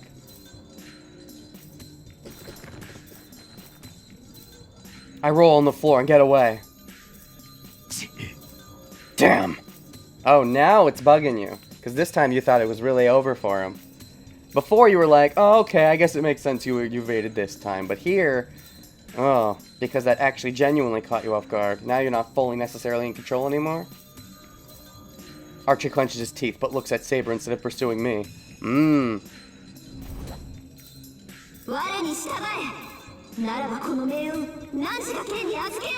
Nice image. Obey me, then I shall entrust my fate to your sword!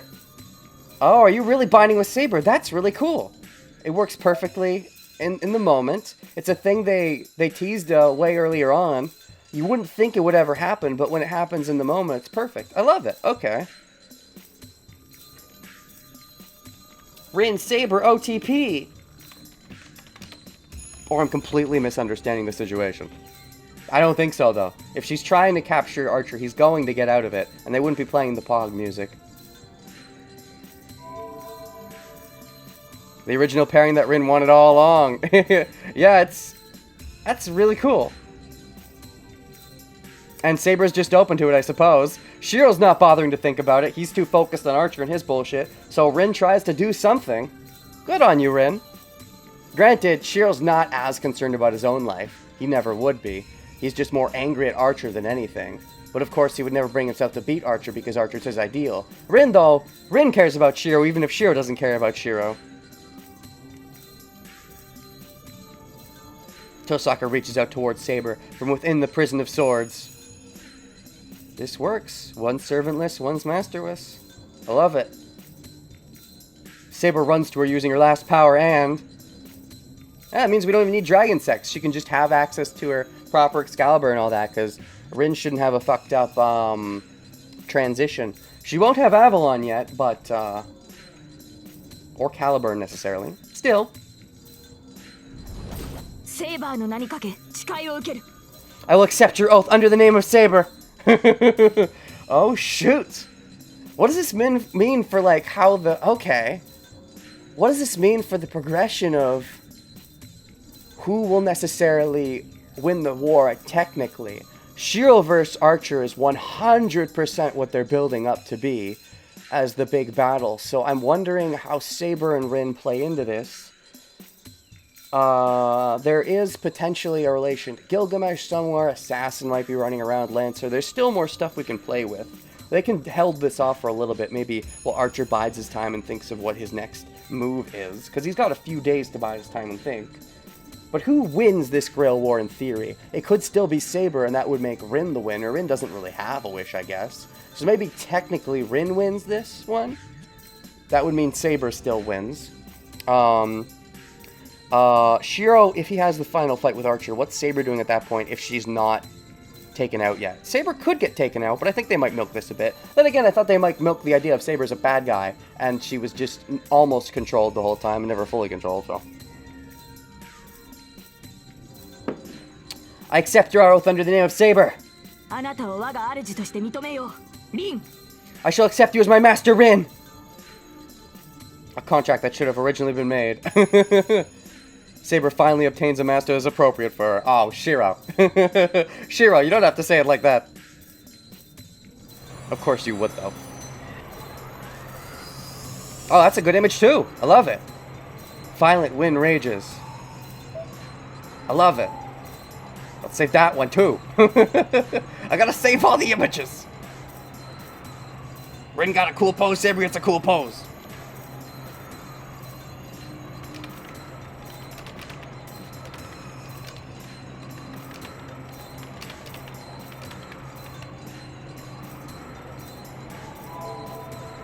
Full power Artoria is coming to town? I mean, she doesn't have Avalon or Caliburn, but she's pretty good, I guess. She must have gotten back her true powers by obtaining a true master. Saber is unlike anything she was before. Whoa! Got a little bit of a skirt shot there, a few of them. I'm not the only one that gasped. Even Archer is fascinated. Of course he would be. I mean, he is you. Rising swirls of magical energy and armor that can never be damaged. There seems to be no end to this overwhelming power. This is Saber. Artoria. You still don't know Saber's real name in this timeline. You've not seen her use Excalibur. Does she use it here? That'd be very fitting. Given that she doesn't have to worry about running out of power at this point. Yeah, that would work.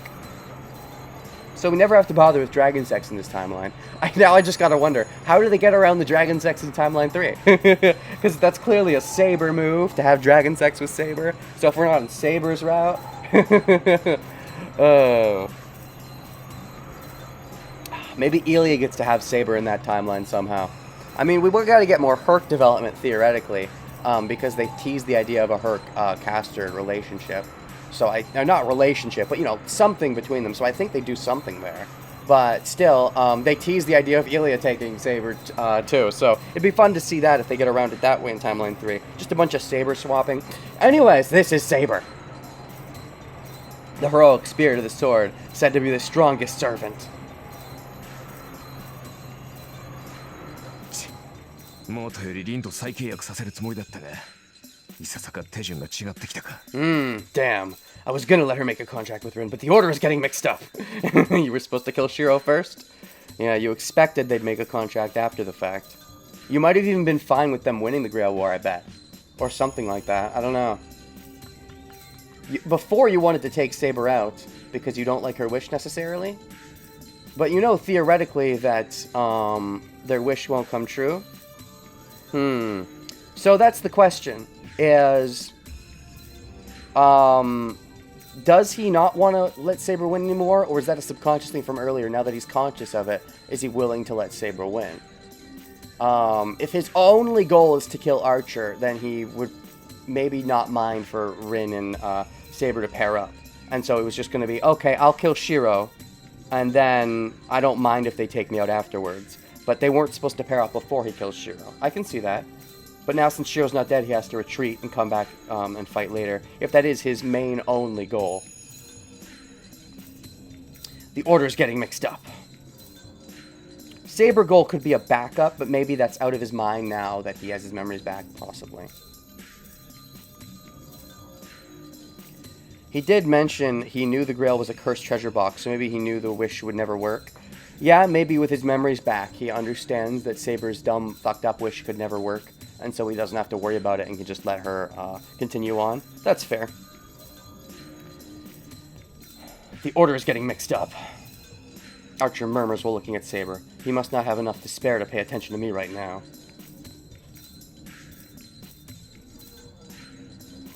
Maybe he still wants Rin to be the one to win. Maybe he actually does have two goals here. Maybe he wants to kill Shirou, but also his generalness of wanting things to work out fairly well is making him want to make sure that Rin and Saber come out top in this. Because he doesn't want, you know, anyone like Gilgamesh or Kirei or Shinji or anyone gross like that winning. He still wants someone good to win the war. So maybe that was like his second goal, is kill Shirou, but also maybe have Rin and Saber win the war. I could see that being his mindset, is I'll make sure Rin and Saber, my two best girls, pair up, and they can win the war after I kill Shirou. I could see that being his plan, you know, roughly. それでどうするセイバー Archer has definitely a multi-tiered plan, that's for sure. So what will you do now, Saber? リンと契約した以上君は本当にエミヤシロとは無関係になったわけだ You fucking idiot. Since you have made a contract with Rin, you truly have no connection with Emi Shirou now, and of course she's gonna cut you off. Are you an idiot? Of course they like Shirou. You may not like yourself, but these people, these ladies, they like you. 言ったはずです、アーチャー。素人の誓いはなくならないと。I believe I told you, Archer. My oath with Shirou will never go away. It's not about a technical contract. It's about her honor, the thing that apparently you lack, your pride or whatever. She has it. She wants to honor the person that she swore to protect, regardless of switching masters. Saber is firm. Archer clucks his tongue and grips his twin swords again. So how are you going to do this, Saber? Are you considering this future version of Saber? You seem to understand that this is Shirou at this point, and if you do, maybe your idea is, oh, this is a future Shirou, so he doesn't count? Or are you going to try to make sure you don't kill him either? How far are you going with protecting the oath, Saber? You just focusing on the present? あなたこそどうするのです、 Oh, アーチャー。 there it is. あなたが白を手にかけるというのなら、 It's become invisible. 私は全力でそれを阻む。 Rather, what are you going to do now, Archer? I will stop you with all my all might if you are trying to kill Shirou. It's definitely worthy of the title theme song. As Archer said to Lancer, honor, you can feed that to the dogs. Saber's not feeding it to the dogs, she's feeding it to herself. 考え直すのなら今のうちです。今の私を相手にして勝機があるとは思わ Now な will い be で the しょう。 time to rethink. You do not think you have a chance to win against me now, right? Yeah, this is when he retreats for now and comes back to be the final villain another day. That sounds about right. He has to think up a new plan of how to kill Shirou. And that's probably all he cares about. I don't think he actually wants Rin and Saber to get hurt. But he definitely wants to kill Shirou. Which means winning is going to be more nuanced than it would normally be. Since Archer's goal, I think, is so narrow. Since it's just killing one person versus winning the whole Grail War, that preventing it becomes theoretically harder. Unless he, again, is large-scale thinking it. It's not just, I want to kill Shirou. That's the most important thing for him.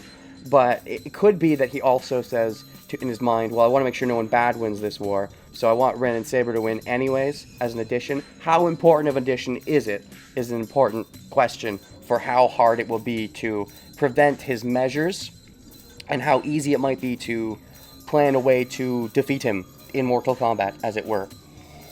Ooh. Ugh. You do not think you have a chance to win against me now, right? Saber's warning is true. Saber would not lose even to Berserker now. Well, yes, that's kind of true. After your Dragon Sex, she didn't lose to Berserker. Although you had to use Caliburn, but whatever. No matter who he may be, Archer cannot match Saber. He's you, idiot! He should know that more than anyone, but... たかだか魔力が戻った程度でよくもそこまで強気になる How can you be so confident when you got back at some magical energy? Oh, is this him getting emotional again? because he was so sure that he would be able to successfully kill Shirou here. He didn't plan on this contract being formed yet. Finally, it's not going his way. Now his emotions are coming out, and his calm disappears. So even though it's probably not logical to fight back against Saber here, he'd probably been planning this as a way to kill Shirou for so long, and so okay with it, and so, or rather in his mind, so accepted of it, that when this part breaks, he emotionally responds when, even though he probably isn't going to win this fight, and he's going to be forced to run away. The anger problems, yeah. Archer charges. He's similar to Rin in that way, you could say. Except he does plan more in advance, I suppose. But Rin, on the fly, she's a good. Rin does things on the fly, but emotionally she's bad at. Yeah, that's the thing. Fight-wise, she's good at thinking of things on the fly, but emotionally she's bad at dealing with things on the fly. Fight-wise, Archer Shirou tends to plan more stuff in advance, but he still does get caught off by things on the fly.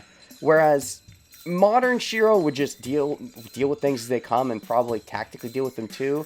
He does have a thing about emotionally getting compromised on the fly as well, though that generally just amps up his willpower and makes him stronger. This is, of course, the more jaded Shirou, but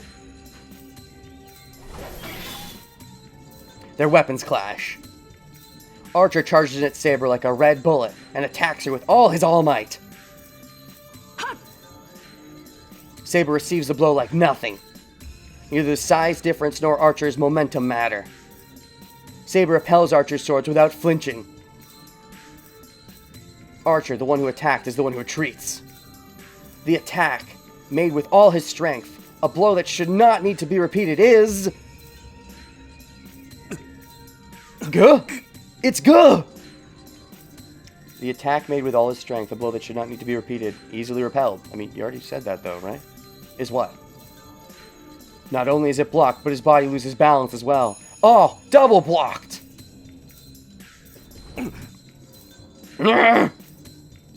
Archer steps back. There. Oh boy! He doesn't have time to just stay there stepping back. Saber's sword attacks him like surging waves of raging fire. Archer can only defend against her attacks. That is Archer's way, defend until there's an opening, but here he tends to plan in advance. Can you think of an opening, or is it just retreat in this case, Archer? Saber's swords will kill him if he tries to counter. No, first of all, he does not have anything to spare for a counterattack. The only resistance Archer is allowed is to block Saber's attacks till he runs out of energy.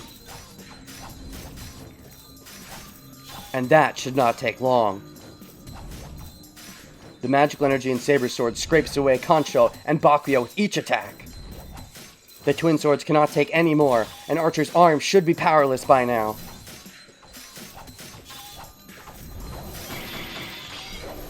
Ah, feel it. You feel the excitement. The match is settled rather quickly. So it ends how it always should have begun. Instead of Archer easily beating Saber, as it was seeming to imply there, with Saber without her master. Saber one-shotting Archer early on.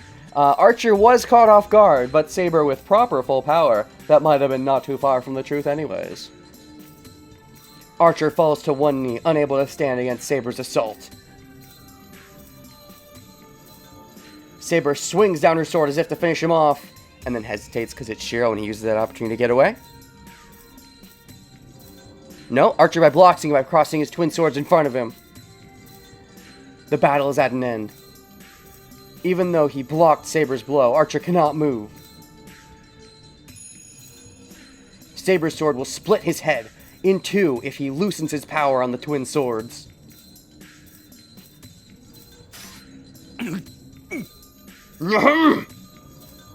Archer puts power into his arms to stop Saber's blow. Sweat forms in his forehead, and he's breathing hard. This is the first time I think we've seen Archer really in a sweaty position, as it were. Like, you know, he was fucked up in the Lancer fight, but he never had to be really fucked up during the fight, as it were. It was only at the end was he a little, you know. Dash, dash. In contrast, Saber's breathing is normal. It's impossible for Archer to beat Saber in hand-to-hand combat. This is just like in the old days, huh, Shirou? You never could beat her. ここまでです、アーチャー。 This is it, Archer. She still refuses to call him Shirou, though. Probably because she wants to reject this version of Shirou. Although, if you're rejecting the future version of Shirou that's going to kill your future past self, Shirou's self, Saber, is that you accepting in this timeline that your wish is also dumb because you want to kill your own past self? Maybe not as literally. Well, the method is different, but... 先ほど私の身を案じていましたが、それはあなたにも言えることだ。キャスターを倒すためにあれだけの宝具を使った今、魔力は残り少ないはずです。 You were worried about me earlier, but that goes the same for you. You should have no magical energy left since you used that many noble phantasms to defeat Caster. Unless this is when he's like, but I have Avalon, ha ha ha, and runs away. Because seriously, he was apparently really fucked up after the end of the Lancer fight. Now he's just kind of okay, so I feel like that has to be relevant. 加えて、この世にとどまるためのマスターもいない。魔力の供給もままならない。今のあなたに何ができる？ Furthermore, you do not have a master to keep you in this world. What can you do when you have no supply of magical energy?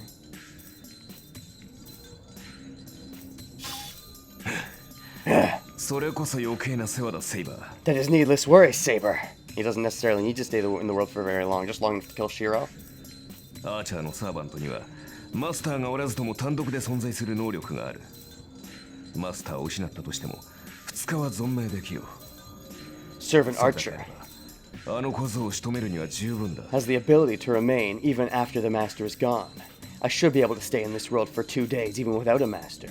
That is enough time for me to kill that kid. Yeah, it really is presenting that like it's his only goal. I mean, he's already said it, but I do think it's cool they're bringing in the Archer's independent action in this way. That's neat. バカな。まだそんなことを言うのですか？あなたの望みは聖杯ではなく、白を殺すことだとでも。 Ridiculous. Are you still talking about such a thing? Are you saying your wish is not the Holy Grail but to kill Shirou? Yes. That is basically his entire wish at this point. Maybe he wants the Grail War to end where good people live and bad people don't. But generally speaking, and bad people don't get their way, that is to say. Dashes. Archer doesn't answer. His cold eyes stare at the troubled Saber.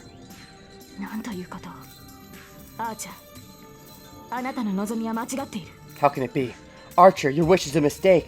Now's when would be a smart time for Archer to fire back, depending on how much he knows about Saber and the version of Shirou that he is. This would not be a bad time at all to fire back with, yeah? Isn't your wish basically the same? なぜそのような結末を望むのですか？そんなことをしてもあなたは。 Why? Why do you wish for such an end? Even if you do so, you will not be saved.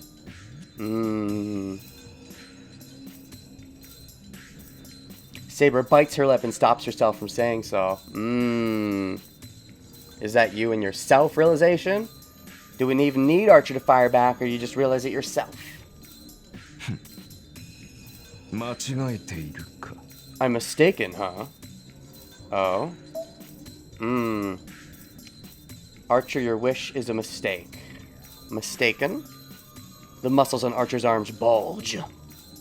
He looks at Saber once. それはこちらのセリフだ、セイバー。 That's my line, Saber. 君こそいつまで間違った望みを Yes. 抱いている。 How long are you gonna hold on to that foolish wish of yours? He said so with eyes staring far away. アーチャー。 Yep, here we go. Saber's sword loosens up. Oh! The opening! Using that opening, yep. Archer gets up and kicks Saber with his freed leg. Dashes! Even though she's knocked back, Saber lands gracefully. Doesn't look that graceful. The situation hasn't changed at all. Saber is protecting me and facing Archer, who has Tosaka trapped within a cage of swords behind him.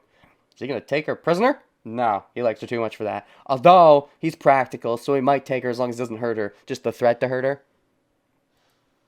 The distance between them is 5 meters again. Depends on how badly he wants to kill Shirou. Is he willing to kill Rin to kill Shirou even if he doesn't want to kill Rin? questions. 分かりきっていたことだが、やはり剣技では及ばぬか。I knew it, but I cannot match you in sword techniques, huh? The twin swords disappear and he confronts Saber unarmed.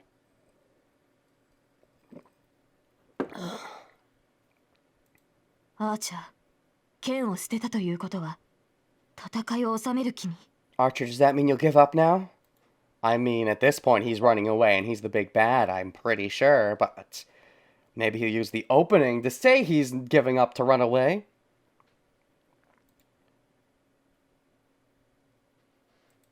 まさか。君こそ思い違いはよせ。俺はアーチャーだぞ。もとより、剣で戦うものではない。Of course not. You're misunderstanding me. I'm Archer. I'm not someone who fights using a sword to begin with. With those words, I'm the bone of my soul.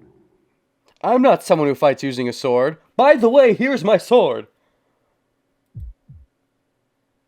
He begins this spell in a voice I can't hear. In a voice? In a language? What do you mean? You know English. やめろアーチャー、私はあなたとは。 Stop, Archer. I do not... セイバー。いつか、お前を解き放つ者が現れる。Someone will eventually appear to release you. Release her? Wait, trapping her? Some kind of trap? What are you doing? What is the bone sword doing? The bone sword has been used twice. It was used the first time. It went and it... Well, I guess it was kind of used 3 times. He used it once to slash against Berserker, once to slash against Caster, once to shield. As far as capturing, though, that we have not seen yet. Someone will eventually appear to release you. それは今回ではないようだが、おそらくは次も、お前と関わるのは、私なのだろうよ。Oh? Someone will eventually appear to release you. It does not seem like it is this time. And I will probably have a connection with you again next time. Someone will eventually appear to release you. It does not seem like it is this time. Like what is? And I will probably have a connection with you again next time. In a different timeline? What do you mean? Are you referring to timelines? Are you referring to Grail time travel shenanigans? Is it not related to the Grail? I just kind of assumed it was related to the Grail. Someone will eventually appear to release you from... What, her contract is to Shirou? Her contract to her terrible wish? What do you mean exactly? This time. Are you referring to multiple timelines? Unknown to death, unknown to life. Okay, that English was a little bit more English. You do the bone of your sword well, but no known to life is a... His spell echoes through the temple. Bankai number 2, let's go. There's no change. A long spell like that should affect the surroundings. What is he building up? He said he's an archer. He wants to do a long-range attack. A long-range capture? Someone will eventually appear to release you. Does not seem like it this time. It is this time. Probably have a connection with you again next time.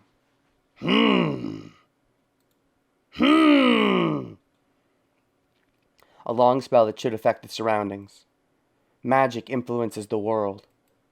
What his spell does not affect the world, but instead... だが、それはあくまで次の話。今の俺の目的は、エミやシロを殺すことだけだ。But that is still far off. Right now, my objective is to kill Emiya Shirou. Are you, like, launching an attack at him from an alternate timeline? What? Or something? That is still far off? Huh? それを阻むのならば、この世界は、お前が相手でも容赦はせん。If you are going to try to stop me, I will not hold back against you, even in this world. Alternate timelines. Wait, are you launching an attack? Can you arch people from alternate timelines? Are you launching a spell that will attack someone from another timeline? Is that what's happening here? His spell does not affect the world. Because that's some crazy shit. If you can attack someone from an alternate timeline, that's some crazy shit. Unknown to death, nor known to life. Life is eternal. It's beyond. Someone will eventually appear to release you. Okay. I'm Archer. I'm not someone who fights with swords to begin with. Probably have a connection. Again, next time. Unknown to death, nor known to life. Can't die, but he can never truly live. Yeah, that does sound like a Shirou thing. He doesn't die, but he doesn't die because of Avalon. But he doesn't live because he already died in the fire, essentially. Doesn't know life or death. Yeah, I can see that. His spell echoes through the temple, but there's no change. That is still far off. So ominous.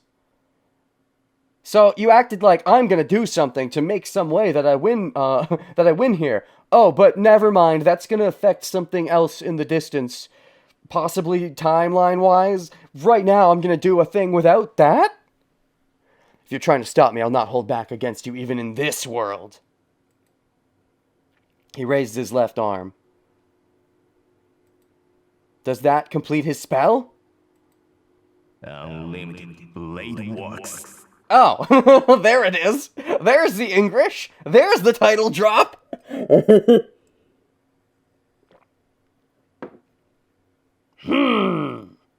Unlimited blade works. So what, you're going to shoot the unlimited blades at us?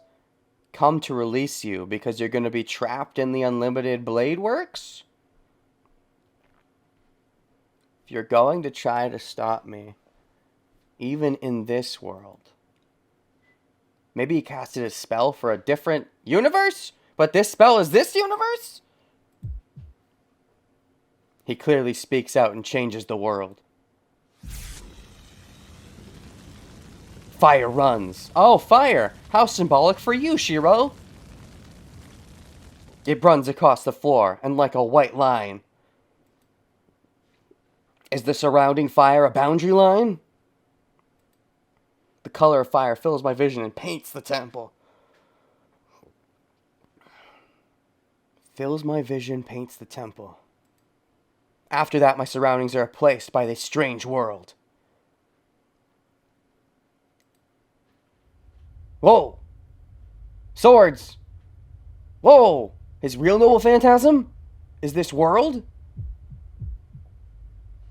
Oh, getting a perspective of Archer like this. We've never really seen him with his head cocked to the side like that. Yeah, that looks a bit like Shirou's hair, just, whited out, wrong color. But it definitely looks more like Shirou's hair when we see him from this perspective.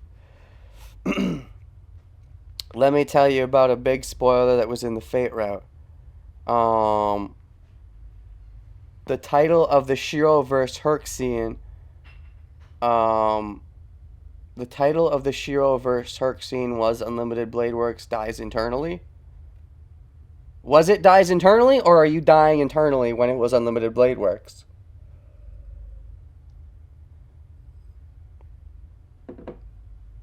Anyways, so yes, I was right. The Unlimited Blade Works were about Archer. Oh my gosh. And then there's gears, cogs in the background related to the time travel of it all. Okay. Alright then. Nice image. Guess I'll keep it. Oh boy, this is just going on, isn't it? I don't want to stop yet. I want to get to the end of the beat, but it just keeps going. Oh, Wise is dying internally. I see. What's the spoiler? The Unlimited Blade Works was the idea that Shirou's Unlimited Blade Works because he was unleashing the Caliburn from his Unlimited Blade Works. I mean, maybe if you don't understand the idea at the time, it's not necessarily a spoiler. Anyways, title drop!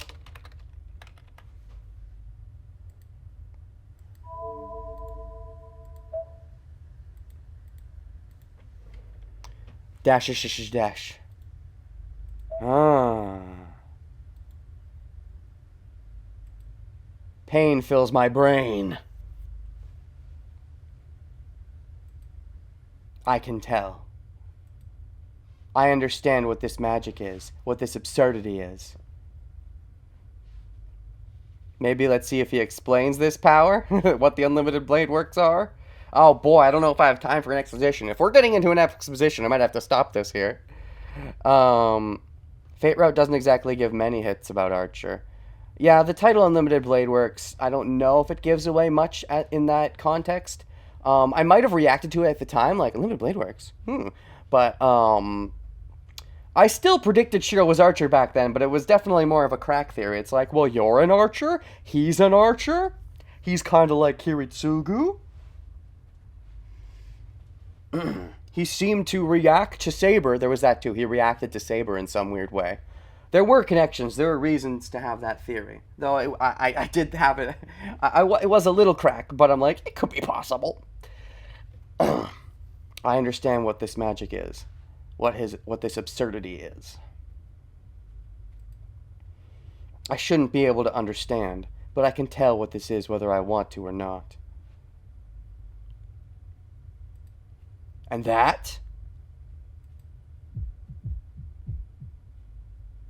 makes my brain boil. You can understand because the gears represent time travel? Or the swords make you think of yourself? These are like the swords inside you? What are you saying? Oh, there's the fire. In short, this is a steel manufacturing factory. That's his true noble phantasm? That's where the Unlimited Blade Works comes from? Burning fire and turning cogwheels. In a way, you could say the fire created Shirou then. He uses the fire to make the swords. The fire made... Yeah, the fire was such a moment for Shirou that it makes sense that it would define his noble phantasm. Yeah, it checks out. That he, I wonder if there's more of a real meaning to it, or if it's more just, yes, the fire was so important to him with the trauma that it powers his power now. It might just be, the metaphorical trauma is the reason that's why his mind and magic work that way. But it's a steel manufacturing factory, burning fire and turning cogwheels. He was always a mechanic. True, true, true. And you can use fire for things. A field of swords without owners extends to the horizon of the desert. Of course, there could be no owners. He could never truly consider himself to own any of them. He doesn't like himself enough to consider himself an owner. All the swords in the ground are famous. But they're not his. Kancho and Bakuyo originally came from this world. An almost infinite projection of weapons. Innumerable weapons make this place seem like a waste yard. The knight in red reigns at the center of this kingdom of rubble. Infinite projection. Innumerable weapons.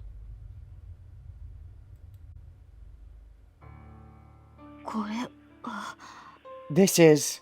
that's Saber. Oh, she's here too. So we're all here. Cool.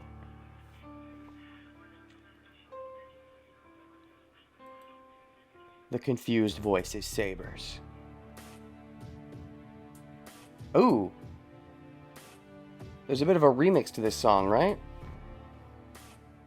Or is this how it always is? No, I think there's a little bit of an added tick to it.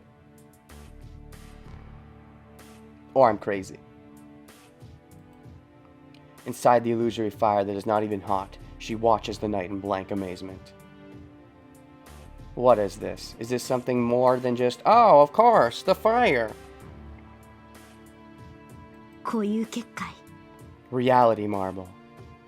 Oh, he made a reality marble. They name dropped that earlier in the game. Cool, makes sense. I get it. He made another plane reality marble. Sure, sure.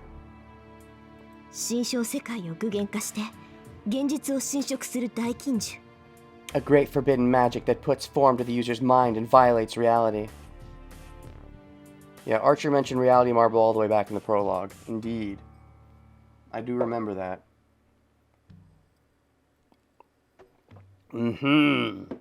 Reality Marble, indeed. Makes sense that it would come up at some point in the game. And I guess it's a form of projection, you could say. In a way. つまりあんたは剣士でもなければ弓兵でもなくて So you're not a swordsman, nor an archer, but a projector? そう生前英霊となる前は魔術師だったということだ。 Oh, sure. Yes, I was a magus before I became a heroic spirit. I mean, that's pretty obvious, I think, to everyone in the room but Shirou at this point. And even to Shirou, I think he's lying to himself. It's not obvious at this point. A man who always denied reality and the world would have this power. A reality marble, his own reality, separate from the reality that doesn't agree with him or that he doesn't agree with. You can see that.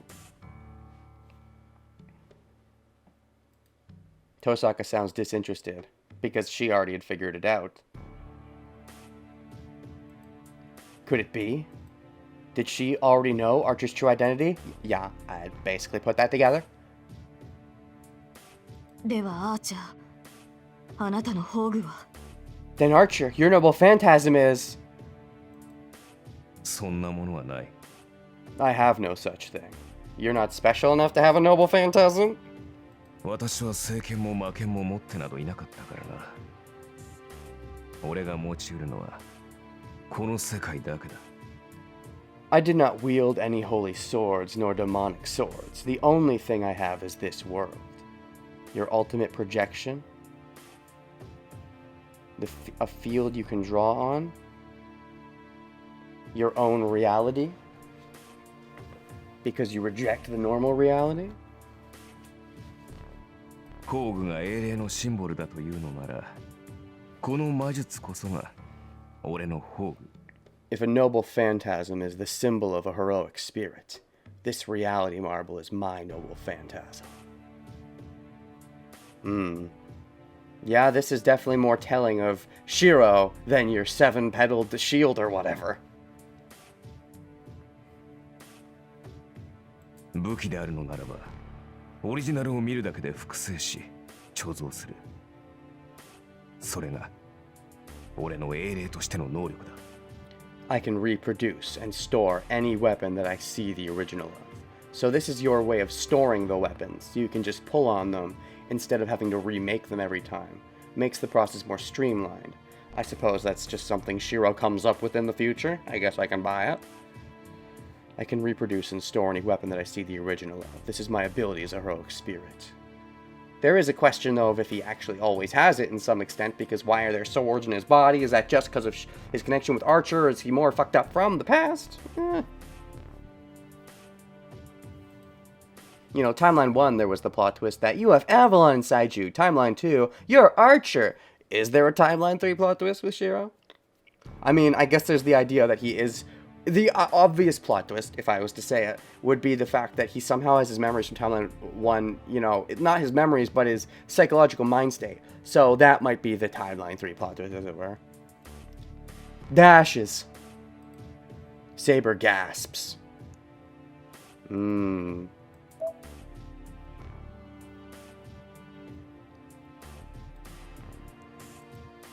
She looks with blank amazement at the extending graveyard of swords in the desert.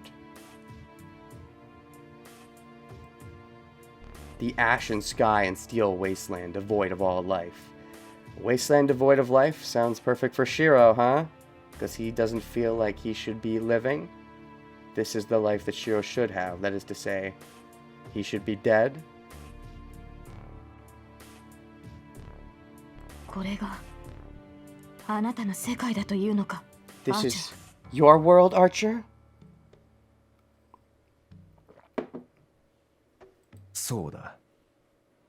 試してみても構わんぞ、セイバー。 Yes. I do not mind if you'd like to test it out. お前の聖剣、確実に複製してみせよ。 I shall reproduce that holy sword of yours.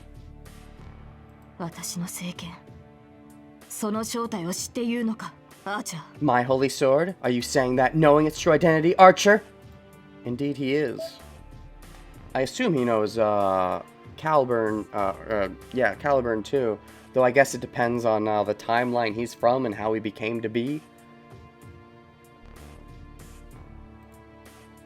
もちろんあれほどのものになると完全な複製はできぬが真に迫ることはできる。 Of course, a weapon of such rank cannot be perfectly reproduced, but I can get it close. となればどうなる？聖剣同士が衝突した時周りの人間は生きていられるかな？ What will happen in that case? Will the people around us survive when the two holy swords clash? アーチャー、あなたは。 Well, Archer, you! そういうことだ。間違っても聖剣を使うな、セイバー。 Yes. 使えば Do not 俺も use 抵 your 抗せざるを得ない。 holy sword, Saber. I will have to oppose you if you do. Maybe because this being his true final smash, as it were, he's able to more quickly do things like create Saber's noble phantasm, whereas he might be able to do it anyways without the reality marble, but it would take a lot more energy and such, and maybe doing it in the reality marble protects outsiders.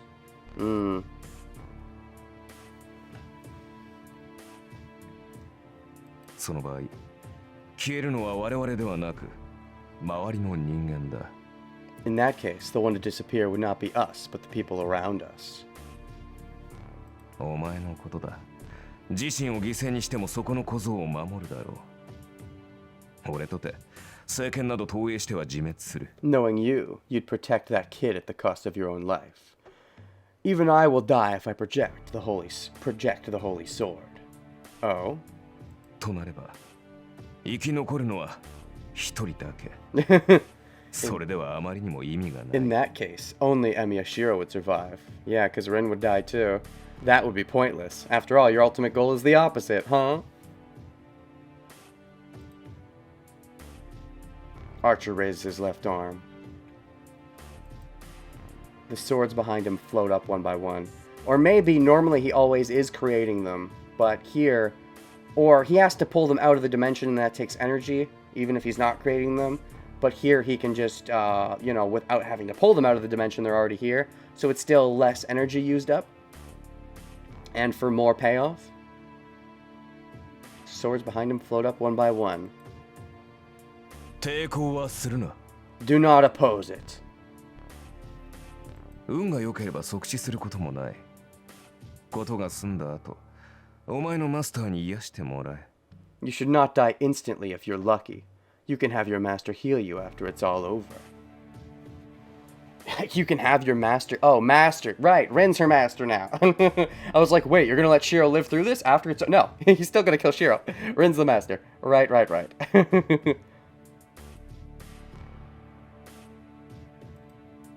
Archer points to Saber.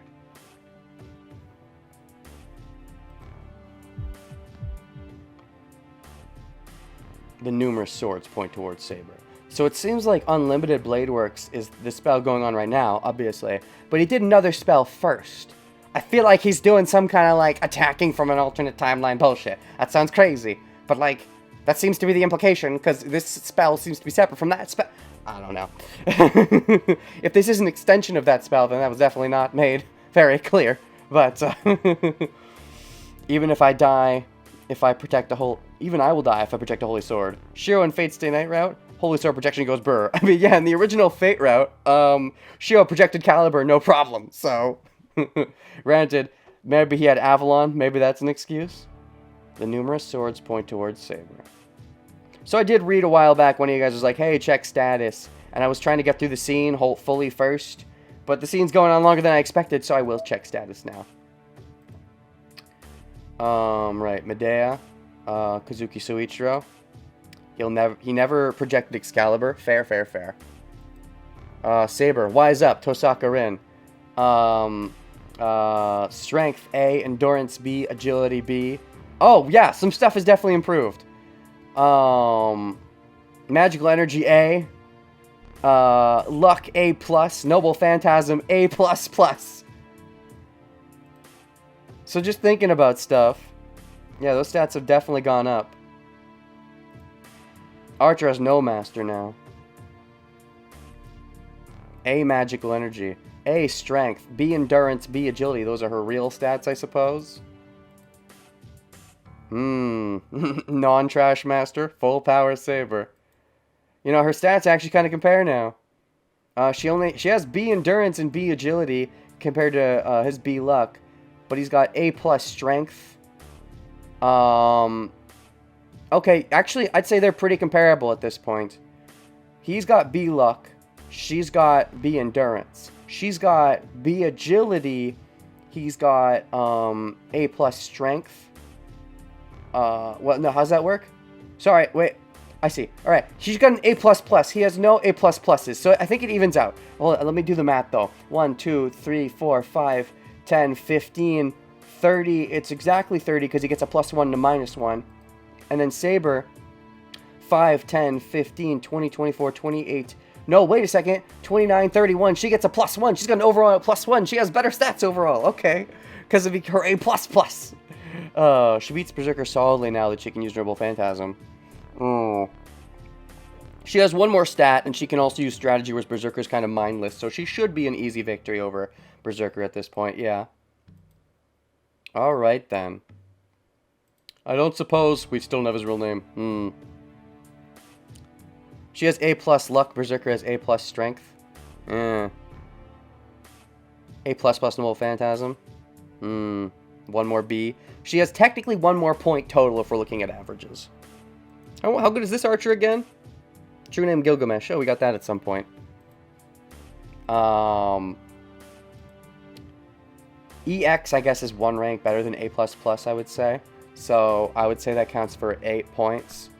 8 plus 5 is 13. But his actual average is kind of low, even if his Noble Phantasm is amazing. 8 plus 5 is 13. 13 plus 4 is 17. 21 plus 6 is 27. His average is only 27. Maybe like 28 if we count this as a little bit extra. Even 29. But it doesn't quite hit the 30 threshold Berserker has. But that Noble Phantasm, so good. Yeah, spoiled is the right word for it. Anyways, Archer point to Saber. The numerous swords point towards Saber.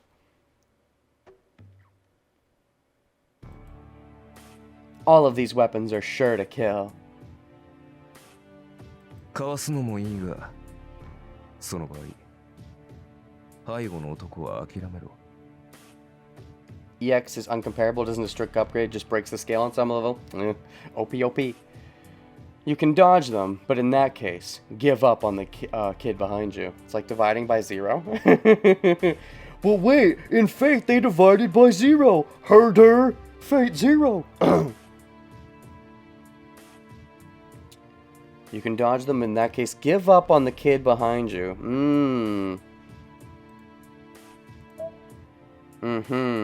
So you were saying that if you were to bring out your sword, we'd clash. And then his follow-up is, do not oppose it. Not die instantly. If you are lucky, you can have Rin. So basically, if you don't get out of the way, you'll die. So get out of the way and just let Shirou die. Unfortunately, Saber, unlike you, Shirou, cares more about Shirou. And he gives the command.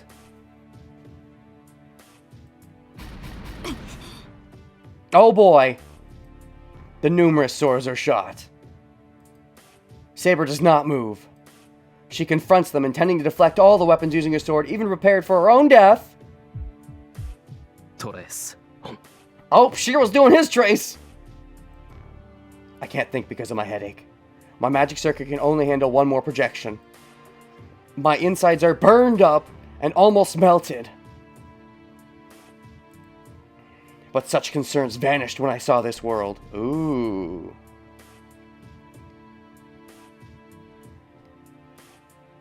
Before I realize it, I have jumped up, run to Saber, and I'm glaring at the annoying swords.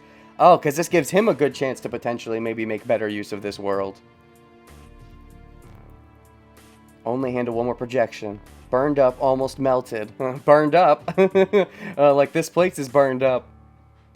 Such concerns vanished when I saw this world. Shirou, ダメだ、早く! Shirou, no, quickly! I don't care. For now, the oncoming 18 swords, you counted, analysis of all of them cannot be completed with my eyes alone, so my senses run wild and... Go past the fastest speed. Go faster and faster and faster. They approach. Something like a cocking hammer goes down in my head. Fusaki. Don't! I stick out my left arm. I have no doubts. I've copied him so many times. Still thinking you're just copying him, huh? If there's nothing wrong with the theory... Be ridiculous, damn it! There's no way I can't reproduce the rain of swords in front of me. I mean, you just said you don't have time to analyze it, but you're gonna say screw that, I'll have all the time I want. Analysis of all of them can't be completed. So, not just your eyes, but your smell and your hearing, and use all those senses too?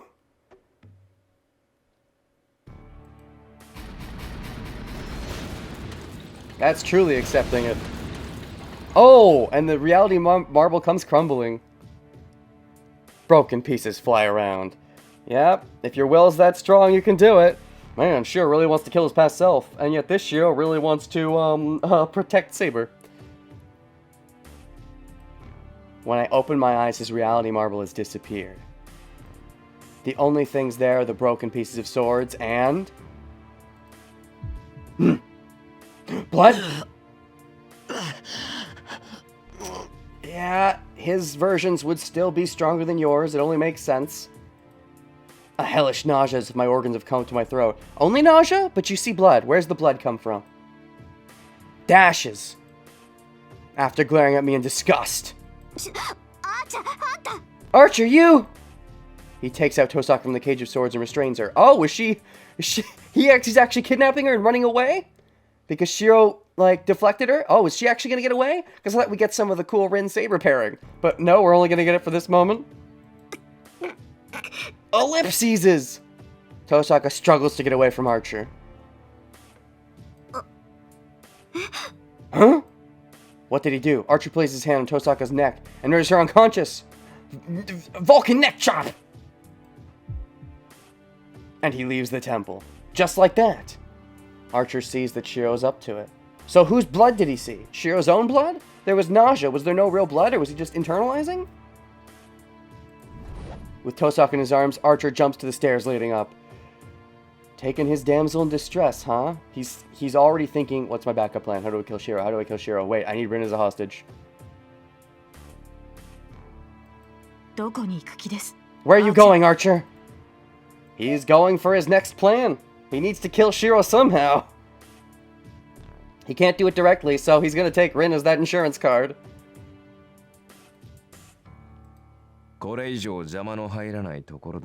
To a place where there won't be any intrusions.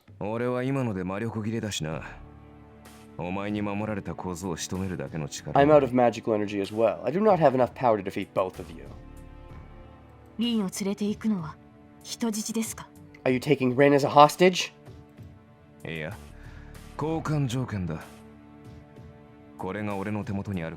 No, she's an exchange. As long as I have her, that kid has to come after me because he's horny. I know, because I was him.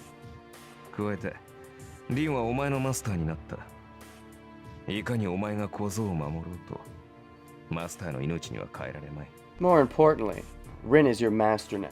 Even if you want to protect that kid, you should not be able to put his life over your master's. That is quite a conundrum. Dashes! I bear my nausea. I strain my fainting mind and listen to what he has to say. The outskirts! Outskirts of what? And? I say so with a shaking throat, not even able to look up. What outskirts? What are you talking about? Whose skirt? Rin's skirt? What?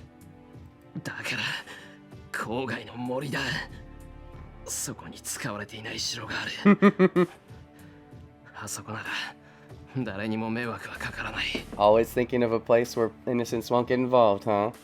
I said the forest. In the outskirts of the town. There's an empty castle there. Ilia's castle. We won't cause trouble for anyone there.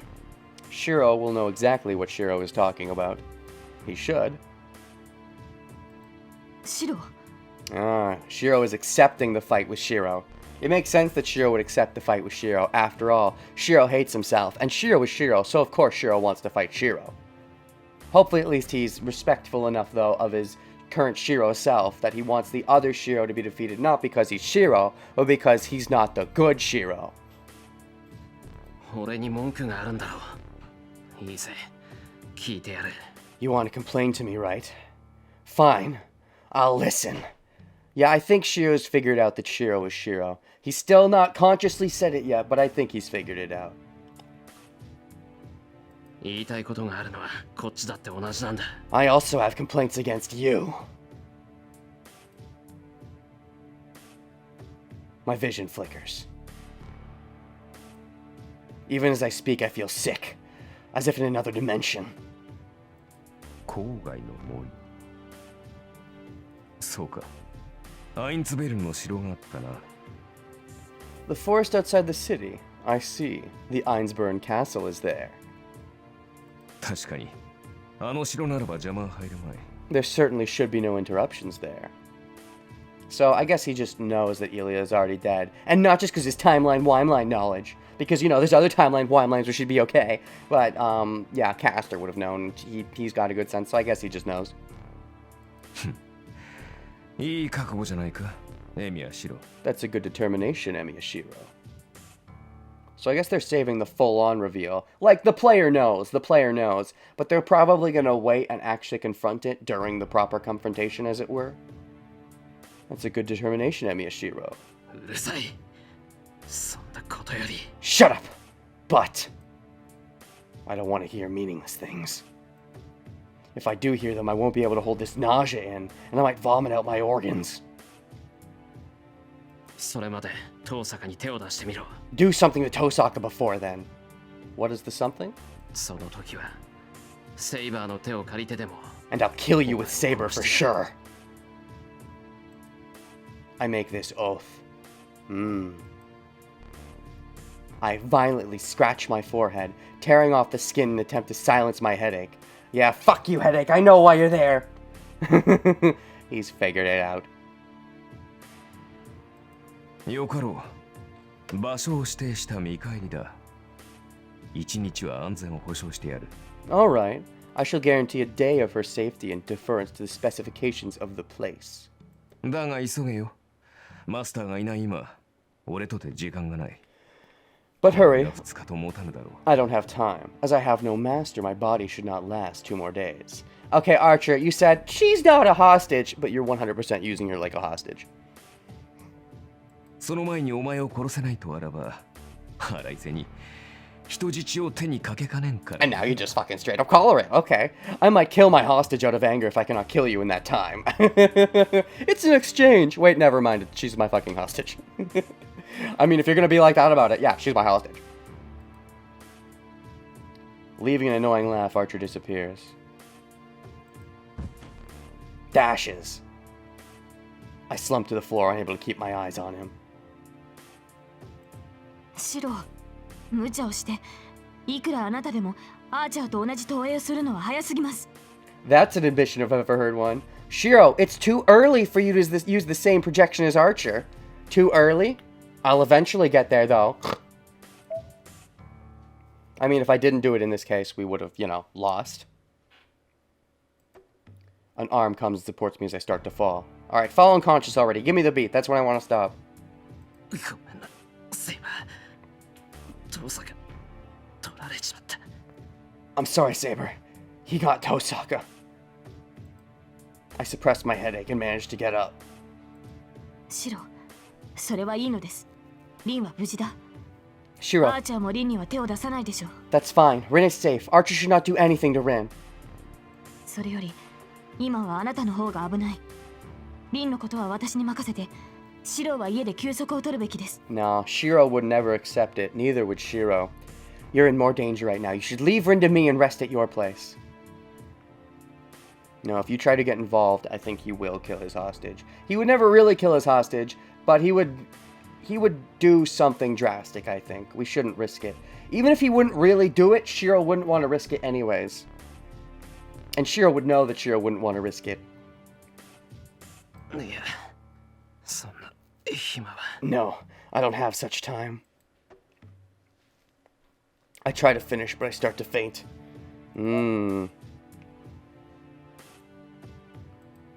Damn. I can't even complain, huh? Or is Saber gonna go anyways? I mean, apparently they were giving us a day. We don't have to go right now. You say you don't have such time. What time do you have? What do you mean? 話は後で聞きます。今はあなたを家に連れて帰る。いいですね、シロ。I will listen to you later. I'll take you to your house for now. That is fine, right? Hey, wait. I want to check something real quick. I wasn't really paying attention at the time, but... No, he's still calling her Tosaka. Alright.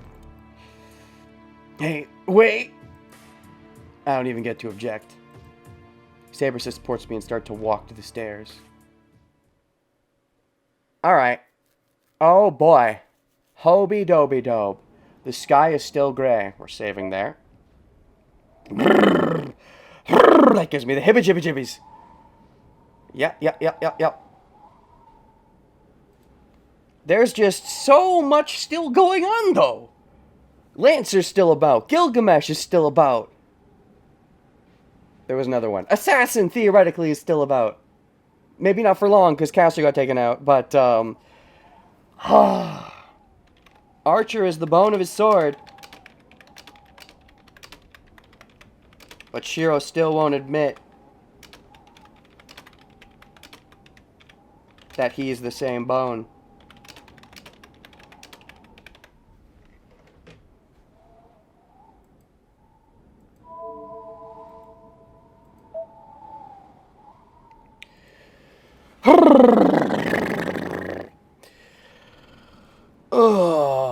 Sorry. Oh, that's not what I was trying to do. I'm trying to scroll in the actual chat for a second, because I was not reading for a bit, because I'm like, I want to get to a beat.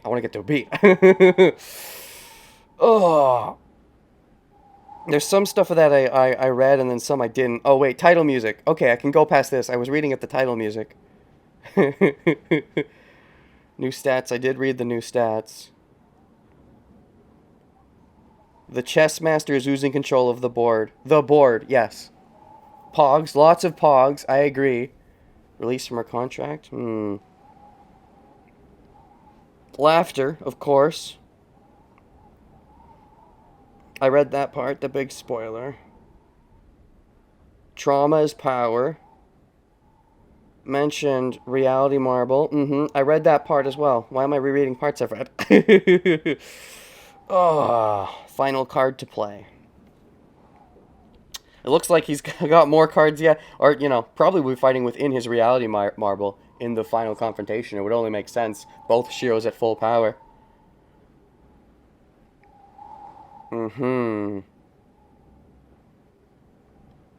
Archer, you idiot. Oh, the discounted gates of Babylon? You just call everything discounted. Gilgamesh is the real gates of Babylon. Shirou's thing is just the discounted. I think more of it as a mirror version. Shirou does it with skill. He used skill to copy all that stuff. Whereas Gilgamesh just was like, oh, I had all of it, so I get all of it because I'm a dirty cheater. Oops, I bumped my mic. Shirou's like the real, he uses skill, whereas Gilgamesh uses bullshit. So Shirou, earned the bullshit amount of noble phantasms. Archer's doing a fighting game, player 2 recolor. This edge angel smells like about 60 degrees. Angle, not angel. I can taste that distill taper? Okay, those probably work better in the moment. Archer is so fucking cynical treating Rin like that. Yes, very.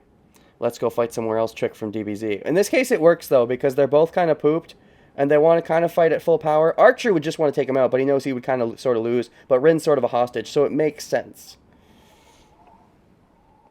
Shirou won't spill blood in her sister's castle. His sister's castle, you mean? I mean, he might spill his own blood.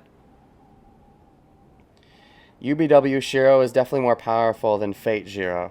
Oh, yeah, UBW Shirou as in UBW Shirou, not Archer. Archer still should be more powerful than UBW Shirou, but UBW Shirou has definitely made improvements. because he can keep the projections for longer, as we saw with the yin yang swords in the fight with Kazuki, and yeah, he was able to get all those weapons to project against Archer and actually match them to an extent. Archer and Shirou dynamic is definitely the peak of this route. Yeah, Archer Shirou dynamic has been very, very fun to explore. Archer as the final boss, fighting the evil Shirou. That's a very cool chemistry, and it was led up to really nicely, I would say. The fact they still haven't bothered, even though it's obvious at this point, they still haven't bothered to say, oh yeah, Shirou's Archer. And I like that it's us knowing and being able to watch Shirou's psyche at work. As it rejects. The caster dynamic was fine, I suppose, but I'm definitely more intrigued now, because like I said, caster didn't really seem like she had the proper chemistry that a final boss would necessarily have with the good guy that they are facing, as it were. That's why I suspected she would be from Arthurian lore, but you know. Being so sad his path went this badly. Shirou is the free-to player? Free-to player? Wait, what? Free-to, as in what? Archer is pay to win, Shirou is free-to-player? Huh?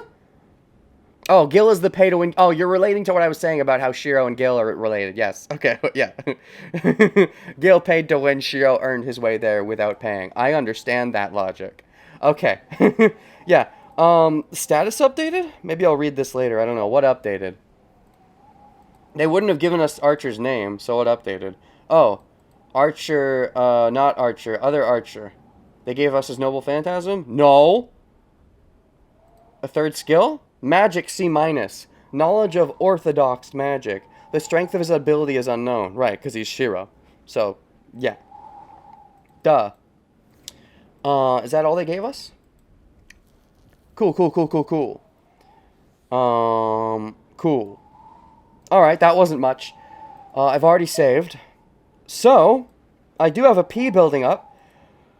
This is the longest amount of time I've streamed for it once, I would say, at this point. But, you know, it was worth it today. I do think, in general, my streams might be getting shorter. But during climactic stuff like this, I don't mind going long. Anyways, I'm done for now. See you guys next time. Still don't have an outro phrase. Oh boy, we beat Caster. We still don't know for sure Archer is Shirou, but I mean, we know for sure. But, like, we don't know for sure, but we know for sure. Okay, Archer Big Bad is exciting. See you then. Stop recording.